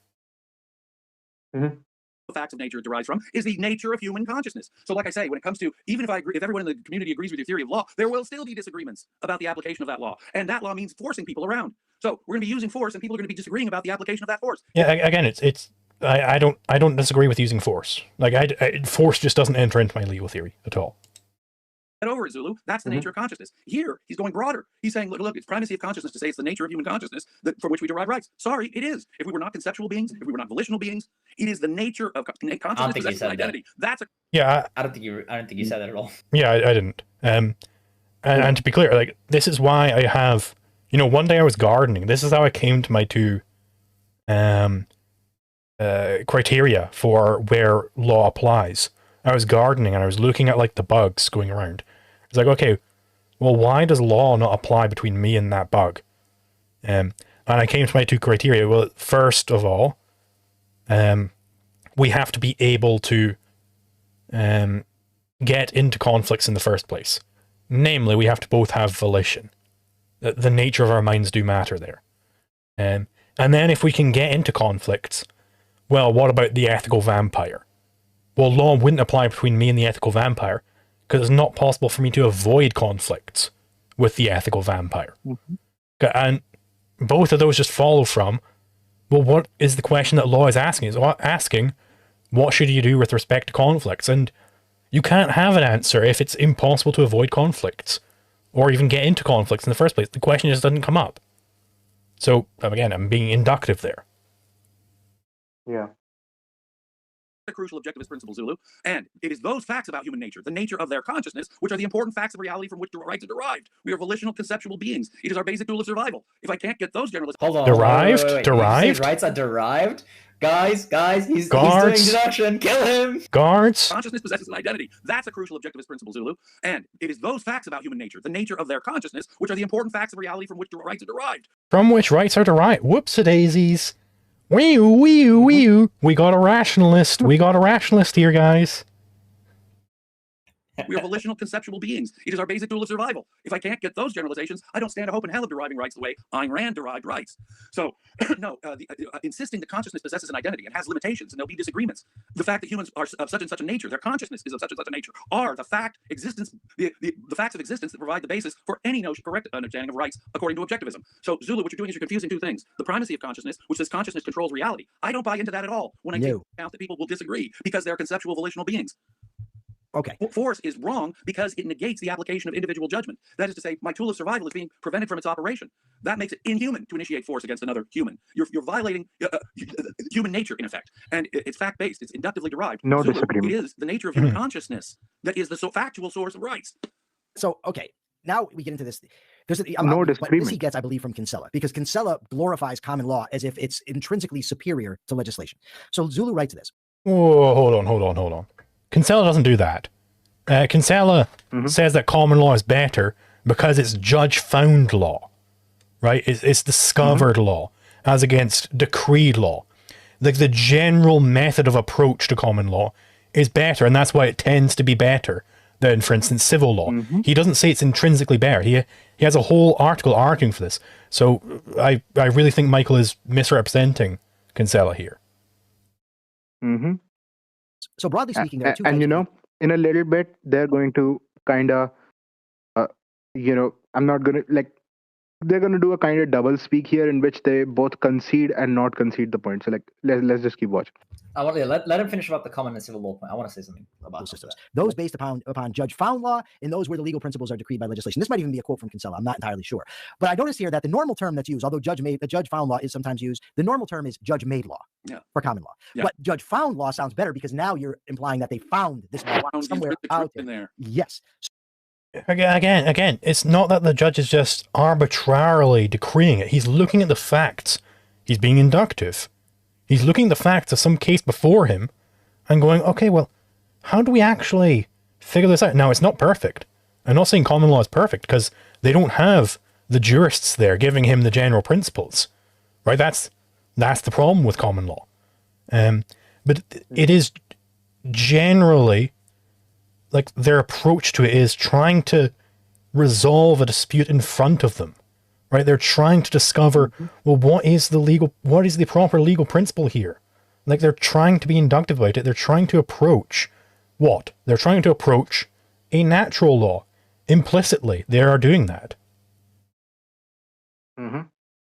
So he says Roman law and he says the distinction between judge-found law and law as decreed by legislative fiat is an important one. In a decentralized case law system, the judges are at least setting out to do justice. First of all, we don't know that. And how their principle? What is a judge? What is a judge? If they're not setting out to do justice, well, then they're just not a judge. It's a kangaroo court, right? Both work with abstractions, and it doesn't matter who came up with the abstractions. And both can be false. Both can be wrong. Whether it's a bunch of judges. I agree that common law can be wrong. I agree with that. Across England over the last several centuries, or it is the Roman Senate. They're coming up with abstractions that get reapplied to reality. Okay, so while there is an important legal, and we're way down the line here in the world of law, where I distinguish the continental civil code stuff from English and American common law stuff. Okay, that's a historical distinction of some importance. It is not a philosophical importance. Law in every case, and in America. Hey, my God. Again, I'm commenting on what sorts of legal systems are, most in line with the natural law. I want to jump in here. So the thing is, there's a difference in methodology between the common law and the civil law, right? So the and it's more proper to say it's a difference in methodology between like the judge looking at the particular case and then trying to do justice, and the legislator in the ivory tower saying, "Hey, this is incorrect," right? And I mean, you can also see this as actually the distinction between the jurist and the judge in natural law. Like you could imagine like the natural law legislature. But what is the role of the natural law legislature? They can't just say like this entire class of actions is prohibited. Well, I mean, they could say the entire class of actions of aggressions is prohibited. Yeah, there you go. That's what the natural law legislature has to say, right? But they can't say, you're not allowed to own this book, right? Because that's contradiction. Really, like you could imagine, the natural law legislature is basically what? It's a bunch of jurists discovering the principles, right? And then the judges who are downstream, they're like, okay, we're getting these principles, we're not going to apply them, right? Whereas if you go in the opposite direction, when you look at the common law, right, like the judge found law, what they're doing is they're looking at each and every case, and they're like, wherever they're getting these principles, they're just trying to apply them, right? They're like, I'm really trying to do justice in this case. I'm trying to find the right position. I'm trying to find, who's supposed to win this, like who's ethically in the right, who's legally in the right, like, and like so that's what the judge is like, and then when you do the historical analysis, you ask yourself, okay, why is it the case like that the common law is like closer to natural law than like civil law? Well, the thing is that when you're doing common law, right, the judge, even though they can't really find the principles, they don't have the correct principles, they are in fact like trying to do justice. But from like the civil law perspective, that inherently, immediately, they've already accepted positive law. They're like, actually, the law here is just to further my goals as the Emperor of France, or whatever, right? The Emperor of Europe. Justice is completely dropped. Like, they don't care about doing justice. It's how do I apply this rationalistic code? Yeah, that's the point. It's inductive common law, right? Like, sure, they don't have the, the methodology, assuming both systems are, let's say, assuming it's not a, kangaroo court, as Zulu called it, like assuming the judges are not corrupted by something, like they're properly judges. Like the common law methodology is inductive. That's the point here. Yeah, which is why it lines up more with my legal theory, which is fundamentally inductive. Yeah. I got it. That's a good pause. I just want to say, like, goddamn, this fucking Discord, like, YouTube integration is so terrible. I have to click like 5 times to get it to play anytime. Like, it's so bad. It's a violation of the statutorily created law, not just judge-created law. So the point is, all law is an abstraction being applied to reality, a principle being applied to reality. There's no reason that common law would be superior. There's nothing. It's still human being. I did give the reason. I gave the reason why it tends to be superior. Rather, Kinsella gave the reason why it tends to be superior. It's not necessarily the case, right? You could have a common law system. Actually, you'd think as objectivists they would realize, right? Like, what's the judge doing? He's inducing in each and every case. Yeah. He's looking at each and every case, and he's trying to find, like, okay, there's something going on here, and I'm trying to find, like, who's the correct, like, victor here, right? And, like, they're not correct because, obviously they're inducing, but they're also applying prior principles that they have, right? That the principles had to come from somewhere, and probably was just an arbitrary source. Yeah, they from God or whatever, right? Yeah. Like, and so that's the problem. But, like, at least, they are in each and every case they're inducing, they're trying to find who's the rightful, victor, right? Who's trying to be the correct. Whereas, like, the civil law system, you could imagine like a legislature, which is like, actually, we're here to legislate according to the natural law principle. But that just never happened in history. That's what we're talking about when we talk about civil law as like the historical standard, like what legislators do, right? Yeah. And that's the thing. Like, we're not claiming that common law is what exactly we're advocating for. We're saying that among these two alternatives, this methodology is more inductive and thus leads to outcomes closer to natural law. That's the point. Yeah. The Constitution made great strides over and above existing English common law. Yeah. Well, and by the way, just to throw this out there, because common law was severely lacking, the English instituted Magna Carta, the Petition of Right, the English Bill of Rights. The English Bill of Rights, by then, you have a centuries-long body of common law, and they're saying, guess what? We're going to fix a bunch of that with our philosophical principles, our big abstractions here. So this is what he says. Well, okay, there you go. What did I say? What did I just say? Like, you could have like a legislature which is like, actually, we're going to strike down this, like, let's say the judges for like 100 years have been going by common law that, like, it's okay to steal a penny to stop us from being blown up by the Martians. And then we have the based and capped like legislature, which is actually like, we're just saying the principle, you should not steal a penny to stop the Martians. Yeah. Though now, if the new principle stands, it would be legitimate to not steal the penny, Perhaps. take the penny. to take the penny, to hand it over, to surrender it. Yeah. Yeah, exactly. We're still not stealing. Important. Stealing is still always wrong. See, this is how we do principled things. We're able to find solutions to things in a principled way by inducing, like looking at certain facts, inducing certain principles, and then seeing if they apply.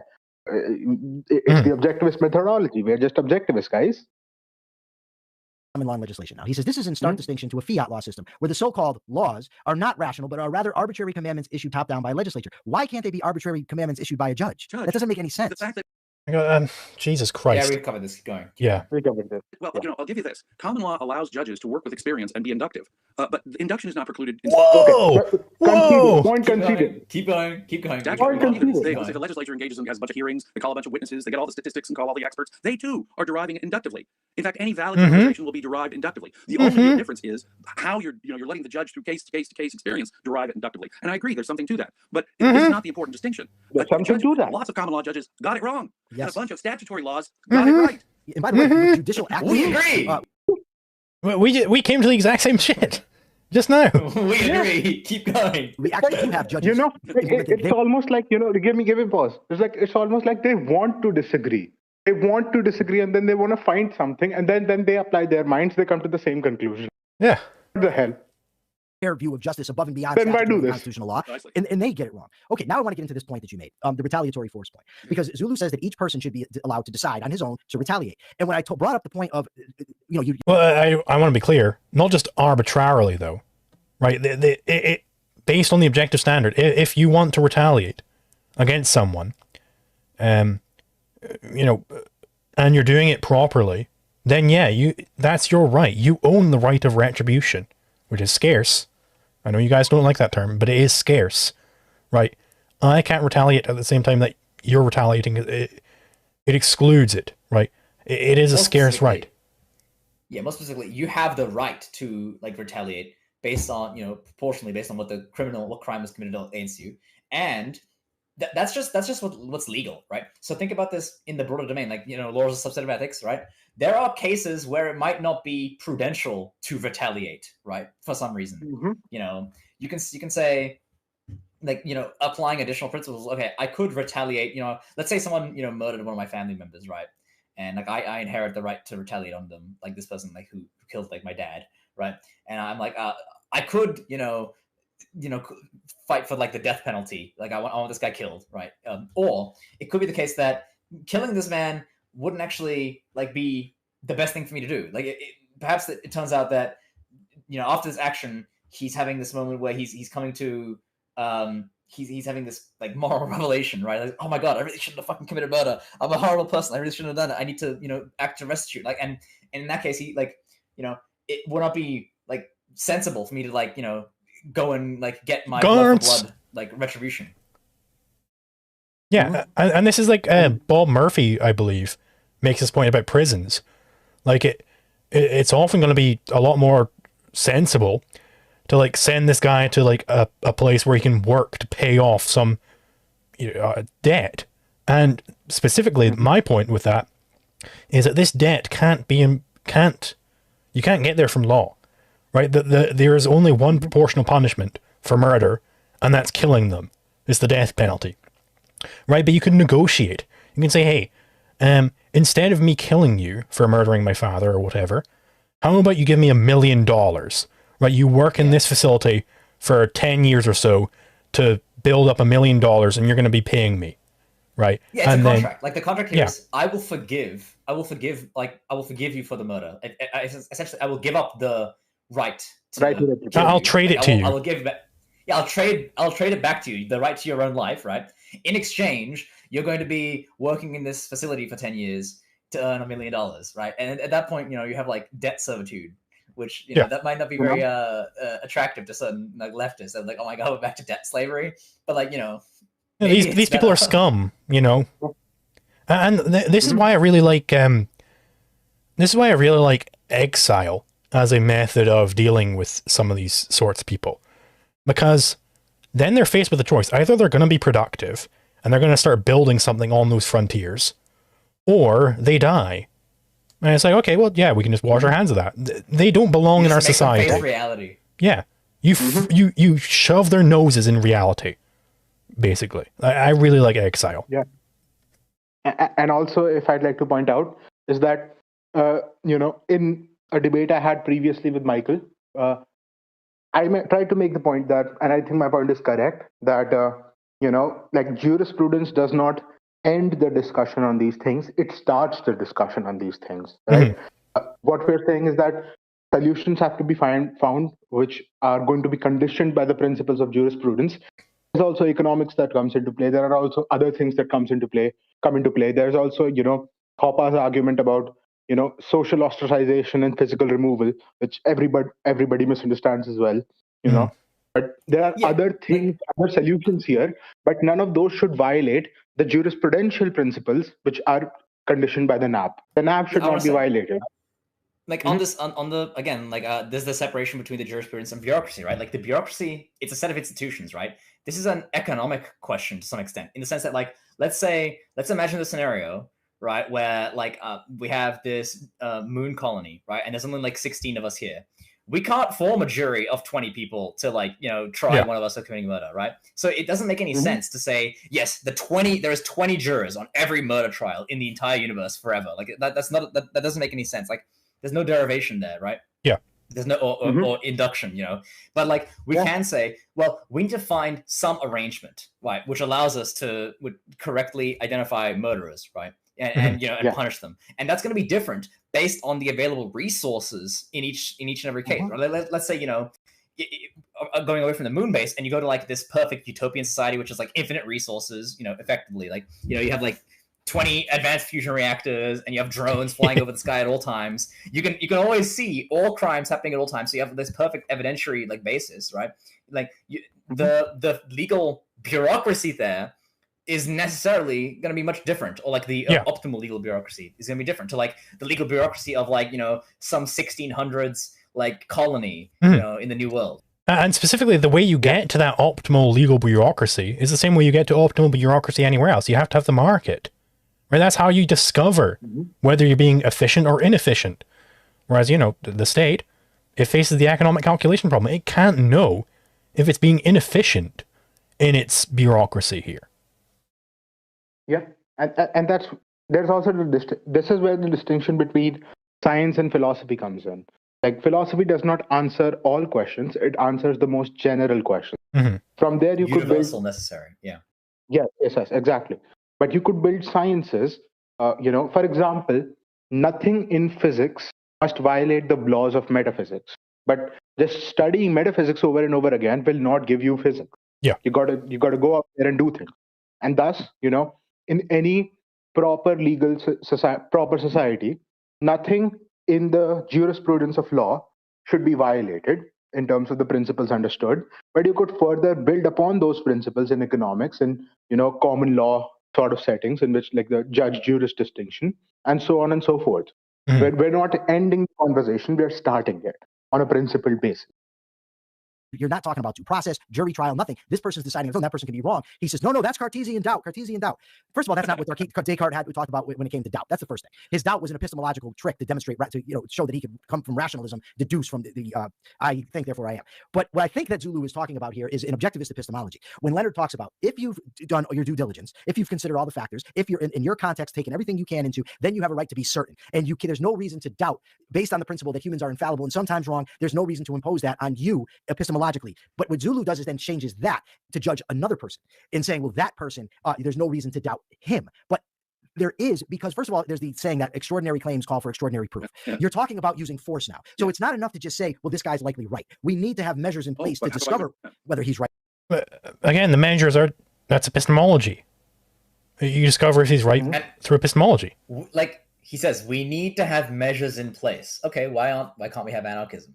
We can have measures in place in anarchism. There you go. Keep going. Exactly. Like, we're not ending the conversation, we're starting it. There can be bureaucratic structures which incorporate these epistemological principles of proof and proper validation before you go after someone and stuff along those lines. We are not denying those principles. We're not denying validity here. What we are saying is that all of the principles of jurisprudence which we have proven are correct and should not be violated. Yeah. That's all that the anarchist is saying. They are not prescribing a particular bureaucratic structure in which whatever you think is true. Yeah. Right. To Nicola's point here. Right or wrong. Exactly. How do I even know that? I think 10 years ago, Michael, you initiated force against me. You pushed me, and this was 10 years ago. So now I come along and I push you back. And let's just keep it proportionate because he's got all kinds of other problems with vigilantism. But let's keep it as simple as we can. 10 years, I wait 10 years to push you back. And you claim, well, I pushed him because he pushed me. Let's make it more vivid. You shot me in the leg. I healed from it. 10 years later, I shoot you in the leg, which is exactly what he says. You now have this lifelong right to get revenge. Down the road, something like There's no statute of limitations. exactly. So I come up and I shoot a statute. Why the fuck would there be a statute of limitations? Prove a statute of limitations. Yeah. Prove a statute of limitations, please. It's so goofy, guys. Like, it was so goofy that you can take revenge 30 years later. Isn't that like the plot of the Count of Monte Cristo, right? And everyone knows, okay, like, in the Count of Monte Cristo, he clearly, he commits some aggressions. Like, we would probably condemn him for that. But like, the notion of taking revenge a long time after you've been wronged, I don't know what's goofy about that. Like, even from the intuitive perspective, like, let's say, like, every time like, there's a story where like his father is murdered, and like 40 years later he finds the man who killed his father and takes revenge. We always see that as a heroic action. Why is there a statute of limitations? Yeah, because imagine if the guy just he's a long distance runner, and every time I try to do it 3 seconds after he did the act, but he just ran away, and he just keeps running, and I just can't catch up with the guy. And it's like, he's looking at his watch the whole time. It's like, sorry, buddy, 30 years has passed now, so you're not allowed to take retribution against me anymore. The objectivist hero, like, it's that he finally reaches the guy, and then like his watch starts beeping, and he looks, no, I'm too late. The statute of limitations on the lapse, and he's got the knife over the man's heart, and the villain's like, yes, now I'm free to go and murder again. It's like in movies how like they'll be driving away, they'll be in like a car chase with the cops, and then they reach the end of that cop's jurisdiction, and then all the police cars just stop. And it's like, okay, well, it's clearly like irrational here. Like, this guy's just now able to get away and do more things. Like, come on. Exactly. And also there is, to like bring another movie reference, I think most people have seen The Princess Bride. And imagine, like, it's like, my name is Inigo Montoya, killed my father, but unfortunately too much time has passed. You don't get to die. Or like, here's another movie reference.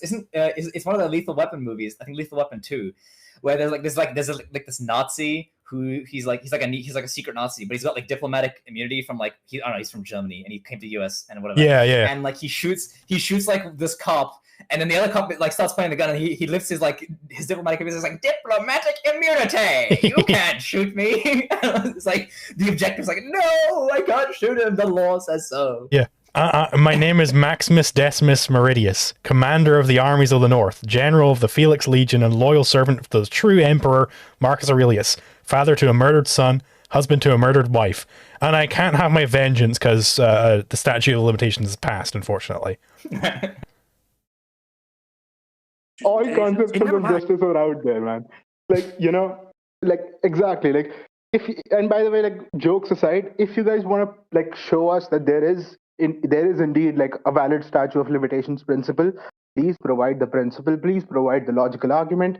Without that, you're just saying things, and why should we believe you? Yeah, the only way you could have a rational statute of limitations is by the principle that it becomes impossible to prove it because it happened so long ago. Right, but then that's not an actual like 30 years and then you're free to go. It's exactly. It depends on whether you're able to prove that the crime occurred. I would say it's not even the case, because like, let's say you can't prove, right, like the crime occurred. What does that even mean? It just means like the evidence has disappeared. I don't know if that's even like possible. Yeah. I think that might be a metaphysical error. Like, what does it mean for evidence to disappear? It means like that some fact of reality has stopped existing. Mm-hmm. Right, it might become sufficiently difficult, and then we have a bureaucratic question, right? We have a bureaucratic question like, can the court support this punishment given like this weak standard of evidence, right? But again, we're back to conflation of jurisprudence and bureaucracy. Right? Yeah, exactly. And in that, like, of course, epistemology plays a role. Like, very, very, very good murderer could probably hide a lot of his tracks. He's and Dexter that Morgan. would be a very, very hard challenge. Like, we're not disagreeing here, but there is no statute of limitations. There's no principle of statute of limitations. Like, imagine, like, in how many movies have we seen that there is a child who witnessed the murder of their father or their parents, and then they later came and took revenge? Are you seriously suggesting that's wrong? Like, that's unjust? Like, come on. I mean, it's just so goofy. It's so goofy, guys. It's just so goofy.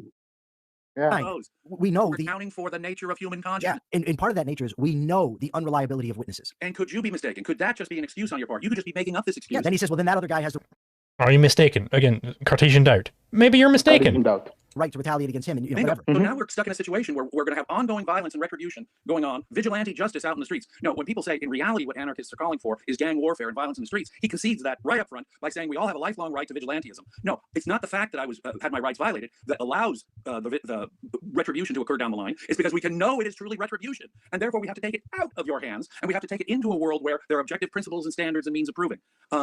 Again, I don't deny it. I apply the objective standard myself. Are you saying that I'm impotent? I'm incapable. I have to surrender myself to the egregore, the objectivist egregore. Like I made a comment on the video. Like, you say it is important that we have to be able to apply an objective standard before the legal use of force can be sanctioned, right? Well, sure, I agree. Why must this be collectivized though? Like, why is the individual impotent to apply objective standards? And what I'll point to something else which is important here, which is that, once again, like, there are two ways to interpret what James is saying here. One is that you have to recognize that in the heat of the moment, you might not be fully rational. So it might be in your best interest to, delegate some of this to, someone else who is rational. Thus there can be bureaucratic structures in which people specialize in these things. Or the other thing is that we the state, we the people, quote unquote, like, we take it from you. We take your right to retribute, your right to justice from you. Why do you take it from us? No answer. Blank out, as you can't be trusted because you're just a single individual.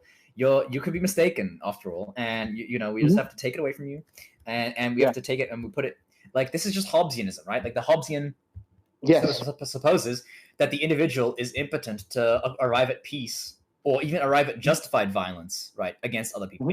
And so that you have to appeal to the magical third party who is an angel and is able to say that this is what is the case. It's Hobbesianism, right? Yes, it is collectivism, it is Hobbesianism, it is anti-individualism. And also, the state, the whatever, monopolistic state that these guys are proposing, they're made up of individuals. Like, the state is not non-individual. It's made up of people, it's people. So the same principle applies to them. If I can't be rational, why can't they be? If you're taking the first interpretation, which is the charitable interpretation, we don't disagree. We never did. But if you're taking the second interpretation, which is the Hobbesian myth interpretation here, which is, I'm assuming you're justifying, this government, so that has to be the case. So, like, you're justifying a state here. So tell me the principal difference between a government actor and me, please. And I'm in the state again. Yeah. Carrying on. Go on. Whether or not that happened, I'm still opposed to vigilantism. That is to say, could you have if there is a government, and this is what he's trying really hard to avoid. Always opposed to vigilantism. Okay, well, let's actually analyze that. Then let's say this, currently, my government is not prosecuting many sexual crimes. Would the objectivist be opposed to me going out there and enforcing some of these objective laws? Would the objectivist be opposed to John Galt going out there and making an area where people are safe from the government taxation, where people are safe from all of these things? Would the objectivist be properly opposed to that? Well, think about this. Like, isn't Howard Rourke a vigilante in the Fountainhead? Like, when he blows up the public housing structure. Let's put aside the question of, like, whether we agree with his justification with, like, the intellectual property justification or whether there's public property. Like, the question is, like, he's being a vigilante. Yeah. Yes, important. We might not agree with his justification, but what he did was right, because public property, right? He was homesteading it. And, putting aside putting aside the principle he's defending, he is being a vigilante Yeah. and he's being heroic, right? And the other thing is like another example, like in the Soviet Union, like does the objectivist reject the farmers who try to continue holding on to private property because they're being vigilantes? They're trying to defend the natural law against the state. Like applying the principle that vigilantism is wrong is basically just conceding that like the state has the right to do anything it wants to you. They are the source of law again. Mm-hmm. I have a means of getting justice if there's a government. Only if there's a government do I have a means. He would say some self-protection agency, or he'd leave it up to the free market to decide what even organization is doing this. So I'm not even sure that they all would have the same rules, which is absolutely essential. But even leaving that aside, what you're saying is that I can wait. Now, the example you used with Zulu in your talk, I've stolen your television set and I'm running away with it. So long as you got that television set in your arms, I can use reasonable force to acquire my television set back from you. Yeah, even up until shooting him in the head. That is a matter of given the escalation of that point. I can't use deadly force simply to if he's trying to stop you from taking it back up to the point where he's threatening deadly force to you, it's retribution. It's proportional. Yeah. And I wouldn't even say that. It's not even retribution at that point. It's just defending your property. Defense. It's a different it's a different principle to punishment. And the other thing I would say is he's saying like only under government do I have the potential to have justice. I don't think that's true. This is obviously not true. Like, let's say on the perfect desert island, right? And like some like crazed, jungle jurist comes along and steals my rocks, right? And then like I wait until it's night and I sneak into his camp and I take my rocks back. Obviously, justice has been done here, right? Like and there was no government. Yeah. Because this is the mostly unspoken premise, which sometimes they speak, namely that they think on the desert island there just is no law yet, because they really do think that law comes from the government. Until you have a government established, it's just anything goes, I guess. Like, and let's tap the sign again. It's and that is Hobbes and bureaucracy. It's Hobbes. Yeah. Like in the state of nature, there is no law. That's Hobbes. Anything goes in the state of nature. So says the objectivist, apparently. Shoot me in the back of the head over the television. It's simply to reacquire property. I can't use deadly force unless there's a threat of deadly force. And so I have to have certain principles that operate on this. Oh, so there are actually legal principles here. Strange. That's very strange. Because I thought I was being a rationalist when I was discovering legal principles for when you could use force. That's strange. Okay. But the point, though, is that once we get detached, once he escapes from my sight, then it becomes a matter of my word. Okay. And I tell the cops, I have a means of getting retribution. I call the cops. I saw Joe steal my television set. Okay. Based on that, I get a warrant and I search your home and I find your television set. Aha. Now we know that, in fact, he stole your television set. Your say-so is a total individual say-so. And I'm not going to trust any individual say-so. We need an objective mechanism whereby we can know that, in fact, that guy stole your television and know that it's not you. That's why individual vigilantism must be prevented, must be prohibited. Absolutely. Now, get this. When it comes to the actual punishment for that, anarchists like Rothbard will say the most absurd things. So if I torture you or cut off your arm, you thereby get a right to cut off my arm and torture me. No, my God. When you end up saying things like that, you are living in a world of Wild West, anarchy, vigilante justice, gang. Yes, we're living in a world of anarchy. It's just so absurd. Just so goofy. Like, imagine someone tortures you and cuts off your arm, and then like 30 years later, you go to them and like imagine Saddam Hussein. It's the year 1989, and you were captured by Saddam Hussein in the Iran-Iraq War. You're some Iranian, right? And like he's been torturing you for the last 10 years or whatever, and you escaped. You don't have the right to go back and cut off Saddam Hussein's arm. I'm sorry. It's just so goofy. And exactly. Like I think he's trying to attack Rothbard's. I think it's Rothbard's. I think Nye pointed out to me the other day that I made a mistake in the recent paper that I wrote, that I didn't credit Rothbard. I thought that I didn't credit Rothbard because I thought the argument was coming from my mind, but I read it from Rothbard and forgot about it. So I'll issue that correction. I guess this is also a way of issuing that correction. But he is attacking the principle of restitution and retribution, which is coming from Rothbard. But he's not attacking the principle. He's just like pointing out, it's so goofy. Like, attack the principle. Yeah. Where is Rothbard wrong? Please show us. And now that you've brought up, some of these wars like Iran and Iraq and whatnot, here's a bullet that the objectivists like to bite. Leon Peikoff liked to bite this bullet, that we should glass all of Iraq and nuke it all, top to bottom, potentially. Right? He didn't say necessarily, because he left that up to the military commanders, right? glass the whole thing in order to deal with this. Like, that seems pretty fucking goofy to me. I don't know what to tell you. Like, that is if you're getting mad about someone cutting someone's arm off 30 years later, gee whiz, nuking, turning everybody in that region into glass, that seems infinitely more like, oh, okay, right, yeah. So you guys are willing to buy bullets, it seems. Yeah.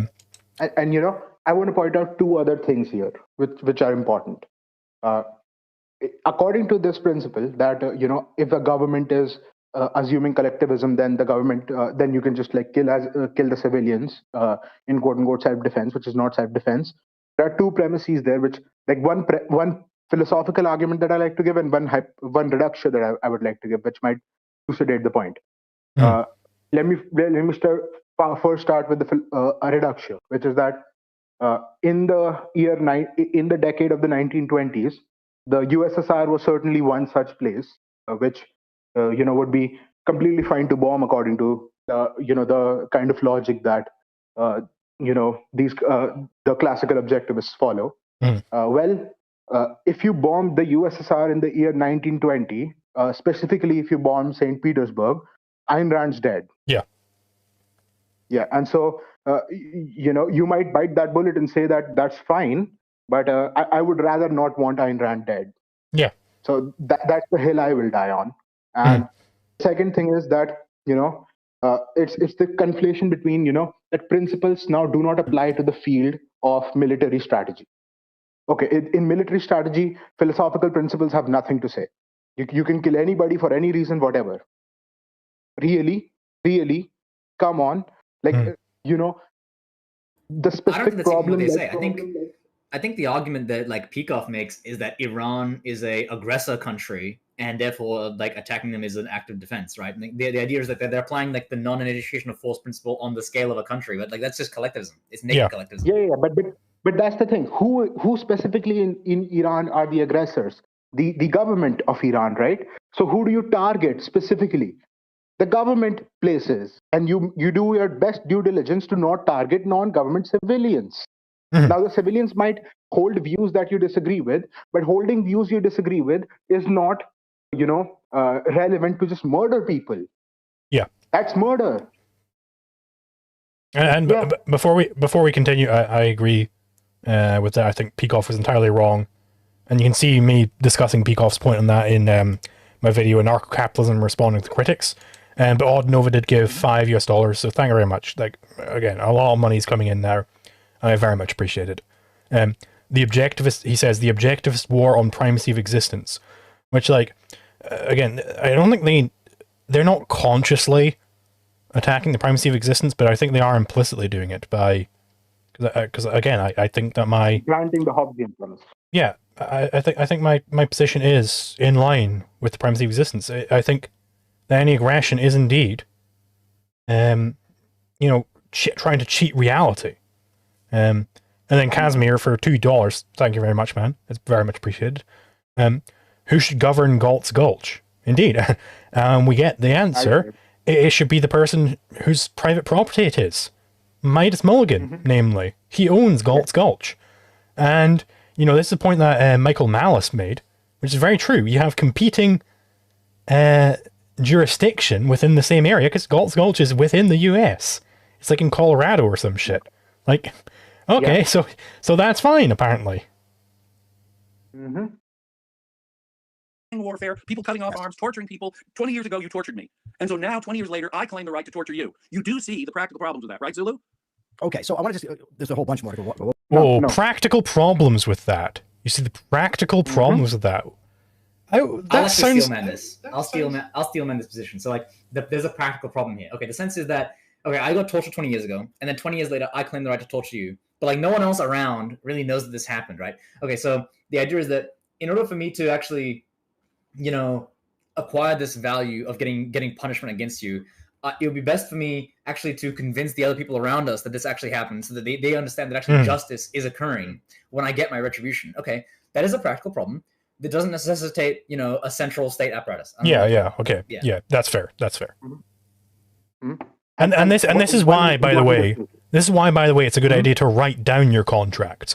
Some people misunderstand contracts, and they think the actual piece of paper is the contract. No, that's just evidence of the contract having taken place. Right? That's evidence for the contract, not the contract itself. The contract itself is the promise to exchange property, given some conditions. Yeah. And I want to point out something, which is that, in the example of, having to, like, it is in your rational self-interest to, prove to other people that what you're instituting when you're when you're not aggressing, but like when you're instituting using justice force against someone, or like punishing them. When you're punishing them, it is in your rational self-interest to like prove this in a court of law, because if not, then epistemologically other people don't know that. They just see some guy go beat another guy up. Yeah, you're being negligent in the sense that you're dropping the context that other people don't know why you're doing what you're doing. And this is kind of like, you get this with like autistic people, like really actually autistic people, like not in the insult sense, where, you'll put a pencil into a tube of Smarties and close the lid and show it to an autistic person. Well, what do you think is in this tube? And they'll say, well, I think it's Smarties. And you open up, you pour the pencil out and say, no, it's a pencil, silly. And then you put the pencil back in and close it up. It's like, okay, well, what do you think would happen if I went over to your mother and asked her what is in this tube? And they'd say, well, she'd say it's a pencil in there. Because they just don't actually get that. They just don't understand that. And I think a similar error is going on here. Yeah. Over, but the first thing is, in his debate with Dave Smith and previously, Zulu has said things like, if they, I think we talked about this earlier, but I really want to get into it a little bit now. If Martians were here and they told me that I could save the world by stealing a penny, I wouldn't do it. I similarly had a debate with one of them, where I said to him, well, if you were on an island and you were stranded there, you're going to die. And some guy can you pause this? He does later mention that this one of them is me. So, like, this is the Man Sharma section of the video now. For the next 10 minutes, we're going to be talking about Man. Yeah. Mile Man.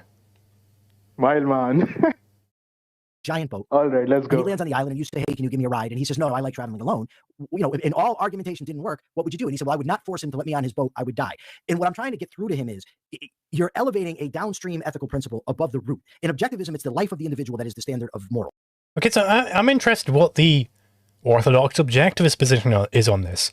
Should you take the guy and throw him off the boat and say, no, it's my boat now, bitch, and then ride off without him, and then he dies? Right? What Michael is saying, what Michael's position is that you would apprehend the guy. You would like. Well, then that implies up to the point of killing him. Because what if he really resists you coming on his boat? Eventually, you're gonna have to kill the guy. Yeah. Exactly. Yeah, but like he's just saying that you get to civilization and then you restitute him. It's literally the Dave Smith argument, man. Yeah, I'll just rape 1 million babies and nuke Ohio and kill everybody, and then I'll accept the punishment. Don't worry, guys. I'll accept the punishment. It's fine. Hitler was NEP compliant because he accepted the punishment at the end. He died. He got the death penalty. So he was NEP compliant the whole time. There's actually a theory that that Hitler was not actually he didn't actually shoot himself because he was too weak, and actually that his driver is the one who actually pulled the trigger on him. So he was punished by someone else. He was punished. There you go. Yeah. I want to believe that, though. I want to believe that. I'm not saying I do. I don't have the evidence, right? Don't point me towards evidence. I will say, I like to see Hitler is an interesting case because the Soviets deliberately didn't tell anybody where the body was, because they didn't want it to become like a shrine. So we don't actually have like any knowledge on where Hitler is buried. So we don't know how we can do a post-mortem on him, even. So like Hitler is a very interesting case. Yeah, but I want to point out something else, which is I'm not able to like get out of the stream here. So if anybody could just please read again the Harry Binswanger quote about the just one. I'll read it. Hang on.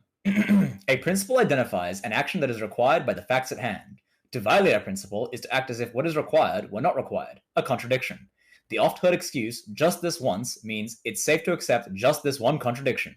But accepting a contradiction undercuts the whole structure of one's knowledge. It forces a puzzle piece into a space it does not fit, spoiling the overall picture and leaving no space to put in the right piece. Yep. And so, Michael, I'm not saying you're a bad person for doing this, by the way. Like, I'm not attacking you personally. I'm saying you gotta show me the principle by which you're deciding to kidnap this guy and take his boat. Because I have a principle here, the non-aggression principle. We have shown the justification, I believe. And I think, like, take the non-initiation of force principle. Screw the nap for now. Not screw the nap, but like take your principle, the non-initiation of force principle, and show me how you're getting to the exception that it's okay to kidnap the guy and take his boat just this once. Because and specifically, because what he'll say is you're being a rationalist there, because you're trying to get this principle and derive out something. But no, this is a case where you're initiating force, and it's supposed to be a principle. And then, so why is this out of context for that principle? And what specifically does an emergency mean? Yeah, and if the response is that you need this to keep living, well, you shouldn't just keep on living. That's not what we're saying here, right? Like, it's life, man qua man, not man living as just however. Like, parasites, you shouldn't be living by parasitism. And sure, it is one small instance of parasitism, but it's parasitism nonetheless. You're taking someone else's, probably that person worked very hard to take that boat, and it's his property. You're taking that. So please show me the principle. Like, please show me what principle you're applying, why the non-initiation of force principle does not apply. Yeah, and maybe this person is saying, no, you can't come on my boat because it can't actually hold two people. Maybe they know that. Maybe they built this boat. It's like, no, don't come on my boat. It's like Michael Leibowitz is going up there with his big swinging cock, and he's like, no, I'm going to get on that boat, bitch. And he gets on the boat, and it sinks. And it's like, well, good job, asshole. Now we're both stranded. Well, actually, hang on. Think about the alternative. You say that it can only hold one person, and now because Michael Leibowitz, he has to follow his self-interest. Actually, I don't want to use Michael as an example because I feel like it disparages his character. But like the boat thief comes on the boat. He's like, well, actually, since there's only one, this boat can only fit one person. I guess you'll have to leave the boat now. Yeah. And it's like, show me why the principle is not applying. Don't just say, I want to survive. Like, survivalism is not what we're getting at here. It's life as the standard, not death as the standard, like not avoidance of death. It is, okay, like I have a Ayn Rand quote right here on my wall. I have a really good poster, and I'm going to read off of it. It is not death that we wish to avoid, but life that we wish to live. Ayn Rand, Atlas Shrugged. Yeah. So we're not avoiding death here. We want to live life, certain kind of life, certain type of life, right? And stealing boats is not part of it. Yeah. Somali piratism is not part of it. Just this once does not apply. We just saw Harry Binswanger there. Mm-hmm. Just heard from Harry Binswanger. You're dying for a downstream conclusion of ethics. About Can you guys hear me? Yeah. Hear all that? Yeah. Yep. I just accidentally clicked. Okay. But you're undercutting the base of it, and you're going to die. So no matter what situation I'm in or how thoroughly irrational that other person is being, no matter how much the conditions by which rights obtain, and see, that's the thing. Without this inductive chain up, as opposed to the deductive method that he uses from the top down, you don't see the conditions under which those principles obtain. So, for example, you say honesty. Famously, you just don't tell lies, right? That's the deontological approach, regardless of consequences. No. There are contexts. In fact, Ayn Rand builds this into her principle of honesty. It is. I will say I was going to include this in the opening statement, but I was trying to keep down on time. I was also going to include the part about Kant's never tell a lie principle. Well, then you've got to bite the bullet that, you shouldn't tell the SS officer that there are Jews hiding in your house. And I think that's a false principle. And that's why it's a bad bullet to bite. But you do have to bite that bullet if you really do believe that. Yeah. And that's the thing. We don't hold this deontological approach. We're saying that there's a difference between survivalism and deontology. We are saying that no, we want a certain type of life, and we are only going to act on principles which lead to that life. Now, and we're rational people. If you can prove the principle difference, you can show that just this once applies here for some reason. You can show that no, there's a principle difference here. Then you will convert us. You got to do the work. You can't just say that you will die. There are certain situations in which That is like, me dying is not the point here, right? And also, it's important to point out that if you're crashed on a desert island, how did you get there? Well, perhaps your plane crashed. Well, search parties come when planes crash. If you don't like fight this guy to the death to the boat, you might get a search party which eventually gets you. Or perhaps you should try to figure out how to fish or how to like get some vegetation. And if there's nothing on the island, there's no way for you to survive. The water is poisoned and there's nothing on the island. Lay down and think of fond memories in your life. But you don't get to steal someday I need to animate this. Like Howard Rourke and John Galt, they get on a plane crash on a desert island, and there's only one survival raft that can fit one person. And like the both of them, the moment they see this, they both rush to pick up like a shiv and start trying to kill each other.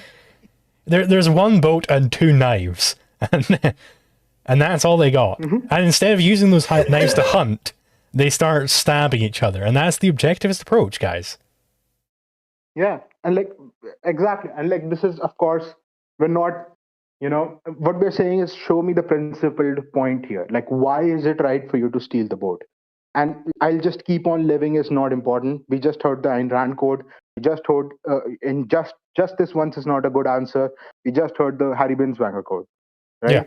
Like, show me the principle. What's the principle? What separates this situation from quote unquote metaphysically normal situation? Yeah.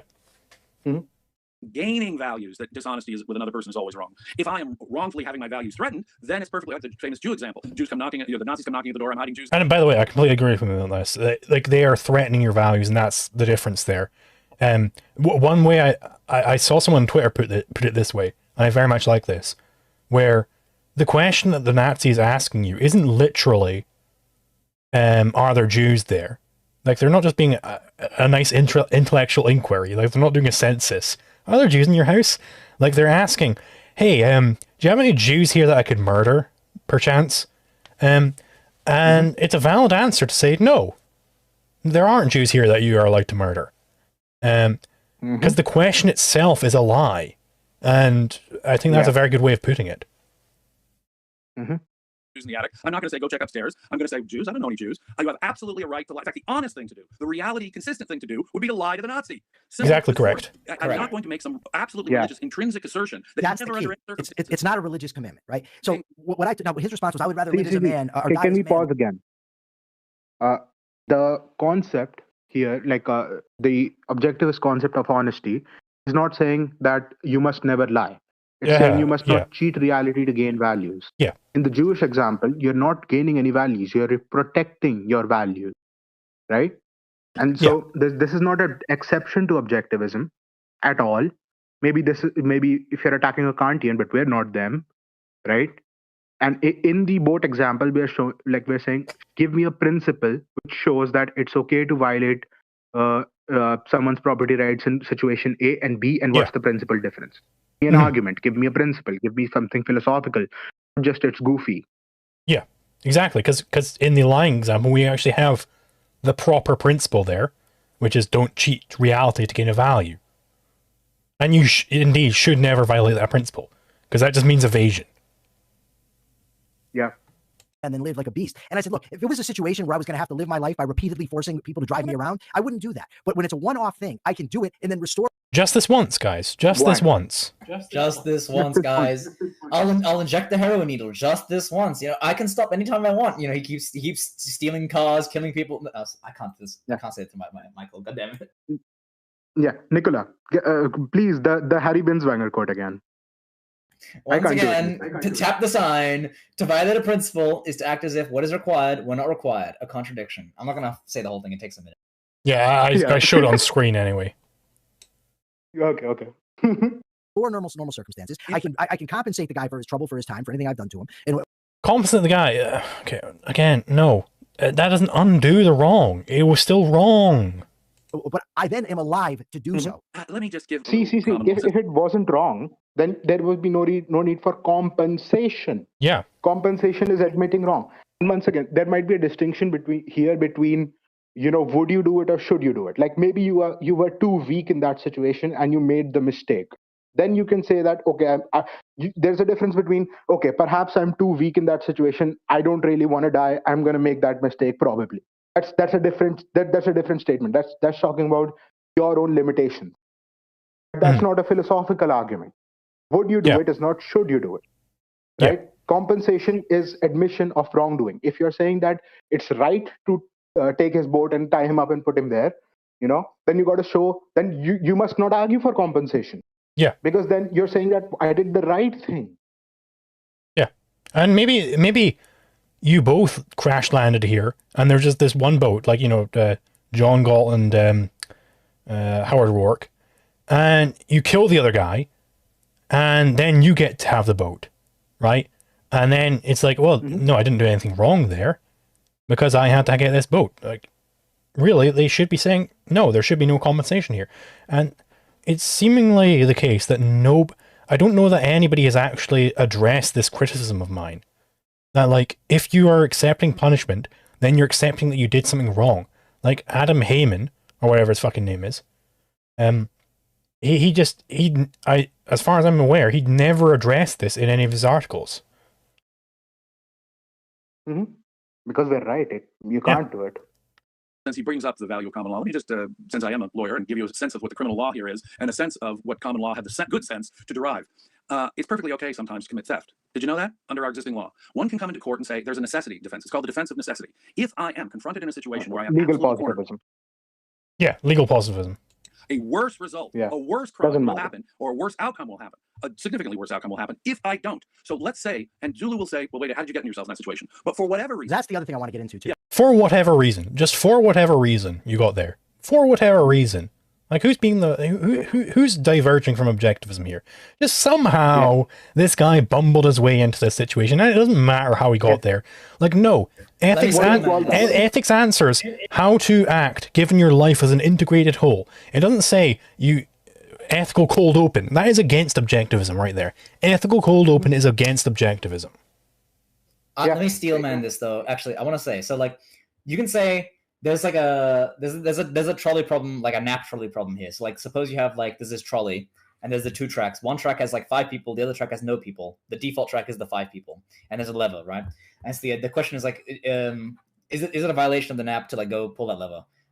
It's not, because what you're doing is you're preventing a conflict, right? If the trolley keeps going forward, the trolley's going to destroy these people's bodies, and they're going to die, and they don't want that. So obviously, someone is initiating a conflict over their bodies. Whoever tied them to the tracks, right? And then if the owner of the track, like the lever, he says, no, you can't pull the lever. It's like, well, what is he doing? He's abetting. It's a human shield. He's like saying, no, you can't prevent this conflict. We're not allowing you. And like, so at that point, you have to go, like, you're justified to pull the lever. So that's one case. Another case that I'm about to go into is like, another case that I'm about to say is, let's say there's a mass shooting that's about to happen, like at some place, and you see like there's a gun, someone else's gun around. I don't remember if they say it's in a car or something, but like you have to break into the car, take the gun, and like shoot the shooter. So in that case, you could, like, this is an argument you could make. I'm not sure if it's very strong, but you could surmise that, okay, let's say there's an owner to this gun, and I'm going to wager that he would actually, say that it's okay for me to take this gun to prevent this mass shooting, right? That's a wager. I'm not sure it's a very strong jurisprudence position, but I think that's a potential defense. I agree with this. Let me elucidate this. I've been thinking about this recently. I think this is action under uncertainty of aggression, right? So let's take you end up at a desert island and there's a house there in which you could break into and have food. Now the thing is, you don't know in truth, you don't know whether or not the person who owns that house would want you to do that. Like, would they prefer that you starve, or would they prefer that you get the food? Or let's not even have a house. We can, but like, you see, like, there's uncertainty there. So you could take a wager, and it may turn out later that you were right, and thus there is no need for compensation, or you were wrong, in which case you can give compensation, right? But at the moment of the action, it's a wager. You're taking a risk. And it's that mens rea versus actus reus. Yeah. Right. But the point here is that you're not deliberately saying, now I can violate the non-aggression principle. Your point here is saying, right now I think I'm not violating the non-aggression principle, but it's possible that I might discover later, oh, actually, let's say I gun down the mass shooter, I saved like everyone's lives, and then the guy who owns the gun comes along, he's like, what the fuck? You broke into my car to take my gun, you asshole? I don't want that, right? And he's like, even to stop the shooting, I'm like, okay, you're right, I'm a criminal. So now I'm going to admit that I did a wrong thing, and I'm going to compensate you, but it's not because I thought, you know, that like I didn't do anything wrong. It's that I realized, oh fuck, I did something wrong here. I really shouldn't have done, like, you know, I shouldn't have stolen this gun, right? I will say with respect to the you know, the trolley problem that Nikola gave, which is that you have to, you know, impose your force upon this trolley to change the track or whatever. That is very similar to, I think it is a subset of the human shield problem, where they've got a human shield in front of them, and you're allowed to shoot through that human shield to kill the aggressor. So the trolley itself and the track and the lever and everything is the shield being used to cover this aggression. It's very much similar to Chris Bohrer has a great article called "The Human Sword," where he's like, he imagine that instead of a human, they just wrap themselves in your neighbor's quilt, and your neighbor runs out, "Don't shoot my quilt!" It's like, no, you're actually allowed to shoot through the quilt to kill the aggressor. And yeah, and I want to point out something here is that, you know, sometimes you have to take, like, quote unquote judgment calls. You have to take a risk in which you don't know the action before, is it licit or illicit. But that doesn't violate the principle, because then you're saying that, okay, I'm taking a risk. It may or may not be licit. I know that the vast majority of people would actually want me to take the gun and shoot. But if I'm wrong later on, I can compensate. Like, it's a wager. Different thing. Here's the important insight, though. Like, the insight of a judgment call isn't saying that, like, okay, in this case, I think it's okay to violate the non-aggression rule. That's not that's not the judgment call. The judgment call here is that in this case, I think I'm not violating the NAP, even though I don't have like certainty. Right? Yeah. Like I'm taking a wager. I don't have certainty. Exactly. You don't have certainty in this situation. So you're working on the best information provided, and you may be wrong, and that may be later rectified. Yeah, so and Chris Bohrer goes over this in The Ethics of Anarcho-Capitalism, which, by the way, is a great book, is what converted me to anarcho-capitalism, where it's describing this scenario where they're on the desert island, and they find this boat, and it's like, okay, well, is this boat abandoned, or is someone coming back to this later? And they're doing a wager there. They're like, okay, well, this boat is kind of buried in the sand. It looks to be abandoned. We could use this to get off the island. And I think that is true. Yeah. And before we continue, Admetos, or Abmetos now, has given 10 Australian dollars. So thank you very much, man. That's very much appreciated. Admetos has given a lot of money to the stream before already. So he's continuing to support, and I very much like that. An objectivist turning into a consequentialist right there. Also, I really do think Leibowitz's joke about the NEP wasn't as much of a joke as he would like us to believe. More like a Freudian slip. Not sure what you're referring to there, unfortunately. Yeah. Oh, okay. Yeah, I don't think... I think that was a joke. Perhaps made in ill taste, but like it was a joke. You know? What was the joke, though? I don't remember what Leibowitz was saying. You know, okay, like he was arguing with someone like who broadly agrees with our point of view. And, you know, like the person asked, like, what happens on a desert island, right? Like, what happens between us on a desert island? Like, Leibowitz was like, well, I'm pretty sure I can take you. And then he immediately qualifies, well, I was joking, but I'm pretty sure that we can find a reasonable, and yada, yada, yada. Like, it was a momentary joke. And I don't think like it was a joke. Okay. Yeah, but let's say for the moment I'm in a situation where it is life and death that I see. Let's say there's a firefight going on. There's these evil people initiating force against these innocent people. And I don't like this whole it's life and death thing as if it's like somehow distinct from other property crimes. Like, not really, no. The NAP only applies when it's not important, right? It only applies when, like, in the most trivial case, like if someone, you know, takes my 17th copy of How to Think About the Economy, and like now they have to give that back to me. But if it's my only copy, you know, then they can take it from me. Yeah, it's saying that poor people have more rights than rich people. It's like, oh yeah, no, the rich man with his trillions of dollars, it doesn't really matter that much if you steal a loaf of bread from him. But if it's life and death, then it becomes like, no, it's the same principle. Yeah. I'm standing next to a gun shop. I'm going to pick up that gun without asking the consent of the owner and use it to defend those people. In order to save lives, I'm happy to commit theft, Zulu. Let me just repeat that. In order to save lives, I am happy to commit theft. And you can say, well, the law will Yeah, I mean, we've gone over this. assume the person who's left the gun shop owner would have wanted you to do that, so you build in the assumption that you can do that. It's still theft. I don't have his permission. Yeah, assuming permission is not a way to go. Right? Yeah, No. Hold on. Let me just say something here. So, it is wrong. It is a crime for me to trespass on someone's property. But let's say I'm a mailman, and there's a mailbox on someone's door, and there's a path leading up to that door. There is a communicated norm there. They're communicating to me that as a mailman, I'm allowed to walk up that path and place the mail in there. There is communication here, right? I go over this in my course.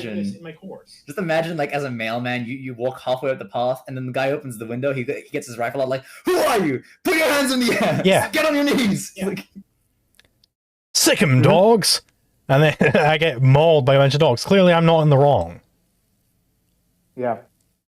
Like, you know, it's a reasonable judgment call to make in that situation that gun store owner would want you to take the gun. You might be wrong later on, and thus you could compensate later on, but it's not aggression necessarily there. You're making a reason. You're making an action under uncertain circumstances that may or may not be theft.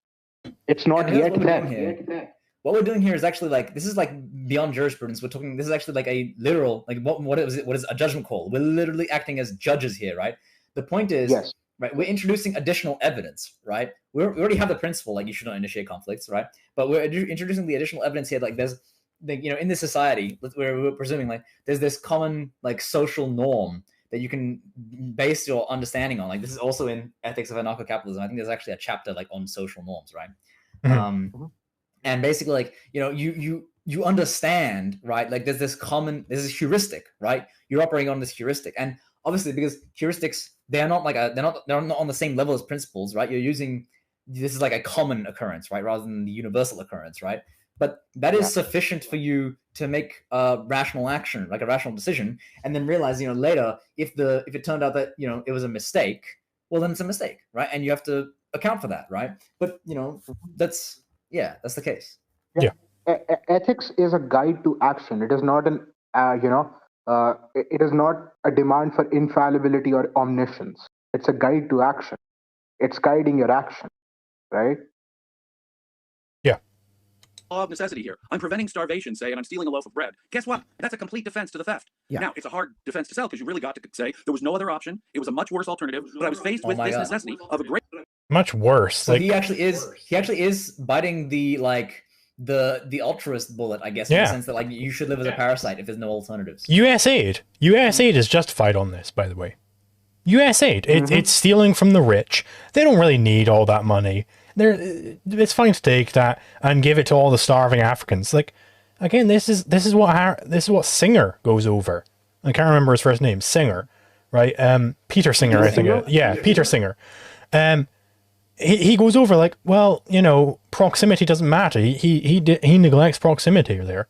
Where it's like, okay, well, there are currently many starving African children, so you should give all your money to charity, right? And according to Valliant here, the government should steal your money to give to those children. Right? You should be stolen from if you're super rich. The richer you are, the more you should be stolen from. Like, and you know, and we are right now thinking in principle. Yeah. Like, what happens when you apply this principle? Like, do all of those starving Africans, I'm sure, you know, like, would they be justified in, like, coming and taking all the, you know, like, coming and, like, stealing all the bread? Because sure, like, we are, of course, like, negating all the context behind it, you know, why they are starving and all such things. Like, there can be a lot of discussion there, but we're negating that, we're context dropping that, you know. And, you know, like, it's like, yeah, if they don't have a bread in the next 12 hours, they might die. They're in an emergency. So and again, are they allowed to if you apply this, if you reapply this consistently back to John Galt and Howard Rourke on the desert island, they immediately have to start killing each other. Like, that's the outcome here. It's like, because one thing, you know, there's one boat, 2 knives, and 2 men. Yeah. I do want to say, like, I want to bring it back to A story Fabian Liberty sometimes tells, where he was homeless for a point. Like, and he did go without any food, without a single meal for 3 days. Like, gee whiz, was that guy not in emergency circumstances there? And he didn't do any aggression. And this was even before he was a libertarian. He didn't he didn't steal any food. So like, and I just don't buy that. It just seems like an escape hatch to me. Like, they just want to have their one exception to the NAP. They just want that. They just really want that. They want to be able to have aggression have a sometimes. Fight on the desert island. That's my true desire. Yeah, and to be clear, I'm not trying to accuse, because obviously, I mean, I will be clear here. Some people have accused, specifically Michael Leibowitz, of being like a particularly aggressive individual because he was in jail for a while. I'm not saying that. To be clear, I want to be abundantly clear about that. But I am saying, like, this does give license to people who want to be aggressive. It gives them license. It's like, oh no, I'm just in an emergency, and now I don't have to think anymore. It's a thought terminating cliche. That's what it is. And like I said, if you take emergency circumstances seriously, like, what is the standard of emergency circumstances? It's that you're in danger, or like that some value is under threat. Like, actually, you like the guy who said it to you, like, some value is under threat by some effect that's outside your control. Well, primacy of existence, the world is outside your control. Like, reality is beyond your actual, like, absolute control. So there are factors that, you know, affect you. Therefore, permanent emergency circumstances. Therefore, kill everyone. Yeah.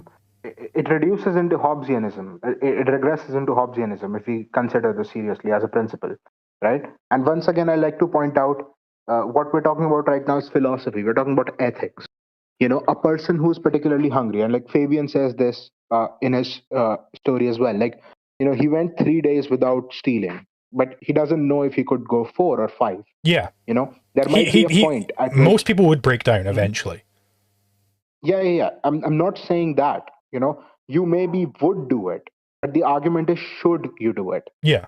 You know, is there an ethical principle here under which stealing from other people to feed yourself is the correct thing to do? That's what's being said here. Yeah, if you starved me for a week straight, and then just placed me in a bakery, I very well might just lunge at the bread. Right, I very well might do that. But what is actually happening now? So, like, actually think, like, what is actually happening? Like, what we're suggesting is that after being starved for a certain point, that your mind, like, your lizard brain kicks in. Your lizard brain kicks in. Yeah, your mind is actually being made inoperative by, like, your biology, and at that point, like, you're not really acting as a man, like, as a human being. You're acting, you know, as you're literally becoming an animal at that point, right? Yeah. And at that point, like, you really can't introduce ethics because you're not engaging in, like, volition, right? Yeah. And this is where the distinction between a guilty act and a guilty mind comes in. Like, if you're, like, sleep deprived for 5 days and you're starving, but you're not able to think, you know, it might be the case. Like, I'm not a psychologist, but, like, let's say you're not able to think in that situation, and you steal a bunch of food and you eat, and you come to your senses later and you discover, oh, I did something wrong when I was not able to think. Well, then you recompensate. Then you compensate, right? But you weren't guilty mind there because you were mindless there. It's like there is this drug that they sometimes use on people where they, like, blow in. There's this powder that they blow into your face, and it just makes you uber suggestible. Where, like, they can just say, "Hey, withdraw all the money from your bank account from that ATM and give it to us," and you'll just do it. In that case, you're not thinking really. You're just like an automaton at that point. So yeah, that's not you doing that. You didn't consent to that. So, exactly. So once again, there are, like, philosophical point here is there a principled defense of stealing food to feed yourself? That has to be proven by Mr. Valliant, and I don't think he has done it. You know, there might be sympathetic circumstances in which I understand why someone might steal something, but that doesn't make it right. That just means that this person was, you know, like, it's like the difference between understandable and right. You know. Yeah. Like, think further. Like, it is our intuition generally to admire someone who is able to resist, you know, torture and like, you know, and deprivation and all these things and still hold on to that principle. Like it is just like immediately, like we always go like, wow, he went through so much and he still didn't steal. Like it's not the case that like, you know, the objectivist response is like, wow, he really should have stolen. He really should have given up. He should have like that. No one like, and I know this is like the it's so goofy stanza, but I think actually in this case, I think it says something, because what are we basing this intuition off of? The intuition is that like, you know, it is the right thing to do in this case, where like you're standing by your principle, right? Yeah. Instead of like giving up. It's like there's this show called Pluribus, which everybody should watch, by the way. It's a great show. It's a new show by Vince Gilligan, where there's this one character which I've been really resonating with called Menounos. And like basically the premise is that this virus takes over humanity, which turns them into a hive mind. But there's like 12 survivors of this virus where they're not in the hive mind. And this one guy, Menounos, he just refuses to engage with the hive mind at all. He doesn't accept anything they give him. He like will not do any of it. And like he even says to them at one point, like, everything you have is stolen. You don't have anything on this world. Something to that effect. And like he does this big road trip where he needs like more fuel. And so he will like siphon fuel out of someone's car and then leave money in the car as if to pay for their fuel. Because he will not and they're like, please, Menounos, do not cross this area because it's very dangerous for you. We can fly you there in a day where you're trying to go to. And he's like, you don't own anything. That's not yours to give. I will go there on my own. Like basically just fuck off. And like, I really resonate with that guy. That is like, it almost is 1-to-1 with how he was acting during that. It's almost 1-to-1 with how I was acting during when COVID was like first being a thing. Like, by the way, I was on that day one. Like, I was like, okay, well, this is going to be a pandemic. Before I left China, I was like, this is going to be a pandemic. And I was telling people, stock up on food now. And like, I did the same things as him. I like locked myself in my room. I was not leaving my room at all because I was very much worried about it.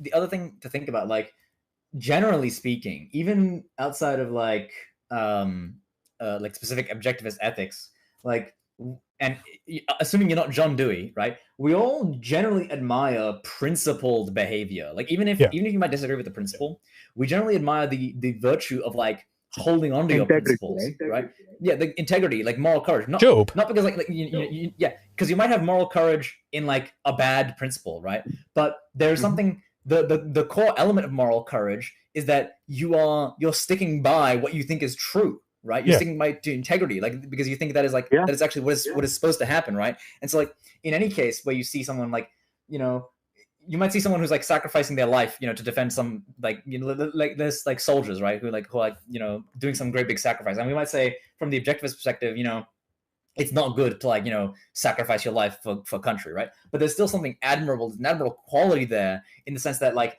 this person was so committed to principle that they were willing to put everything on the line for it, right? Like in that case. Yeah. And see, this is not alien to objectivism, because in We the Living, we have such a person who has the wrong principles, but he has absolute integrity. Andrei Takhanov, right? The communist there, the young communist. And like, he is very much a hardline communist, and his integrity is what ends up destroying him because his principle is wrong. But there is still something admirable about living that principle. And like when he discovered that there's the fire of life in his eyes. Exactly. And like when he discovered that his principle was wrong and it took everything he loved from him, what did he do? He killed himself. He was not a survivalist. You know, it isn't that in every situation you must continue to live. Principles mean something, and they mean a lot. And integrity means something here, right? And it's very important to point this out again and again. And I would want, I'd also say something to the effect of, you know, when you are, you know, in Atlas Shrugged, right? When John Galt is resisting torture, right? Uh, he like we admire that, right? Like John Galt was in the hardest of circumstances, and he resisted it. He resisted torture. He resisted life-sucking torture from him, right? He Yeah, didn't like. I He mean, didn't like. keep going, keep Let going. just let me complete. Yeah. So he didn't just like abandon his principles at the last moment, and he was rescued by his friends who he made friends by being that principled. Yeah. When you live by principle and when you stick by them, reality does kind of reward you. That's the benevolent universe premise. Like that's also objectivism, Yeah, right? and I And mean, so, sorry, do you still have something more? just let me complete. So, and I'm not saying it is completely valid to say that you admire John Galt for that, and you agree that what John Galt did was right. Like you must stick by your principles. But like it's reasonable to say that maybe I would not be able to. Maybe I'm not yet John Galt. Maybe I'm not as strong enough or strong enough, and that's fine. But when we're talking about philosophy, we're talking about should you be, not would you be. Yeah, Dagny is You not John should Galt. be John Galt Dagny, as much as possible. Dagny didn't shrug until basically the very end, right? She tried to hold on, and she wasn't strong enough to be John Galt, and that's why they forced her to listen to all of the updates on her railroad going bad. Like they shoved her nose in it in the book because they wanted to make sure that she was strong enough to be like a John Galt, that she wouldn't cave. And like John Galt is the moral ideal. And I mean, I think about other cases. Are you still more? Go on. Yeah. Just last sentence. I'm like, John Galt there is the moral ideal. Like he's what you should strive towards. You should strive towards being the kind of person who does not accept any other code of living other than the rational code of living.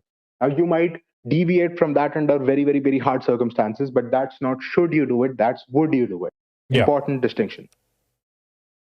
Yeah, and I mean, this is just a matter of your identity, right? Like, if you're, because the fundamental choice is whether to think or evade, right? But then the case is that thinking and evading happens like prior to your existence, like your body, your present like body and circumstance, your automatized like state, like how your brain is set up, right? If you have automatized like theft or whatever, and then you end up being degraded such that your cognition gets reduced, and then like you end up like reverting, like breaking from principle, right? Like that's just a matter of like you were insufficiently well prepared, right?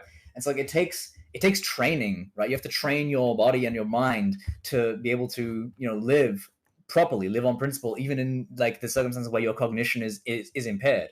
And I mean, another thing, like you can see this in other fiction, like not even like the example I always go to when I think about like moral courage is like Metal Gear Solid, which I know is interesting. Like in the Metal Gear Solid game, like Solid Snake, he gets captured, right? And Revolver Ocelot is going to torture him with like electrical shocks, right? Like you have to mash the button, and it like hurts your thumb as a real person, like to do this, to like resist this electrical torture.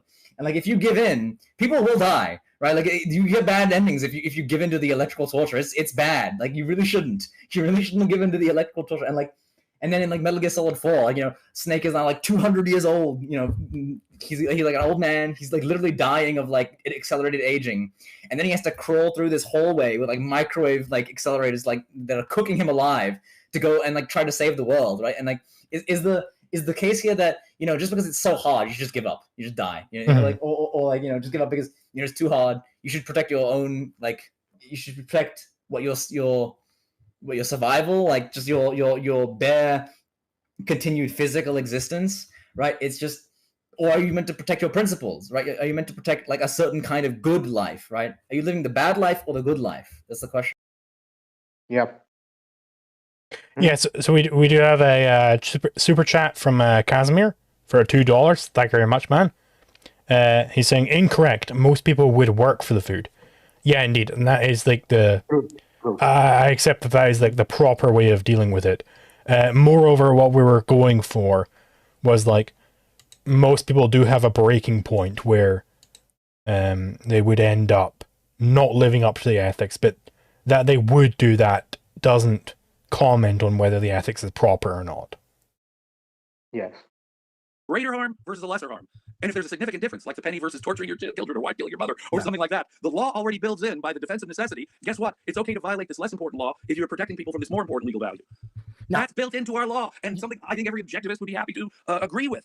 Right. Now, you said you brought up it's how you got in that situation. Zulu seems to think, and it's probably based on rationalism. Let me just give you a quick thing of my take on objectivist ethics. Objectivist ethics provides us with principles that are most likely to lead to our long-term survival and flourishing. There's no guarantee of that, right? There's accident. Survival and flourishing. Hang on, that's really confusing. So like he's basically treating the principles as heuristics, rather than like this is a fact that necessitated by reality. Like to violate a principle is to act as if, like, once again, a principle identifies an action that is required by the facts at hand. So it's not like most likely. It is required. It is 100%. This is a fact. It's not like a probabilistic heuristic. Like, oh, maybe this is the case. This is the case.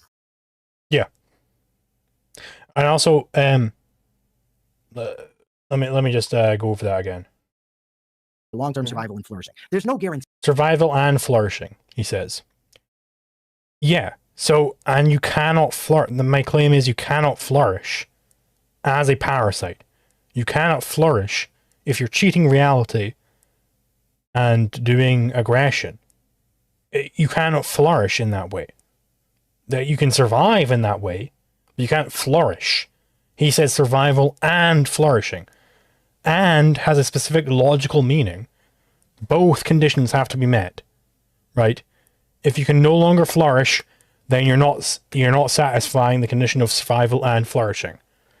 If you can't survive, then yeah, you're no longer surviving and flourishing. Survival and flourishing. I accept that whole hog. Of that, right? There's accidents happen. It's like a guy can exercise and eat right and die of a heart attack. Exactly. But Zulu seems to think that nobody can end up in these situations. But if you get a heart attack, is it fine to steal a heart from another person? No, it's not. It's not, because then you're being a parasite. Through no fault of their own. And I want to address this. I want to address this point that, like, okay, sometimes circumstances conspire against people who did everything right. Okay, let's think about that. Potentially, yes, it's the case. Like, let's say you have, you put John Galt in the Soviet Union, right? And like the commissars hunt him down and kill him. Okay, and John Galt never violated his principles. Okay, that's true. But does it actually help John Galt, to live a good life, for him to, I don't know, abrogate his principles? To like actually, John Galt, he lands in the Soviet Union and he decides, actually, in order to survive, I'm going to become a radical communist. I'm going to long live the party. Actually no. Instead, he actually lands in Maoist China during the Cultural Revolution, and what he does is he joins the Red Guards and he starts killing these physicists and all these people who are like they're counter-revolutionaries. And what happens is, like, you have this counter-revolutionary. Actually, recently I started reading the Three-Body Problem, and like in the very first opening chapter, the first event is like there's this physicist, right? And he's refusing to like give in to the revolutionaries. He's refusing to like actually, like say that, relativity is fake. Relativity is like bourgeois science, right? He's refusing to say that, and they kill him, right? And I'm just imagining John Galt standing right there with them and hitting this guy with his belt, Yeah. Long live the revolution! I serve the people! Can you guys give me a second? I want to read something, and like this always makes me very emotional. It is spoiler alert, this is the end of We the Living. And this is, when you said John Galt in the Soviet Union, well, that was what Kira was, right? And this is her dying, in effect. So she smiled. She knew that she was dying, but it did not matter any longer. She knew something which no human words could ever tell, and she knew it now. She had been awaiting it, and she felt it, as if it had been, as if she had known and lived it. Life had been, if only she had known it as how it could be, and she felt it now as a hymn without a sound, deep under the little hole that dripped red drops onto the snow, deeper than from which the red drops came. A moment or an eternity. Did it matter? Life, undefeated, existed and could exist. She smiled her last smile to so much that could be possible. Kira lived her life in the Soviet Union to the best of her ability, according to her principles, and she died. And she was not a survivalist. She did not succumb to the Soviets. She took the risk of trying to flee, and she was shot for it. Mhm. This objectivism is not a survivalist ethic here. That's the point. Like, it's what life. is the Even in her last moment, she knew life as it is proper to human beings, not just survival. exactly? Yeah, like the John Galt position is not to like join the Red Guards and survive at any cost. It's to like it's to never give up, never abrogate your principles. And yeah, and that means like if you should like pursue like the correct course to attempt to continue living, right? But you have to continue living, but you can't continue living at the price of principle, right? At the price of living the good life, because at that point you're not gaining something that's worth having, right? Yeah.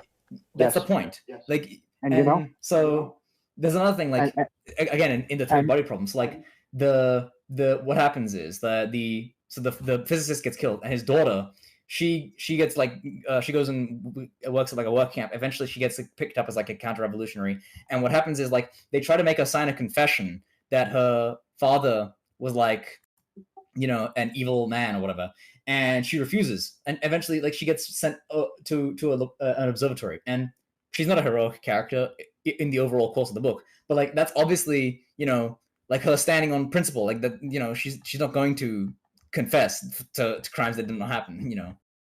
Yeah. And in terms of We the Living, like that always makes me emotional. I don't know if you guys caught that in my voice, like, but it did. And it's important to remember this, that we don't want to survive at any cost. We want a certain type of life, and if that life is no longer possible, well then we're going to die with a smile on our face, just like Kira did. Like, she did not turn to communism. She did not ever abandon who she was, and neither will we. Yeah.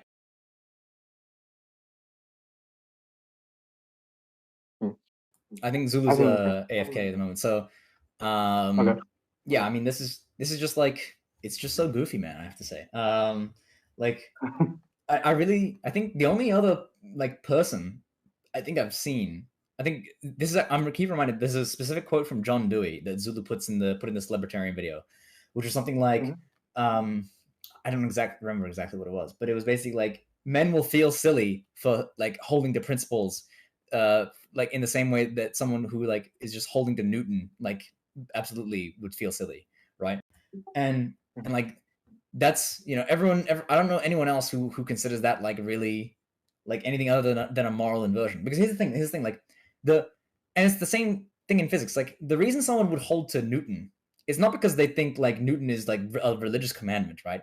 It's because they think Newton is an accurate description, right? And the thing is, the reason why you would move on from Newton to like relativistic physics is because you would accept that relativistic physics is a more accurate description of motion, right? And that's the same thing in ethics. Like if you're holding to a principle and then someone gives you a more accurate, like truthful principle of ethics that applies to reality, then as someone who's standing on principle, you would move principles, right? But the pragmatist, they take this as an opportunity to say, actually, do not hold to principles at all. Principles are completely dispensable. They're something you can just take and drop as is convenient.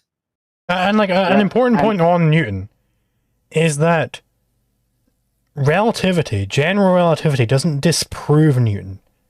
It just shows that there's a broader, it fits in to a broader domain, right? The domain of Newton is the normal circumstances, non-relativistic circumstances. And you discover that way later on with a law of deduction, by the way. And so Newtonian mechanics is a special case of general relativity. It's a special case of it. Yeah. It's almost like discovering the donut homestead problem before you discover the nap.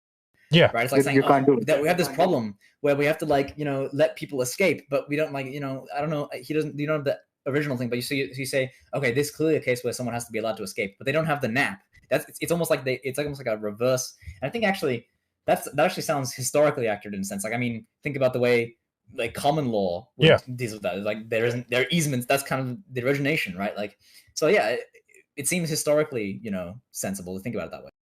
Yeah. And, this is what we're saying. Like, if principles are presented in such a case that you're able to demonstrate that our principles are somewhat missing context or incorrect, and you give a different principled philosophical argument, and we see it, will convert the very instant. But that's what it's going to take to convert us. We're not going to be converted by it just sounds very goofy. Like that they're philosophical people here. We're not going to buy that, give a principled argument. But I could get shipwrecked and end up on an island, and then some dick doesn't want to give me a ride. I'm getting on his boat. Like, and I could pay him later, but I'm getting on his boat. Getting on his boat. Don't worry about it. I'm just going to get on his boat. I could be in a situation where I need an organ transplant. I'm taking that guy's organ. I'm taking it. I'm going to cut out his liver. I'm taking it. I'm going to take it. I don't care. Knife fight between, imagine John Galt and Howard Rourke getting into a knife fight over a kidney transplant because they're both dying of like renal failure or something. Yeah. Like, because again, what these guys don't understand is that if you truly have the principle, I'm getting on that guy's boat. Okay. At a certain point of his resistance, you're going to have to kill him. Right? Maybe you just first say, no, I'm getting on your boat, bro. And you start walking up and he pushes you away. And then you push him back. At a certain point of his resistance, eventually you're going to have to kill him. You're going to have to shoot him in the head. And then you can get on his boat. Right? If he's really resisting hard enough. And you've just got to... You have to bite that bullet, by the way, Michael. You have to bite that bullet. That you're fine with shooting people in the head to take their property from them because you need it. Right? Which justifies US aid. And it's need as the standard. How many Ayn Rand books do we need to read to understand that that's not a proper standard? And I'm perfectly moral in doing so because my life is the standard of value. And I can certainly continue to live as a rational being. Now, if I couldn't, if I was in a communist torture center or something, well, now you're saying I can't live as a rational being. And maybe then suicide is the proper course of action. But as long as I can return to normal circumstances, there's nothing wrong with doing it in that situation. So one of the things they say to me. So yeah, just Kira, we should amend We the Living to instead Kira starts mass murdering people on her way out. Because she's just in abnormal circumstances. She just mass murders everybody on her way out. And it doesn't matter. Again, I want to say, like, she's fine. I want to say, like, she's fine. Emergency circumstances. What is abnormal about this circumstance? Like, that, there's a scarcity of resources for which you need to survive. But that is not reduced. That does not stop happening when you get to like a highly utopian, like highly capital intensive society. There's still scarcity. So you're still under emergency circumstances. Yeah. Jim, I asked on that point. Okay, go ahead. I'm not always responsible for situations we find. No. But I'm going to go one further. Even if to some degree I am responsible through, say, simple negligence, and the consequences are still life and death. Okay, let's say that I was an irresponsible person and I should have brought my... Yeah, irresponsible. You just bumbled your way into the scenario, and apparently now you're just fine to be a parasite. Guess what? That's the third world. That's the third world right there. An entire class of people who have bumbled their way through stupidity and neglect of ethics. They've bumbled their way into this scenario where they're constantly dependent upon the West to fund their survival. And now the state just gets to steal from me to continue to fund their bumbling foolishness. No, leave them to die or be productive. That's what I say. Imagine the steel man, John Galt gets put into the life or death situation, right? Where he can either cut the kidney out of this other person and install it into his own body, or he can die. The John Galt answer there is to steal the other person's kidney. No. My wallet with me. I didn't bring my wallet. Okay, but I'm preventing death. I can still prevent the death, even if I was to some degree responsible for getting myself in the situation. What's the greater imperative, Zulu? The fact that, okay, you were a little irresponsible to get yourself there. Okay, so I guess F you. You just got... Oh, whoopsie-daisies. Imperative. That sounds kind of rationalist. Whoopsie-daisies. used a forbidden word there. I'll let the mass murderer get away with it. That's absurd. Can't he hear himself? No. So Dave Smith is going to emotionally, although Dave had no principles. No, we're going to get to him too, because I do want to address him a little at the end. Yeah, but still, by the way, from here on, the video gets really well. By the way, from here on, they start shitting on Dave and glazing Zulu. So we're going to get into a bunch of hug box agreement here. There you go. Yeah. Let's go. It's good to finally be in the hug box. Finally. I got there in the end. Yeah. Because they're going to hear just how absurd the consequences of Zulu's position. Right. Now, so I asked one of these guys, I said, look, what if your anarcho system could not produce the results that you wanted to do? What if it necessarily rendered right and secure? His me, by the way, again. Yeah. answer to me was that it's right in theory, therefore it's right in practice. There can be no dichotomy between theory and practice. I agree with the rejection. But the problem is, what that means is, I'm right. is if it I'm doesn't right. work in I'm practice, right. it doesn't work in theory. What is the standard of working? Yeah.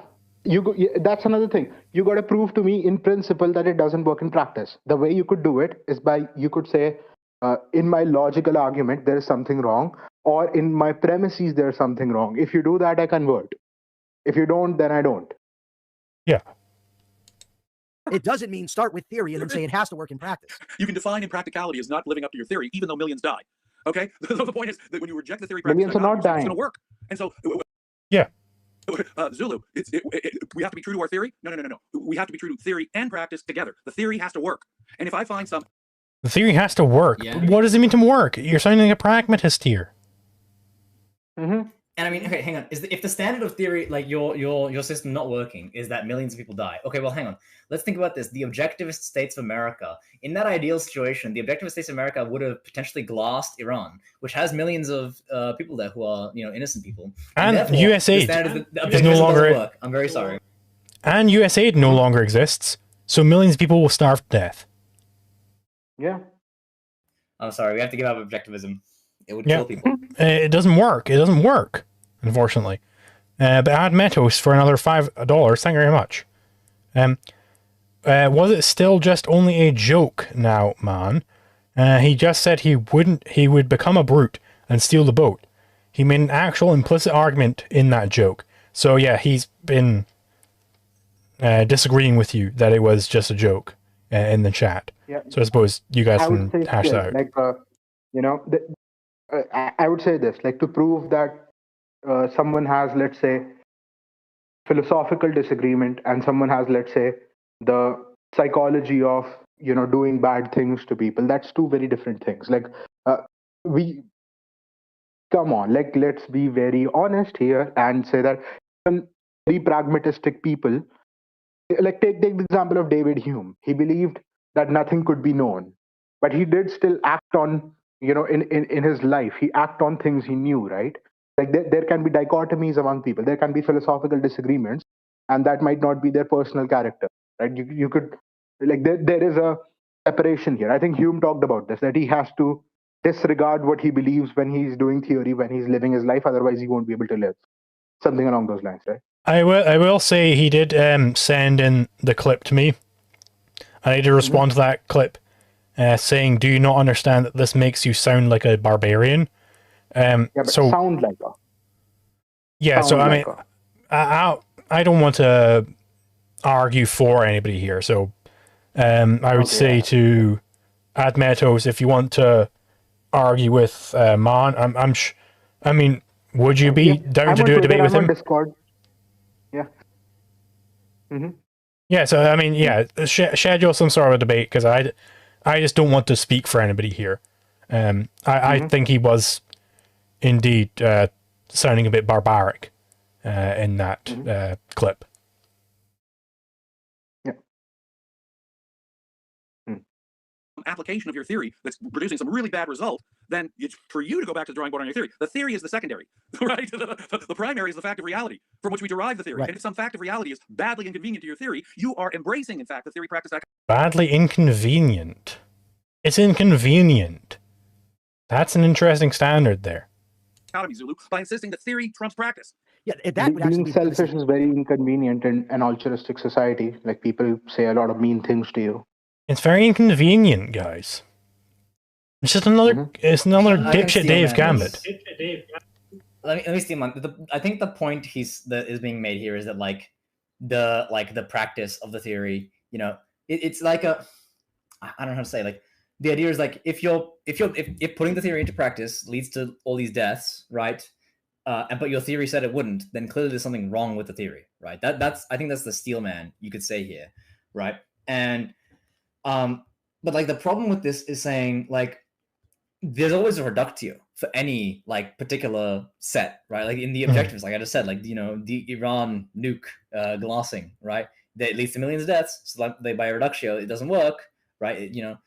And so the standard of working you have to adopt an objective standard of working, which is like it forwards like the correct principles, right? Mm-hmm. Yeah. Yeah.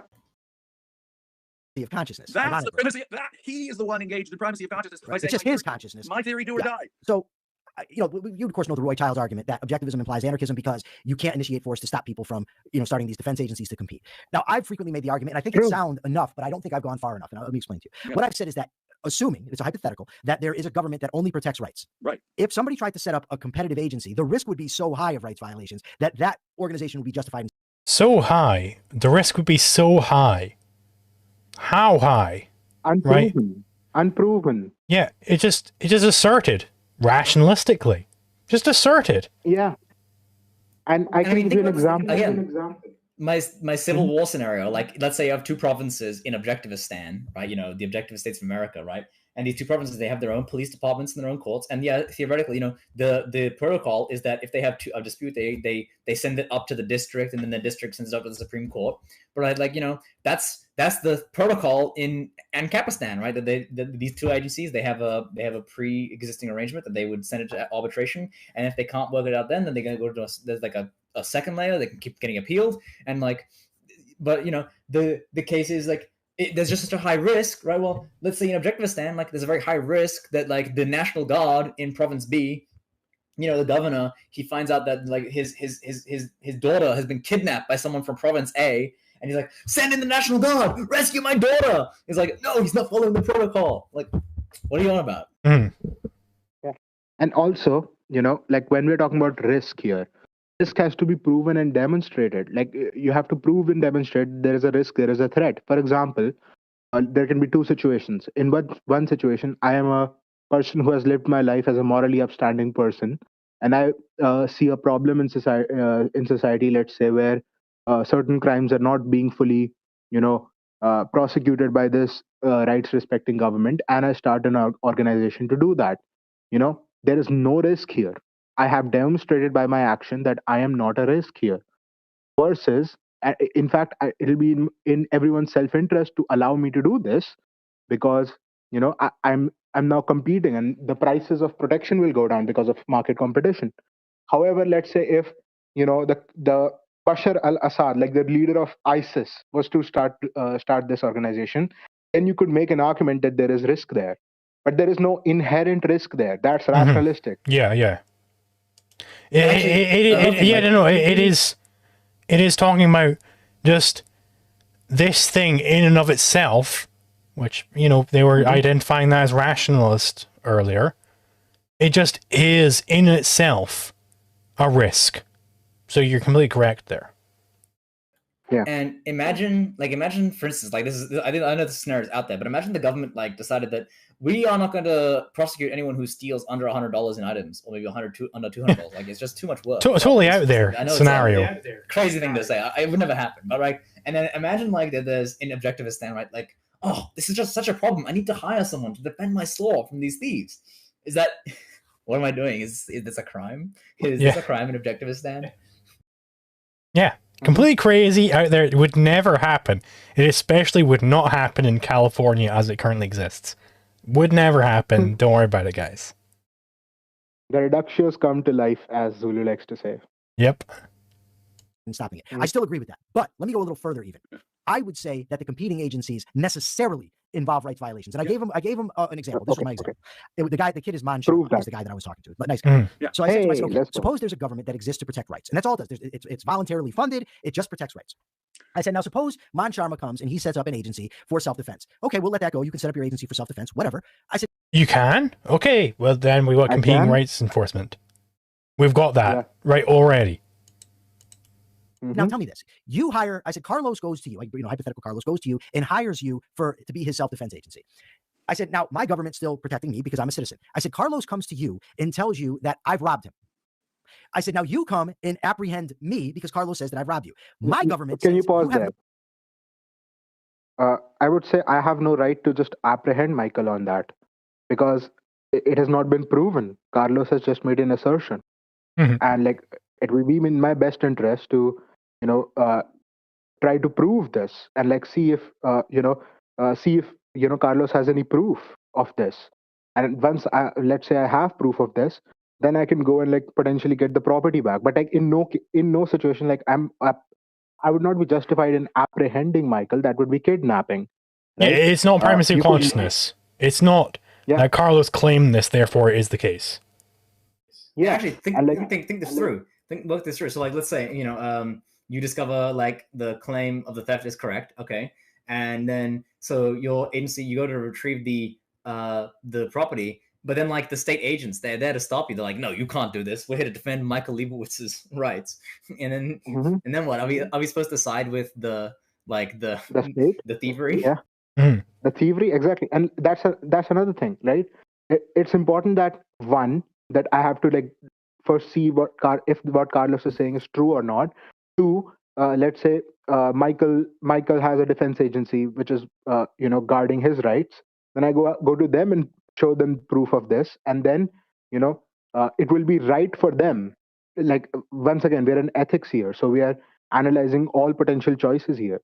So like the correct course of action would be that now that this has been established or not established, whatever. If it has been established, then we go, like, everybody goes to Michael's house and takes the thing back, and everything's fine. And if it is not established, then you drop the case because there's no proof. Yeah. Right? Like, no right. See, like in no situation did you have to do did you have to go and apprehend Michael. Like you can start monitoring him to ensure that he doesn't, let's say, go away somewhere. You can start to monitor him. You can put a guy on him, like right outside his house, to like watch for him, but you don't get to apprehend him. Yeah, and specifically, this would be done by the market, so it wouldn't necessarily be a guy literally sitting on his house, because that would be expensive, right? So maybe instead, you just check in on him once a week, or maybe you have a drone which looks at his house, or you have like some sensor around his property which detects if he's going to go somewhere. Here's another thing. I found out, like, I don't know if this is Michael and James specifically, but like the point about like apprehending people, I found this thing where like a lot of statists, they find it very strange that like there's such a thing as trial in absentia. Like in their mind, in every case, you actually have to kidnap the person and drag them to court and have them stand there to defend themselves. Like it's not just like they have the right to show up and say, actually, I'm innocent. No, you actually have to force them to come there and defend themselves and sit there and listen to it. Like, why? Yeah. It doesn't make sense to me. Yeah. I'd like to see the justification of that. Yeah, which is not provided. And by the way, I've been threatened with slavery multiple times because I think up to 3 times now, I have had letters through my door saying that I have to come to some jury trial. And every time I tell them, hey, if you bring me in on this jury, I'm going to nullify, no matter what. I believe in natural law. I'm going to fucking nullify. And every time they tell me, no, that's not a valid reason for exemption. But every time they don't bring me up, as it turns out. Maybe they just don't like me. It turns out the lawyer's like, oh shit, I can't do that. Yeah, I tell them every fucking time. Which, to be clear, some people will advise you to lie to jury selection people and say that you won't nullify. I think that's a very bad idea, because you can get in a lot of trouble for that. You can literally get in a lot of trouble for that. I'm honest about the fact that I will not operate based on the law of the land, as it were. And actually, I think this is just an idea. Like, imagine in the future as like the remnant grows, and on occasion you have like judges and lawyers who like as the movement grows and like the ideas, they percolate out into the culture. And you can imagine like there are judges and lawyers who are like nap absolutists, and they hear we're doing jury selection, and the system isn't perfect, but we're trying to defend our client who's been aggressed upon, or who's like the state is suing this person for something, and they hear, well, on this jury selection we have a number of people who are like saying, I'm a nap absolutist, so even if the law, like the legislation, says this person is a criminal, I'm going to vote in the name of the nap. And like the judge and the lawyer is like, well, we should select this guy, and that'd be pretty good, wouldn't it? Yeah. But yeah, no, so that would be definitely, I just want to really be clear here. Do not lie in those types of documents, because you can get into a lot of trouble for that. do not lie Yeah. there.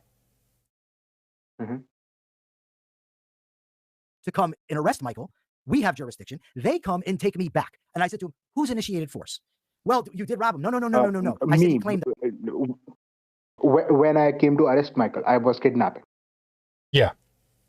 I robbed him. The point is we don't yet know. No. We don't yet know. The only way you find out is if you implement proper procedures. An objective code of evidence, an objective code of legal procedure. Right. Which is epistemology. That's We don't epistemology.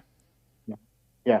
We don't Those are disagree. essential to objective application Yes, of rights. yeah. And you're right. Two competing agencies like that necessitate force because initiation force. Somebody is going to be initiating force. Yes, because we don't yet know the answer. On the other hand, my monopoly government that doesn't violate rights that you pointed out, if someone should want a howitzer, Floating abstraction there. It's just an objective government which doesn't violate rights. Don't worry about it. Don't worry about the implementation. Don't worry about the details.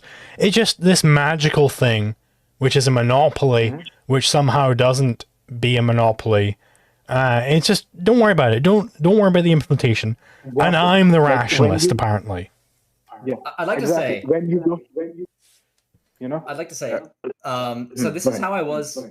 This is how I was, like 15 minutes before I became an ANCAP. Right, I was a libertarian, but I believed like the NAP absolutely. But I was under the impression, because I hadn't read Anatomy of the State, I was under the impression like, okay, I didn't really understand the nature of the state. Right, I was believing, okay, well, couldn't we have like this organization, right, that defends people's rights and it never violates them, and it like controls this whole territory, and like that would be like our libertarian government, wouldn't it? Like that was like my theory, right? But then like I was talking to Zulu about this on like the APOP server. This must have been like 4 or 5 years ago, maybe, I don't know, maybe 6, I can't remember. But like I was talking to him and like COVID completely screws up the timelines, because who knows how long anything it was ago. 1 million years ago. Zulu just pointed out to me like, well, hang on, like what if we just have like a, you know, in this rights enforcement, in this non-rights violating state, right, supposedly, like what happens if you have like another person start a company like to defend people's rights? And I'm like, well, shit, I guess I'm an anarchist now. And like that was it. I was done. Yeah, you know, I want to say two things there. One is that our stories very much mirror both in the timelines and in the way it was approached. Like I used to be like pretty big on minarchism, like limited government, you know, and like you know, like I wasn't an objectivist, but I was certainly leaning towards that direction over there. I read Atlas And it's as we matured. though I didn't you know, like fully grasp Atlas Shrugged back then, but I read it. I generally agreed with it, and you know, and like I was a minarchist, and like I was not just a minarchist. I became like the head moderator of the Minarchy Discord, and it was a pretty big Discord back then. And then LiquidZulu and a bunch of the homies came up, and they like argued with me for like 6 hours, and I was like, I'm an ANCAP guy. I can't be a mod here anymore. Yeah.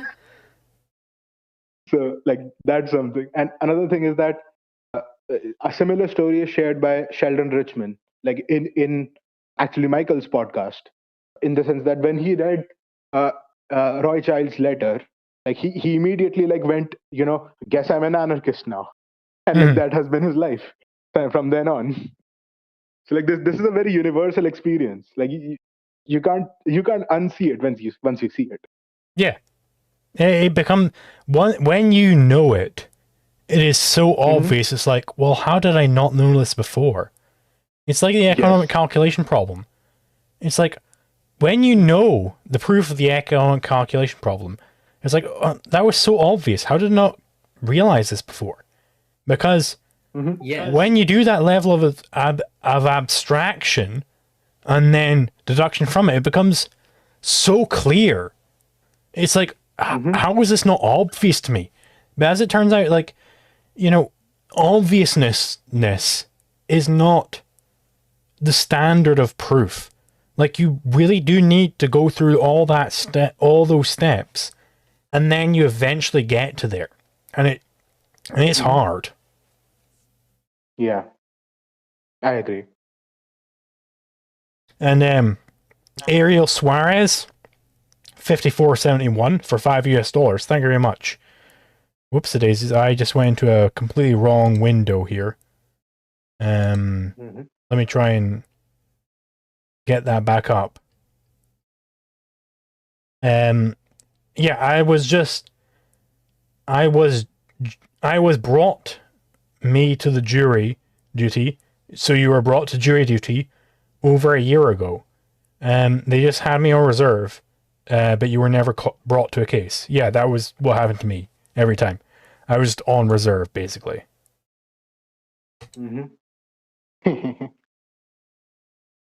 Yeah. For his self-defense agency, I'm sorry, that's an aggressive threat. We are the monopoly on the use of that level of force, my friend. And your atomic bombs in your backyard and your howitzer in your private It's way too risky. pose an aggressive threat to everyone else. Like your example of just shooting a gun. But I mean, still, they're asserting that these people are doing aggression. Like, your atomic bomb is a threat. It's a literal threat against people. Right? Then you're still doing the same thing as me. So hang on, apply this. Hang on. Apply this to the anti-rape squad. So like the anti-rape squad is actually an aggressive threat. Like we're offering to pay to escort people and prevent them from getting raped. That's an aggressive threat. Mm-hmm. Yeah, exactly. How is that a threat? And also like the proper application of the risk principle would be to like how Kinsella deals with weapons of mass destruction, right? I don't know if it comes from Kinsella, but like that's where I got it from. But it's like, well, there's this atomic bomb. If you're keeping it in, let's say, an apartment building, well, if it ever goes off, it necessarily violates everyone's rights around us. So the way you could properly own an atomic bomb, it's a weapon of mass destruction. Exactly. And so like the way you could properly own an atomic bomb would be if you demonstrate to let's say people around you that you have absolutely ensured that it's safely stored and you're not going to use it. Perhaps you have to like buy half of Nevada and store it right in the middle, or perhaps you're in outer space and you're using it for like fuel or something. Yeah. So on and so forth. So like it's not illicit to own an atomic bomb. It's illicit to own it in certain circumstances where it initiates aggression. Yeah, because there is the concept of the Orion drive. But I do want to point out, like, on this pause, it does look like James is holding a copy of his book here, which I think is very funny. But there is this concept of the Orion drive, which is basically you fire a bunch of atomic bombs out behind you, and they explode to propel you forward. And, like, just generally in space, atomic bombs become a lot less dangerous because there isn't the atmosphere around you to create this big push out and this big fallout. They don't really get a blast wave. So the only like physical damage comes from the casing, which diminishes by, I think it's either the square root or the cube root. But anyway, it inverse square. And then inverse square. And the other dangerous thing is the radiation, which is, I guess, more dangerous in the sense that there's no atmosphere to like. But you've already got radiation shielding because the sun is a big nuclear reaction already. There's literally a nuke in the sky going off at all times. I can't believe it. Exactly. Yeah. And that nuke is the source of all life on Earth. So like, perhaps not all nukes are bad. And I like to make two other points here. Like similarly with the howitzers. Well, storing a howitzer in, let's say, a howitzer is far more excusable. Like probably you could like store it in an apartment. You would have to probably show that you are properly storing it and whatnot. But like I don't know how it would apply to howitzer if it is a like you probably couldn't shoot it in an apartment, right? So like, but you could apply this. That's probably not good. Yeah, but yeah, and exactly. And I would also like to point out that American founding fathers were far more radical than James is being here. Like they allowed private ships and whatnot. They allowed howitzers and whatnot. Right? And it's like Switzerland. I know in Switzerland, I'm not sure if people have like privately owned howitzers, but like after doing mandatory military service, which I don't condone, but like every man like keeps his rifle. I don't know if they still do it, but like that was the case. And like all over Switzerland, there are these like hidden defensive positions that are dotted around, and like these weapons that people have been trained to use in case they need to defend Switzerland from assault. And I mean, like I think implicitly they're effectively entrusted to the guy who's like just there, right? Like the guy who was trained and like it has it in like near his home, right? Like it's like what's going on? Yeah, and that is the whole concept behind a well-regulated militia. Let's look into that term, a well-regulated militia. Because you have to regulate this militia with having, you know, the right to bear arms. That's how you, because America was under threat by a British militia, and so they had to regulate this militia. That was necessary for a free state. And so the entire idea behind the American defense system by the founding fathers, was that you would have these defensive locations, these people who are able to bear arms. And, you know, this is why it's impossible to invade Appalachia. Like, good fucking luck, bitch. You have to have that in order to regulate the militia. Yeah, to keep it regular. To keep it actually serving its function. Yeah. And you know, like, that's the thing. Like, I don't know how to apply it to howitzer, but like, we can apply it to nukes. Probably like similarly, like applying it to, you know, the inductive, in an inductive way, you could probably like ensure that you're owning a howitzer in a way which is non-aggressive. Perhaps there can be something along those lines. But and by the way, the only people who have ever used a nuke against anybody aggressively is the state. Yeah. Yes. So let's try to prohibit them first. Yeah. First of all, and another thing, like the right to bear arms is not negated by there being like really, really advanced arms. That's the whole ban AR-15s argument. Like, no. Like, the advancement of arms is not an argument against the right to bear arms. Once again, the US wasn't supposed to have a standing military. It was supposed to be militias. Yeah. It was supposed to be private defense, for God's sakes. Right?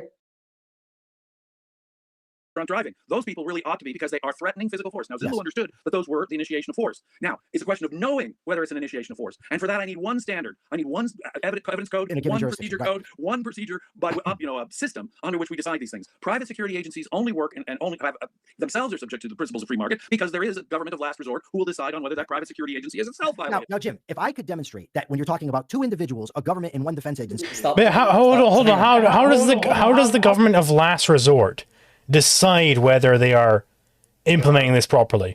Like, is that not based upon epistemology? Like, that's just epistemology there. Like, how do they make this reality?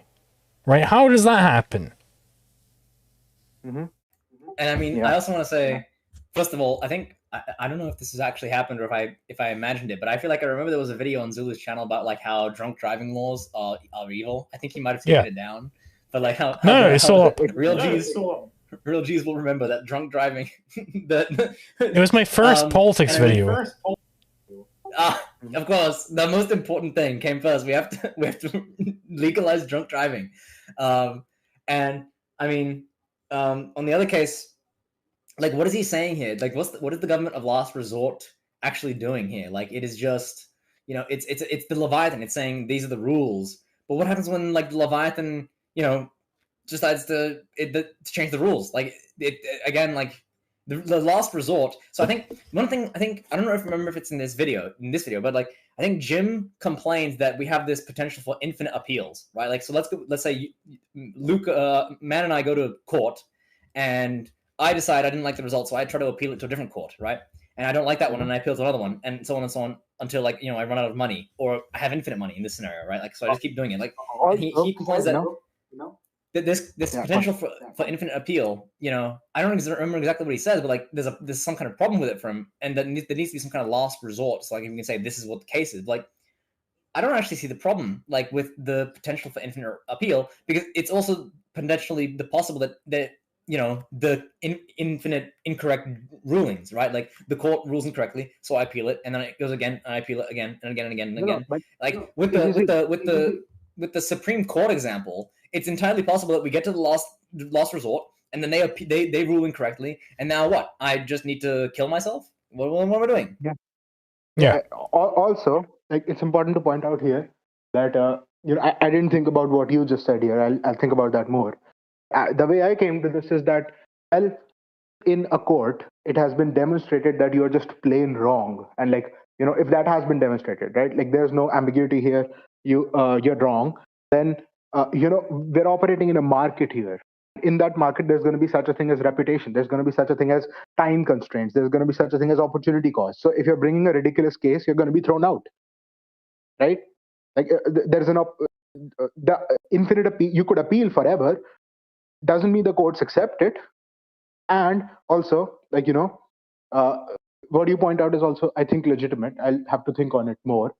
But there's also the case of, there being, if we are in setting of a YouTube video able to think about this problem, well, the people who are working in the field, they would also be able to think about this problem, and they might have, let's say, some industry standards and guidelines, heuristics on top of jurisprudence.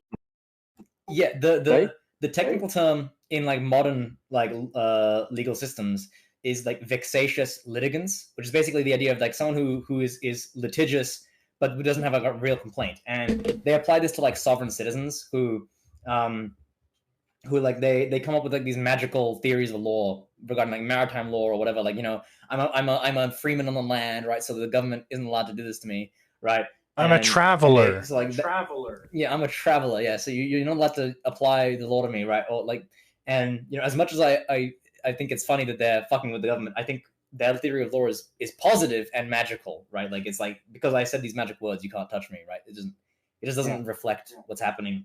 And so these people are referred to as vexatious litigants, right? Because they will like try to sue the government on some principle that like, the government doesn't recognize, and like it's not even in like any like written anywhere. It's not valid, right? So it's just wasting people's time, and so they just don't deal with it. They just don't care.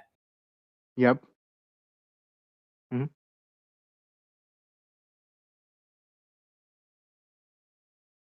Could lead to Everyone irreconcilable here? conflicts. Now they of course postulate, no, they would go to arbitration and work it out. But you don't know that's going to happen. I mean, I could say anything. Yeah, I don't know that they're going to go to arbitration. I don't know that. Okay. I don't care about it either. Like, I'm being a fucking jurist. I'm being a jurist here. I don't care if they go to arbitration and work it out. I don't give a shit about that as a jurist. Yeah, I know that conflicts can happen. I know that for a fact. Okay?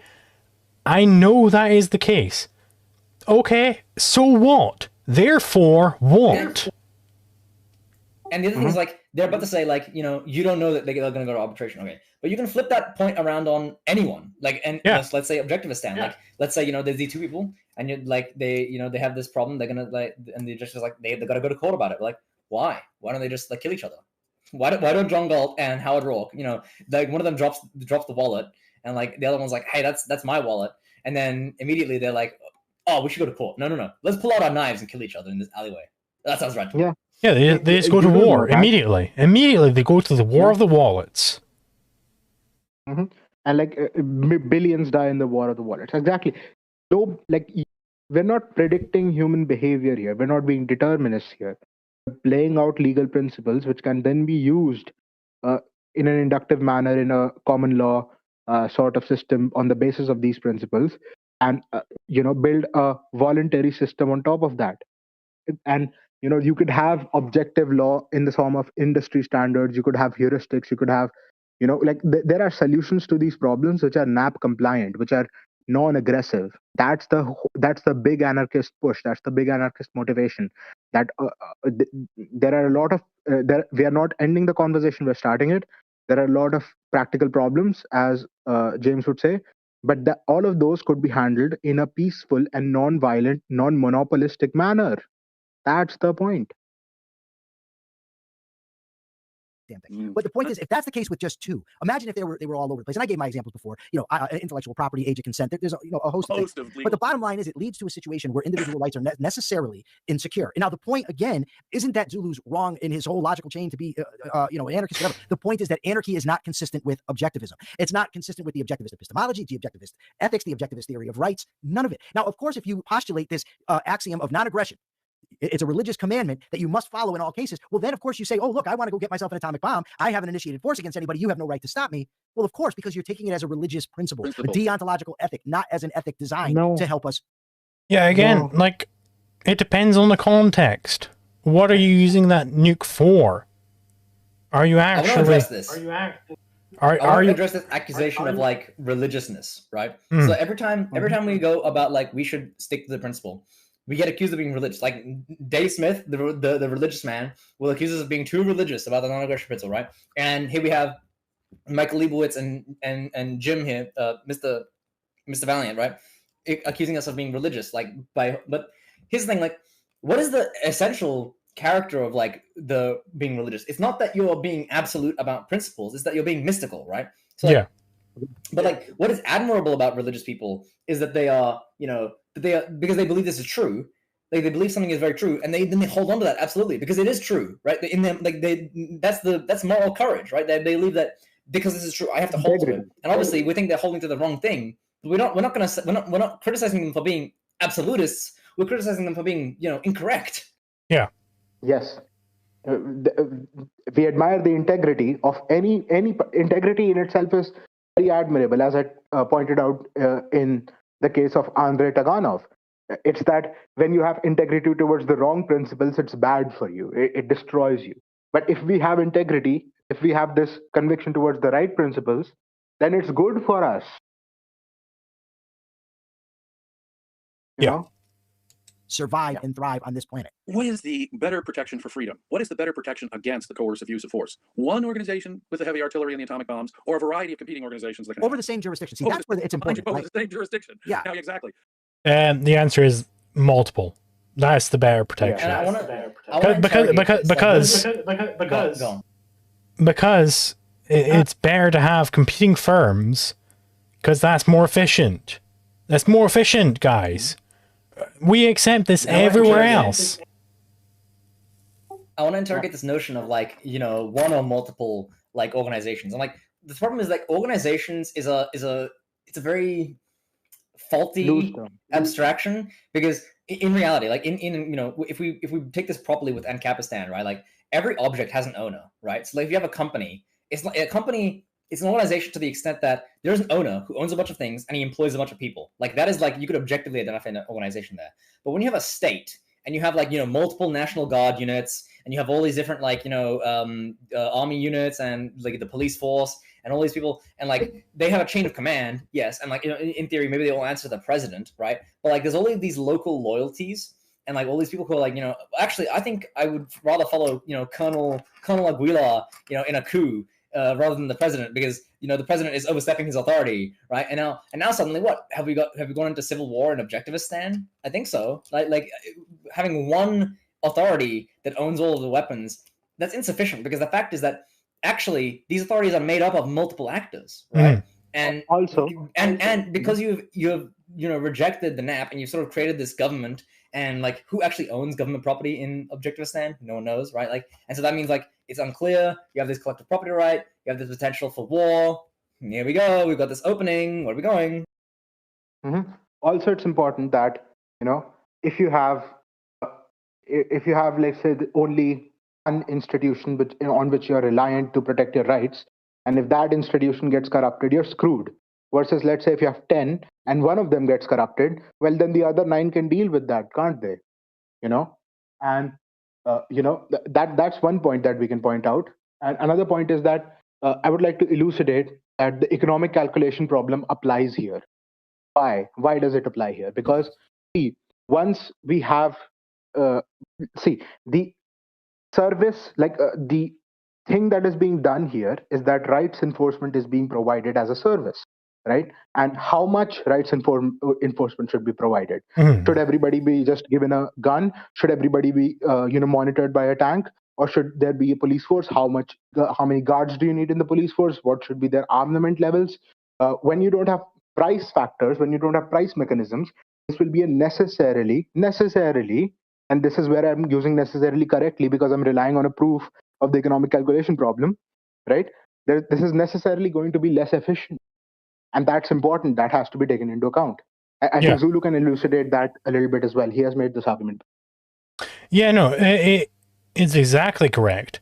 Because they just have to arbitrarily, I know they previously in this podcast endorsed arbitrariness as an objectivist principle, but that is completely counter to objectivism, in fact. Just arbitrarily, you have to have some level of protection. But you have to have some level. Protection can be oversupplied, just as every good can be oversupplied. So how do you decide the amount of that good to supply? And then, moreover, how do you decide how to provide that good? If you've even decided this is a knowledge problem, how much of the good to provide? How do you decide how to provide that good? Because there are innumerable ways to do protection. Is it a rifle or is it a pistol? Right? There are innumerable ways to do it. And they don't have any answers to this. No answers to this. Yeah, and they cannot have answers to this. And once again, contradictions do not exist. If what we are saying here is that this is just observationally true, like rights enforcement is indeed an economic service that is being provided. There are people being employed. There are things being allocated. These are economic means. These are scarce means being allocated here and there. It's an economic service being provided. And if that is the case, then the ECP stands. And if your theory is contradicting the ECP, either the ECP is false or your theory is false. Think on that. Yeah. No, what in reality, now, as you point out, criminal, I can fully assure Zulu that in nearly every case of murder and robbery that I ever dealt with, those people were never going to submit to the same. And it goes back to my point about consensus agreement. Let's say only 1% of your population, and criminals comprise a very small percent of the U.S. population right now. Let's imagine that there's a society that agrees with his whole principle of law. 98, 99% of them agree. There's still, if only 1% of them are happy to engage in armed robberies and murders and rapes. Well, guess what? They are precisenely the ones who are not going to sit down and agree to your arbitration. They're precisely the ones who are rejecting your. Yeah, and you don't care about them. There's trial in absentia, right? If they're just bad, if they're just bad for the society, exile them, kill them. Yeah, actually, I need to say something here. So they said earlier there needs to be some way to resolve disagreements between like rational people, like people who are who both believe they're correct in this case. They're like, actually, they think that I own this property, no, I own this property. And they both think they're right, but they're misinterpreting the evidence in some way, and they need to see some way. That's what arbitration is for. But in the case where you have some violent criminal who isn't even caring about justifying his actions, he doesn't think he's being legally correct. At that point, you just kill them. You get a warrant to stop them. You don't need to drag them into court and be like, now, Mister, you have to defend your actions. And he's like, actually, I don't believe in the law. And he breaks out the handcuffs, starts shooting everyone. Like, oh, now the trial is ruined. We have to hold him in trial again. Like, no, you can just shoot him. Yeah, just kill him. Or remove him. Physical removal. Right? Mm-hmm. Yep. Your arbitration. Right. The very idea. And it's worse than that. Because our violent criminals over there, they get organized. And even if that 1 or 2% of the population gets organized, you end up with the mafia. You end up with Don Corleone. Well, that's what the mafia is. It's a police department for wise guys. We call it the protection racket. Well, what they say is... I do like Don Corleone mention when Man Sharma does have the Godfather poster as his profile picture. So you must love gang warfare. This is what you're presenting to us. Of course I do. Of course not, And what's being said here in the sense that they're going to elucidate this in a little bit, that the reason the mafia came about, the reason Don Corleone came about, and we know this from economics, the reason mafias come about, cartels come about, is due to some government intervention into the economy. And also, it's the result of some aggression. And also, in the movie Godfather, the reason the mafia came about because the government was an abdication of justice. So there was this demand for justice, which Don Corleone was supplying. Mm-hmm. So, people came to him. People came to Don Corleone. They were like, I had this injustice done to me. Please fix it, Don. Right? Mm-hmm. People were coming to him for these injustices, which the state was not reconciling. Mm-hmm. Yeah, and you could identify using proper concepts and epistemology. You could identify which group which is claiming to be a rights enforcement agency is actually a rights enforcement agency, and which group is a criminal organization. And what do you do when the criminals get organized? You go and get them. The good rights enforcement agencies go and get the criminal gang. Once again, like as just pointed out, these people are a small percentage of the population. The fact that the state is not able to deal with them is a indictment of the state, because it's a monopoly, because it's necessarily inefficient, necessarily used in the right context. Yeah. Because we proved through the ECP. And so, and Metos did give $5 Australian for the message he DM'd me on Discord for it. Would a thief rather rob a house with people armed to the teeth, or a house filled with a bunch of defenseless hippies? Multiple is obviously better, because people and other firms are actually then able to defend themselves from aggression. Why does the state want to take your guns? Even states now, as aggressive as they are, haven't used nukes on each other since the US did on Japan when no one else had nukes. Mutual destruction.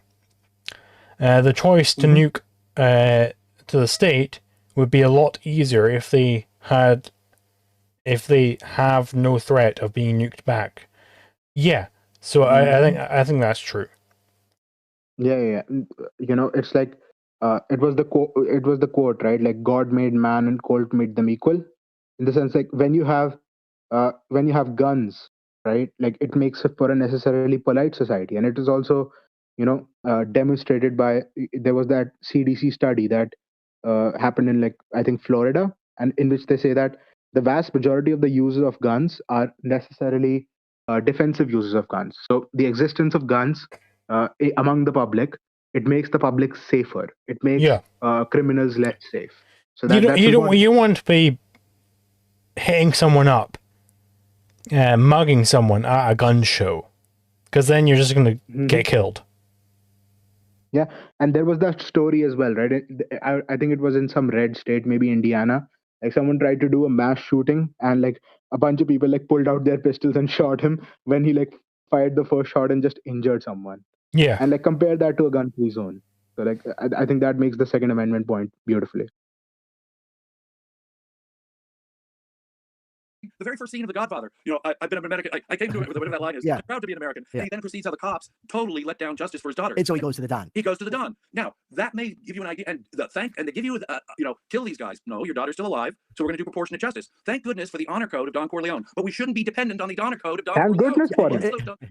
Again, it's the same principle between this and the government. We shouldn't be reliant upon the honor code of the government. It's the same principle. Yeah. If only we could get to, actually reward people like Don Corleone and punish people like the government in some sort of a market. If only that was possible. If only there was competition and the best could rise to the top, and we could identify the worst and the best could go get the worst. Yeah. You'll remember later in The Godfather, the other mafia bosses do not share Don Corleone's honor code. We shouldn't be selling drugs to kids. I don't think Michael did either. Michael did either. Right, but I digress. The point, though, is that you're reliant on the personal morality of the not mafias. just Michael. Well, that's the thing. That's the other thing, is that you will end up, if competition is as effective as they argue, right? Then you're going to have an organization that's going to defend criminals. That's what already happens, right? But you don't have the overwhelming. What is a criminal? What is a criminal? Like, and here's his point, like, reliant on the personal morality of like these different gangsters, right? Well, aren't we always reliant on the personal morality of other people just not to attack us in general? Like in any case, when you're interacting with some other person, like you're expecting, or like, if you go to work, right? I'm reliant on the personal morality of my coworkers not to suddenly, jump up and start stabbing me to death, right? Like, right? Aren't I? Right? So like this objection that like any system is reliant on the personal morality of its constituents. Like, this is not a principled objection to anarchism. This is an objection to human existence. Yeah, exactly. And another thing that I would like to say here is that, when you have a market, like, what is the market in? The market is in not quote unquote force. The market is in the defensive use of force. So the people who are offending, like who are going around doing all of these property violations in a market because of efficiency, they're going to be wiped out faster. And the reason it's not happening right now in the state is because the state is necessarily inefficient because it's monopolistic. Now, why do people accept the state? That's where we go into ethics and epistemology. I'm sorry, and hang on. Before we go on, I'm seeing this guy in chat, Cast343. He's saying that in objectivism, proof is direct physical sense data, everything else constant. That's sensualism, nominalism, first of all. And second of all, Leonard Peikoff explicitly says what proof is. Proof is logical. Proof is logical. There's a lecture series on logic, okay? You can't, he's just lying. He just doesn't know what he's talking about. Shut up. Yeah. And also, like, just continuing my point there, in the sense that the way you get to an anarchist society, and this is why I think I think most people here would agree that the epistemology and the ethics are primary, right? Like, of course, law is a subset of ethics, but the epistemology, the metaphysics, and like the broad philosophy is very, very much primary. Like when we have a rational society, an anarchist society flows from that, and but so you have a broadly rational society in which there is a competition for rights enforcement and rights protection. And so because competition is efficient, those who violate rights are going to be eviscerated. And the reason that's not happening right now is because the state is monopolistic and the state is inefficient necessarily used in the correct context because of the proof of the ECP. And because why is the state as it is? Because people are irrational right now. There's a bad philosophy environment that we're in, and we're trying to change that so that all of these great things that we want, we want a peaceful, prosperous society in which we can be like the richest and the happiest as we possibly can, in which we can like live life as man, like man qua man. Like we're trying to spread the message to have that happen. So that's what I'm want to say to that. Yeah. Rules. Right. But well, that's the thing. There has to be a final arbiter. They say, no. Okay, then I'm just going to keep appealing. Right? I want to go here. I want to go there. I want to go there. I want to go there. Force is. Yeah, just keep appealing, and then eventually I'm just going to shoot you. I'm just going to shoot you in the head, and nobody will care because you've gone through every court in the land. And I was like, yeah, no, we all have, considered the case in front of us, and we've all gone, yeah, no, you're right, LiquidZulu. And so then I'm just going to shoot you in the head. I mean, I will just shoot you. I will just shoot you in the head, and then nobody will care. Like, once it's well established, like, what the point of court isn't that they, like, once you get the verdict from the court, you're now allowed to kill this person. No, that's not the point of court, right? Yeah. The point of court is basically to, like, publicly establish the facts of this case, such that now everyone knows that this punishment is justified, right? So they can go. It's basically like it's orderliness, right? But like that does not give you the justification to like not punish them. You had that power the moment the crime was committed against you, right? You had the power to punish this person, but like it's not prudent, right? It's prudential for you to now like announce to everyone else like, hey, I'm not a criminal. I am punishing this criminal when I do this, right? And that's the point of court, right? Yeah. It's like when you go to court, you demonstrate, you use the evidence to demonstrate this man is a criminal. I have the right to punish him, and then you can do it, right? And so like, what happens when someone keeps appealing and like the same result keeps coming up, right? Like the point is like the punishment stands. The punishment just stands, right? Mm-hmm. Yep, and just to like say one thing here, which would be, like let's take the Zulu case, like shooting in the head would be like correct for murder, right? So like let's take for murder, and if it has been proven that you were a murderer and like the evidence is undeniable, no court is going to take up after a while, because once again we're in a market. These people care about their reputation. These people care about showing that they're the best of the best in this market, so that people come to them. And there probably will be industry standards upon and heuristics upon when do you stop appealing. Like nobody has infinite time. There's a cost to like this. Like someone's gonna have to like pay to have someone hear their case. Like please sir, I'm gonna murder. Please appeal my case. He looks at the case history. It's like this is like the 18th appeal, and he looks at the previous hearing, and it's like literally there's like this surveillance footage from like a drone of this man like gunning someone down in the street, and like there's a facial recognition. And there's like 16 credible witnesses. It's like Actually, no. Yeah. Monopolizing outcomes. Yes. This is why force is not simply another commodity that can be sold on the free market. Free market principles do not apply to force and its proper application. There can be no market in force. Force itself is to monopolize outcomes, whether justly, efficiently, using the scarce resources properly or not. Force will create injustice. Force will create inefficiency. By its nature, there can be no market in force. There must be a final arbiter. Because guess what? At the end of the day, the use of force, let's say when I began with the complex contract dispute, someone may have a rational view, a perfectly honest and sincere rational view that the judge got it wrong. But are we going to let him go now to Don Corleone or someone who doesn't share Don Corleone's sense of honor to get revenge? That's not right. It's like, what does it mean to have like an honest, rational view that the judge got it wrong? It means that like you're correct. Like if you're honest and rational, and like you're reasoning correctly that the judge got it wrong, then that is the case. Like the judge must have made a mistake, right? In which case, well, aren't you justified? Like let's say like your daughter, the Godfather case, like literally, like your daughter has been assaulted, right? And then the courts are like, we acquit this man, and you have the evidence, you have like the real case. Don't you have the right to punish the criminal? Like is it the objectivist case that actually the criminal gets away, like even just because the system like failed to identify the criminal correctly? And let's say the system failed, explicitly failed, like the evidence is there and the evidence is undeniable. In the Godfather case, basically what happened was, and it's implicit, not explicit, is that these guys which did this they were kind of connected, and the court identified that they did the wrong thing. The court gave the judgment in favor of the person who was harmed, and then they suspended the sentence. That means they walked free the very day, right? And like in that case, I would say it's completely justified to seek your justice elsewhere, because the court has lost its legitimacy. It has no legitimacy. It has it has completely abandoned the ideal of justice.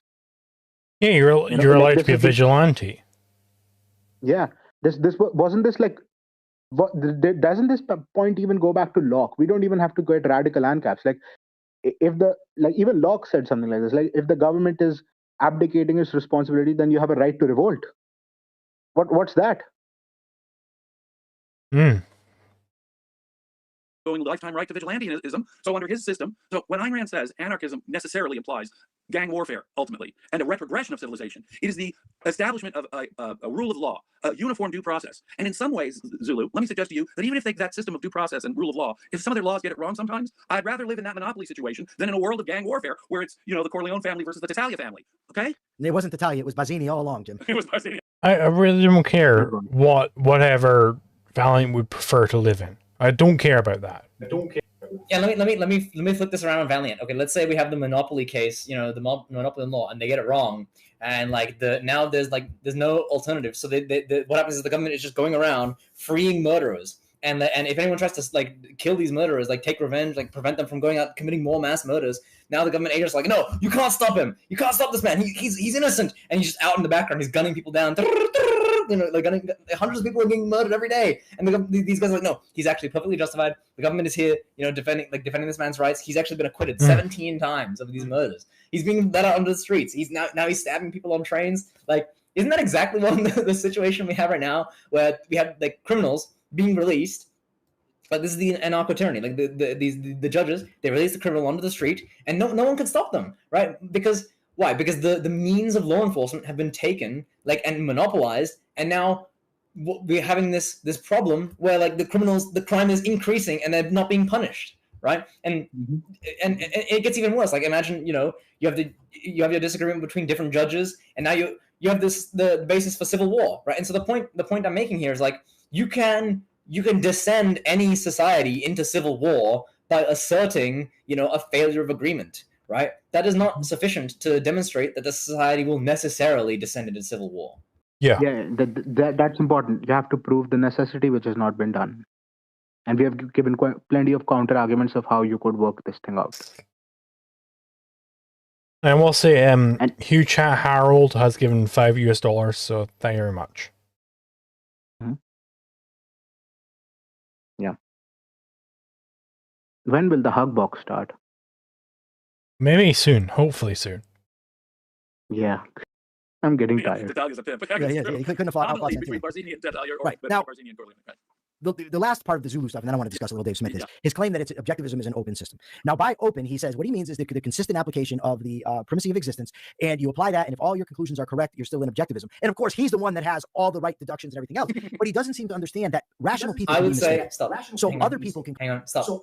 I would say it's not that all your conclusions are correct. If you are applying the primacy of existence, like if that is the method you are explicitly attempting to apply, but you make a mistake, right? Like Ayn Rand. We're not going to say Ayn Rand is not an objectivist, right? That's not the claim.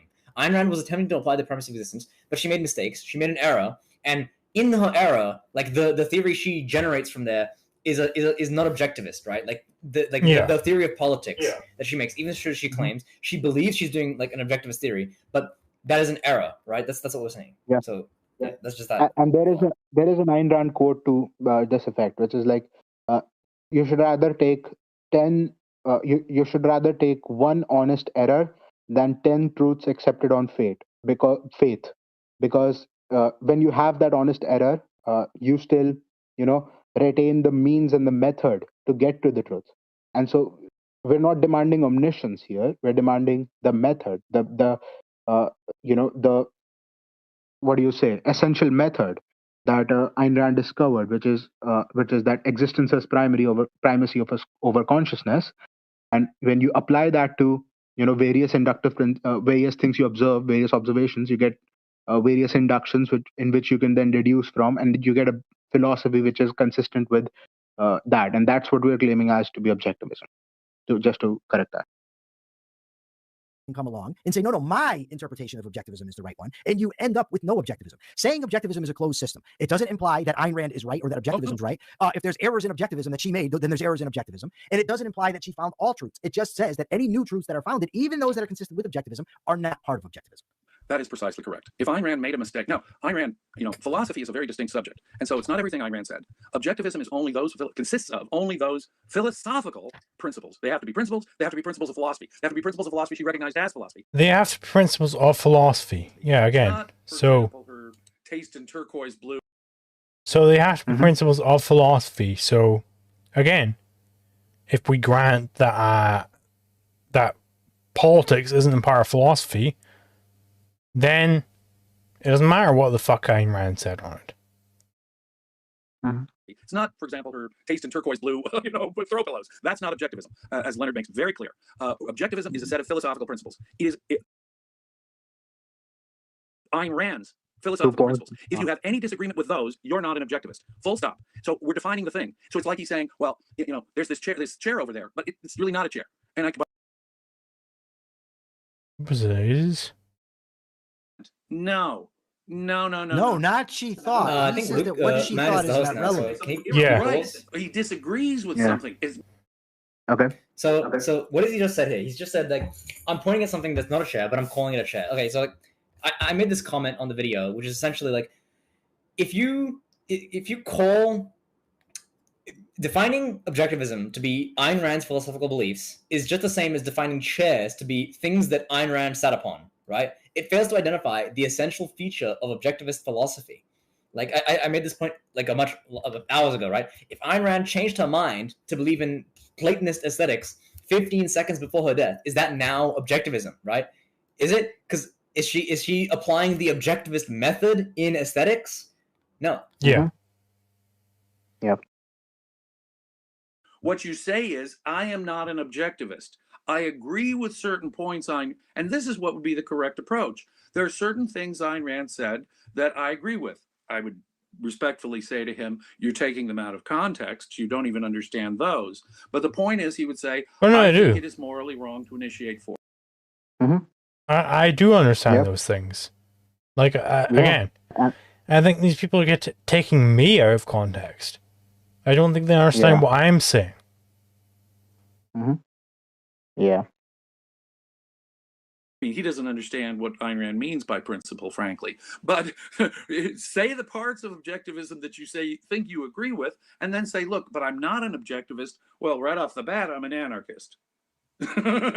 He doesn't even have to get our points about rationalism and intrinsicism to see how fundamentally he's not an objectivist. But just on the face of it, we gave reasons against it, and Perhaps Zulu, if you could briefly just say why you think politics is not a legitimate branch of government.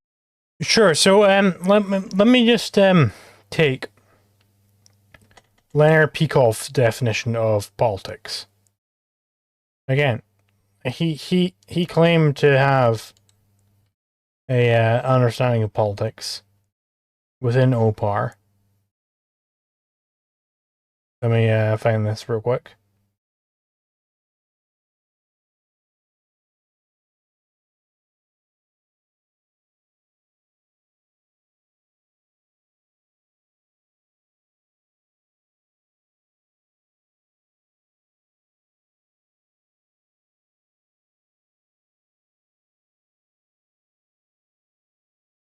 Everyone there, right? I'm not able to see the screen on the stream. Yeah, no, sorry, I'm just trying to find it. Okay. Yeah, so this is in his book OPAR, Objectivism of Philosophy of Iran. Section 10, Government. Politics, like ethics, is a normative branch of philosophy. Politics defines the principles of a proper social system, including the proper functions of government. So, the reason why I disregard politics is on the front that it includes the proper functions of government. That's a frozen abstraction right off the bat. So I reject that. Yep. Just imagine if there's like a field of philosophy which is like price controlology, and it's all about identifying the proper principles behind implementing price controls, like when it should be done, how often, at what levels, like. And rightfully, I think Michael and James would recognize that this is just not a valid field of philosophy because it assumes price controls are valid in the first place. Yeah, and if you look at like what philosophy is supposed to be, it's the broadest possible abstractions. Well, the definition that was just given, it assumes that there must be a government because it's assuming the proper role of government. So it's not the broadest possible abstraction; it's a narrower abstraction, right? Yeah. So right there. Yeah, let's continue. I think the hub box was about to start. I will say I do have one super chat to read, and then I have to go take a piss. Okay. It's from Drellal 1381 for $10. Thank you very much. I don't understand why these two nominalists are arguing over what objectivist philosophy is. I don't think these guys are nominalists. I don't think that's the case. So I'll just make that clear. Yeah. And just come back as soon as possible. We'll talk something about till then, and then we'll get into the hug box part of it, where we shit on Dave together. Yippee! Yep. Yeah, I mean, I'll be very interested in speaking with Mr.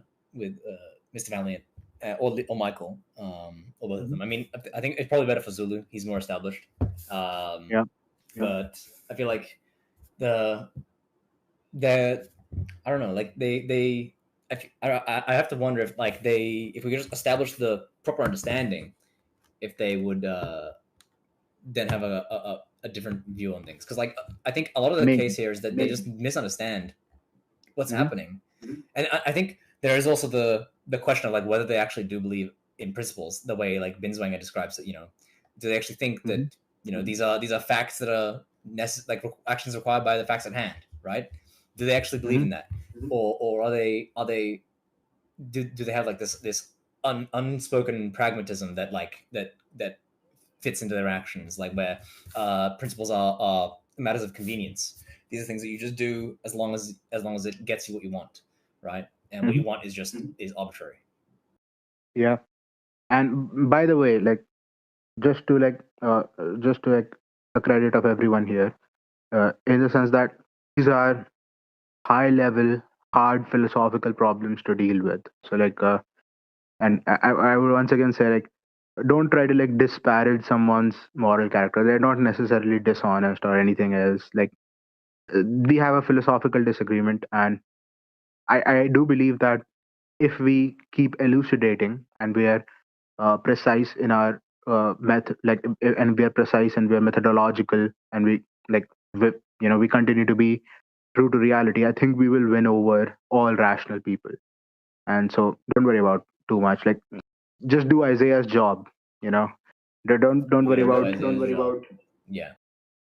Let me see if there's anything I didn't cover in my bullet points here. Jurisprudence, bureaucracy, civil war scenario, principles, rejection of individualism, biting bullets, non-initiation of force. I don't know if I went deep into this, but like James and Mike, they say the non-initiation of force principle is downstream conclusion of Rand's ethical system. Okay, but we're claiming that the NAP is a downstream conclusion of Rothbard, of Rand's ethical system, actually, in fact, right? And here's the thing. My question, right? If it's a conclusion of Rand's ethical system, right, the non-initiation of force principle, and principles are absolute, right? Like there's a Leonard Peikoff lecture, why we should act on principle, right? And in that he says principles are absolute, they're inviolable, right? Is Leonard Peikoff a religious man, right? No, he's just correctly identifying like what is a principle. It is a action that is required by the facts at hand. Like it is something that is what it means to be a principle, right? It's inviolable. It is a fact. Like this is what is necessary, right? Of the case, right? Okay, so and then if you accept the non-initiation of force principle, right? Then this also is sufficient for the candy bar Martian bullet bite, right? Like you shouldn't steal the penny to save the world, right? That's like it's but here they seem to be refusing that. Like they're saying like there's some kind of escape, and so I'm not sure. Like that, I think they need to consider that. Yeah. And just on one more principle, that oftentimes the retort that I hear is that principles are contextual. Yes, I agree. But by that, the context of the principle is the surrounding relevant knowledge of that principle on which the principle is based. So once again, I say that if you want to show us why in certain situations the non-initiation of force or the NAP principle does not apply, then you're going to have to show that there's like some principled difference here, right? And that needs to be said, like pointing out to ridiculousness or whatever other standard. Like it doesn't matter. It's not a philosophical argument. Yeah. And another thing that I like to point out, with just observationally, is that me and Zulu are like slurring our words because of sleep, and Nikola is completely fine. What's going on? Yeah, I mean he's in the day. Oh, he's in the day. I didn't sleep the entire night, brother. It's like what, 9 in the morning right now. Yeah, we're almost done. There's 10 minutes of video left, so we should be done in another 16 well, hours. let's get it done, boys. Let's get it done, and like it's gonna be Hugbox now, so it's good. Should be easy. You an inductive argument for why we need a government. On the other hand, if you disagree with any of those principles, you are ipso facto not an objectivist. Objectivism isn't any old thing someone happens. I'm an objectivist except I believe in God, or I'm an objectivist. I'm an objectivist. I want to make one last point. One last point on this front. Okay, in any of those exceptions, you would say, like, if this person is claiming, I reached this position by applying the primacy of existence, you could say that would be an incorrect like application, like statement, like that you couldn't reach God by the primacy of existence. But that person would be right in claiming that I am attempting to put forward a theory of objectivism, right? That would be a correct statement. But like you would say that would be false. Like the same way we say like that the objectivist, the Randian politics is incorrect under objectivism because it fails to apply the primacy of existence properly, right? That's the same thing. Yeah. And on that, I would also say that like, first of all, we agree with a lot of those principles, right? One. But two, the reason a lot of those things that Mr. Valliant said are false, let's say the belief in God or the saying that concepts are not for unit economy, is that contradicts the standard that we are setting forward, that the essence of objectivism is the consistent application of the primacy of existence. Well, those things are primacy of consciousness, or they are just in honest error in the primacy of existence, right? Like our definition catches that. Yeah. Yeah. Okay. And it goes all the way down to her aesthetic and political principles. So, okay, so I'm going to summarize, and if I get the summary wrong, which I'm sure I won't, you just tell me. LiquidZulu epistemologically is not an objectivist. He is a rationalist, and to be fair, with some maybe objectivists, Ayn Rand anarchist. Let that stand. That's hilarious. Okay, I'll take that, but I'm still an objective. Right, let's keep going, because I think in most of these things we've basically addressed this point, so we can just like Yeah. saying that politics is not a branch of philosophy, not an objectivist. Not an objectivist, right? Being an anarchist, not an objectivist. And objectivism is not an open system. Correct. In all of those ways, he is not an objectivist. And nor are his followers. I want to talk about like the open system real quick. Mm-hmm.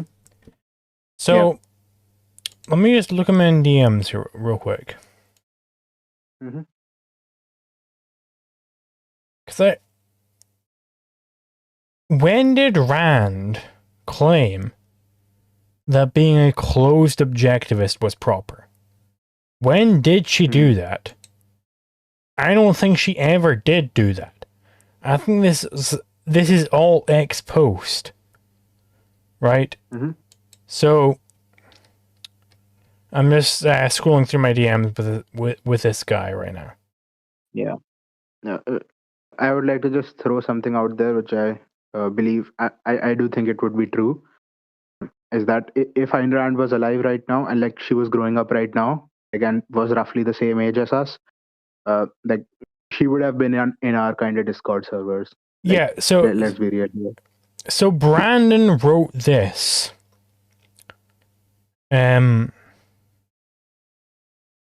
He said, in the future, when objectivism has become an intellectual and cultural movement on a wider scale, when a variety of authors have written books dealing with some aspect of the objectivist philosophy, it could be appropriate for those in agreement to describe themselves as objectivists. However, at present, when the name is so intimately associated with Rand and me, it is not at present a person who is in agreement with our philosophy should describe himself.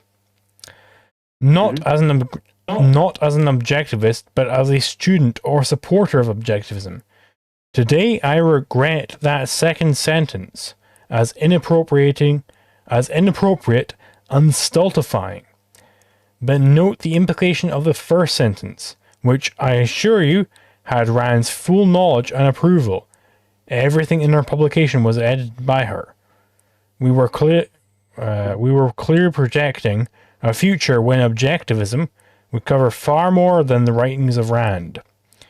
If later Rand pulled back from that vision, it was for reasons more emotional than philosophical, and one can feel compassion for her suffering, but still she was right the first time and wrong the second. So I do not think that Ayn Rand endorsed closed objectivism. Well, guess what? We're in the future now. We're in that future where there are more writers. So here we are. Yep. All right, let's continue. And he rejects, as you pointed out, a whole bunch of them and is methodologically inconsistent with the whole of it. He is certainly not an objectivist. Yay. Into the box. So, okay, now to Dave Smith.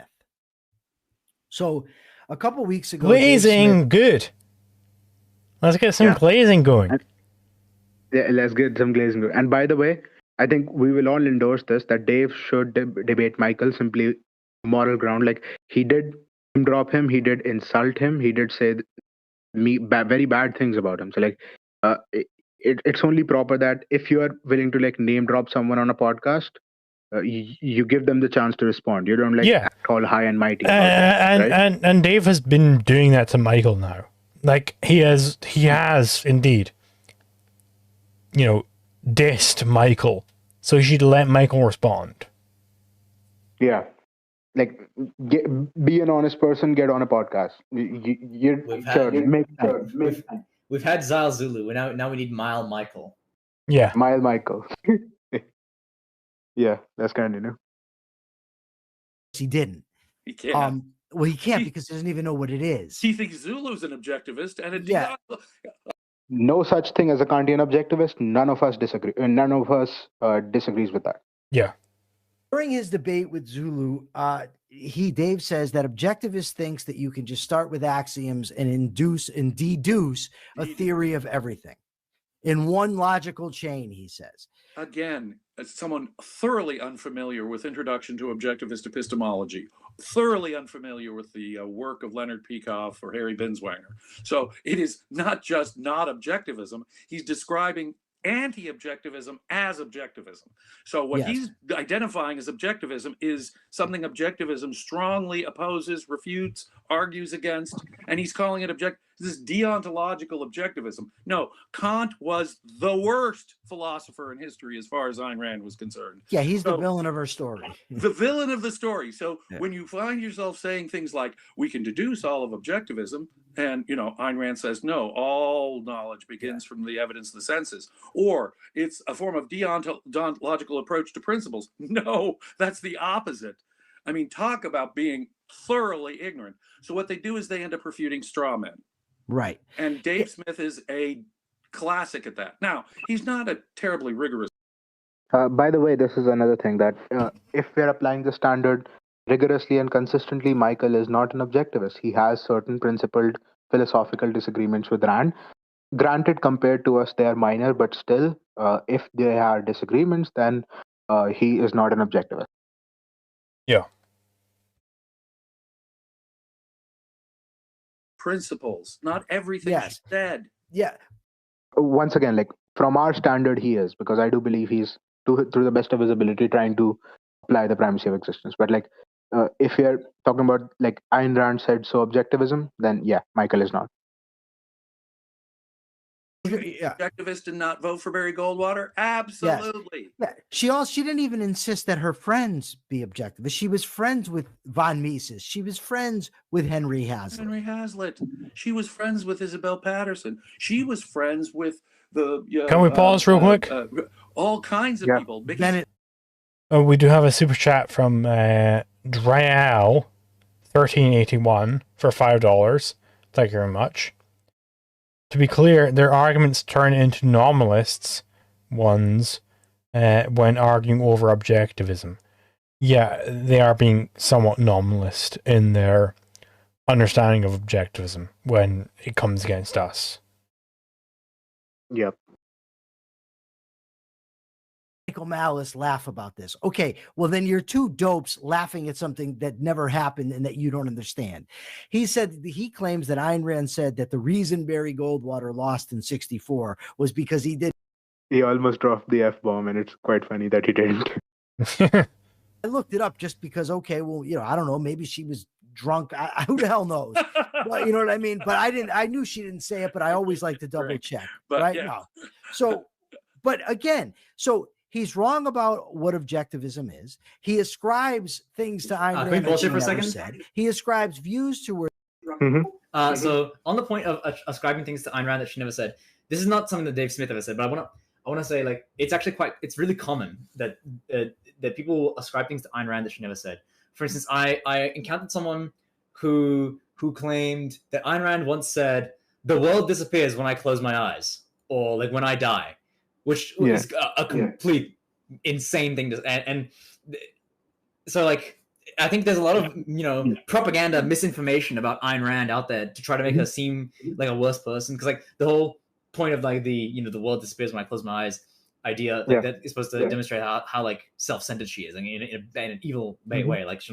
She doesn't consider the rest of the world at all, right? And And it's also just the complete primacy of consciousness there. The world disappears when I die. What does that mean? I create the world.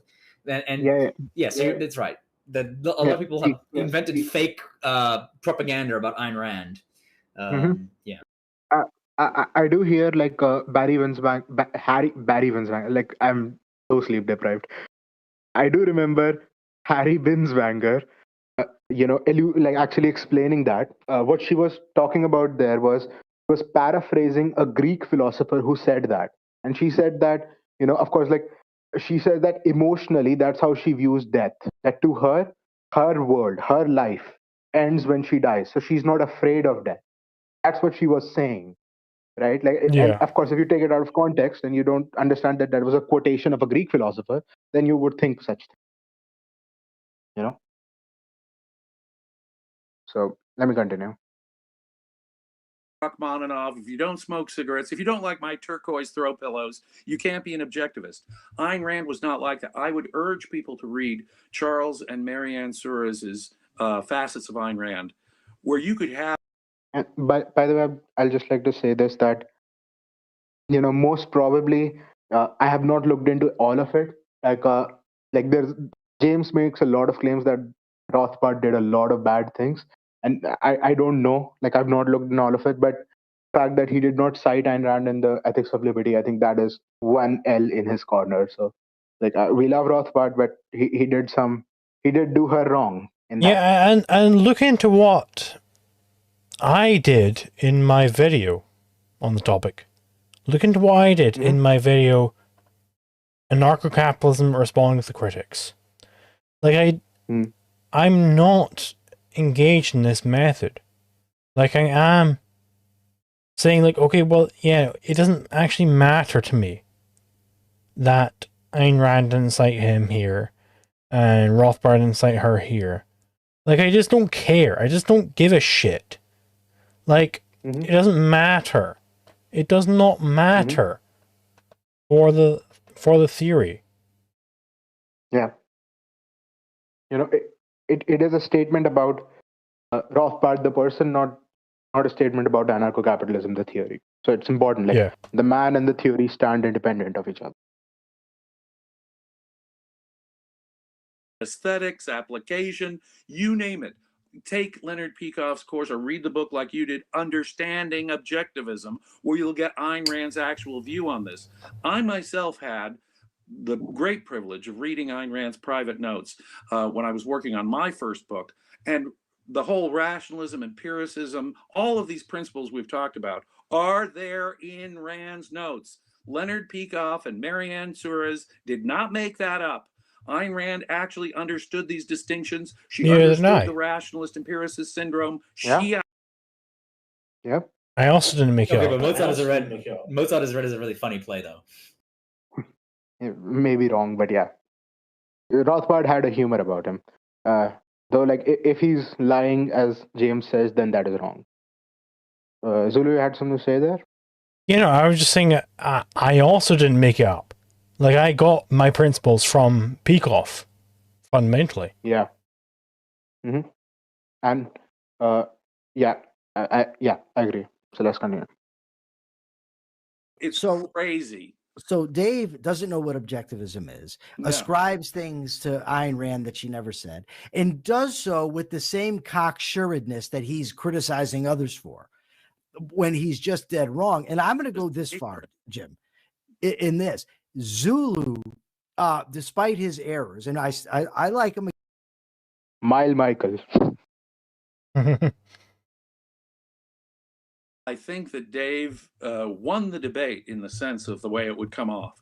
On the other hand, he is, and I will say, Zulu, I'm sorry, you're not an objectivist, nor did you articulate objectivism at all in that debate or in your debate with Michael Leibowitz. You're not an objectivist. You're not working within the system of objectivism or finding its consistent application at all. On the other hand, you are in many ways a better person, and for all his rationalism, as you say, at least he recognizes the importance of consistency, honesty. In fact, he's trying to use. In fact, the way he started that debate with Dave Smith, he started out so.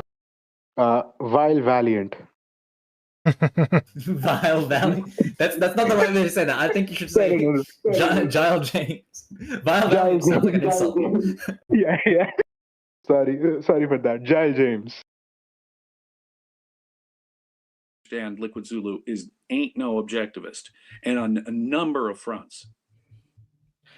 All right, Jim. I think we've covered it. So I'm going to now wrap up. Zulu is better than Dave. We do agree at the end of the day. We found a point of agreement. Yeah. Yeah. Well, at the Ayn Rand Center UK, I'm there doing podcasts all the time. And, well, geez, on places like... Isn't that run by some wealthy guy named Razi Ginsburg? Some ludicrously wealthy human being, you know. No. The struggling and hardworking Razi Ginsburg of London. And such a sweet guy. He is a sweet guy. So, at the other places... Rational Egoist right here. Occasionally, for some reason, you occasionally trot me out. And on the Capitalist Corner, which you do every day. Sometimes I'm there, you know, especially when Mark can't show, because, you know, he's also a billionaire actor. Yeah, yes, he is. Been hanging out with Razi in the Philippines or Bahamas. Exactly. Yeah. So, sipping their overpriced cocktails in Tahiti, right? Yeah. Laughing at us proletarians all the way, right? Okay. What do we think? Jim, thank you so much for being here again.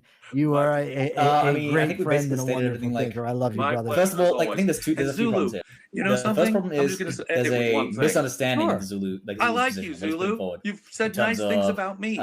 If you want to continue this conversation with me, I'm happy to. The video is still continuing. Dave Smith, even though I think he came off a whole lot better in that debate than you did. You there? Awesome. Thanks, Jim. Sorry. For now, this is the Rational Egoist signing out. The video is still continuing for me. Until next time. No, it's done. No, we have a Discord moment. Oh, we have a Discord moment. Yeah, it was Okay. continued Like, throughout all that. It's finished now. How much is left? Just finish Okay. up. All right. I think there's a few problems, like the misunderstanding of Zulu's position, and then there's also I think there's also the problem with, like, I think Jim and Mike actually might reject objectivist principles, like even like the orthodox position in terms of, like, you know, would we consider Harry Binswanger an orthodox objectivist in terms of stating that an action, a principle identifies an action required by the facts at hand? Because I think, hang on, Harry Binswanger says it. Leonard Peikoff says it in the lecture, you know, why one ought act on principle, right? Like, these are absolute, they're inviolable, right? They're not heuristics. They're not something you can just take and leave at your convenience. They are necessarily contextual, right? Because, like, in the context of, you know, action, right, you should do this, right? Given the context, they are inviolable, right? And then that is contextual. It's contextual on conflicts, on the domain of all conflicts, right? And so, like, I think that's an important thing to be concerned about. On the point about open objectivism, I think we've stated our position that, like, it's a frozen abstraction to just say it's Ayn Rand's philosophical beliefs. The same way it's wrong to say, like, you know, chairs are things that Ayn Rand sat upon, right? It's just not. You fail to identify the essential feature, and you're just like, you know, you're taking this set, like, you're making an arbitrary set of beliefs rather than, like, identifying the essential set right here. Mm-hmm. Yeah. And so, anything as closing statements, Zulu? I mean, I think I've gone over everything. I think that these people, I mean, I do like them, but I don't think they actually addressed my philosophy at all. I don't think they did that. I don't think they demonstrated that I was in contrast to objectivism at all. Like, they didn't actually go through all of the steps needed to do that. Mm-hmm. I agree. And I think my ending thoughts would also be something similar. Like, I think we have said basically everything that needs to be said here. Maybe they'll make a stream on which we'll make a stream and we'll be sitting here for 28 hours. But maybe it'd be better if we just had, like, a live conversation at some point. Yeah, I think, like, Zulu should just have a live conversation after this. But yeah, we've said everything and we've done everything and we finally did it. Let's go, guys. Let's go. Yeah, I'll be interested in talking on Michael Leibowitz's podcast, if nothing else, just because, like, you know, I'm working on my science fiction project, which like it's I think, you know, I'm the next Ayn Rand, everyone. I'm gonna be writing books and putting out media that defends these interesting principles in philosophy, and I would love to go on Michael's podcast and maybe talk about that. But anyway, I have to sleep right this second because I'm very tired. So thank you very much, everybody, for coming on. Thank you to Man Sharma and Nikola Pavkovich. Thank you very much for coming on. Thank you very much to everybody who donated. But I have to go to sleep right now. So the stream is ending this second.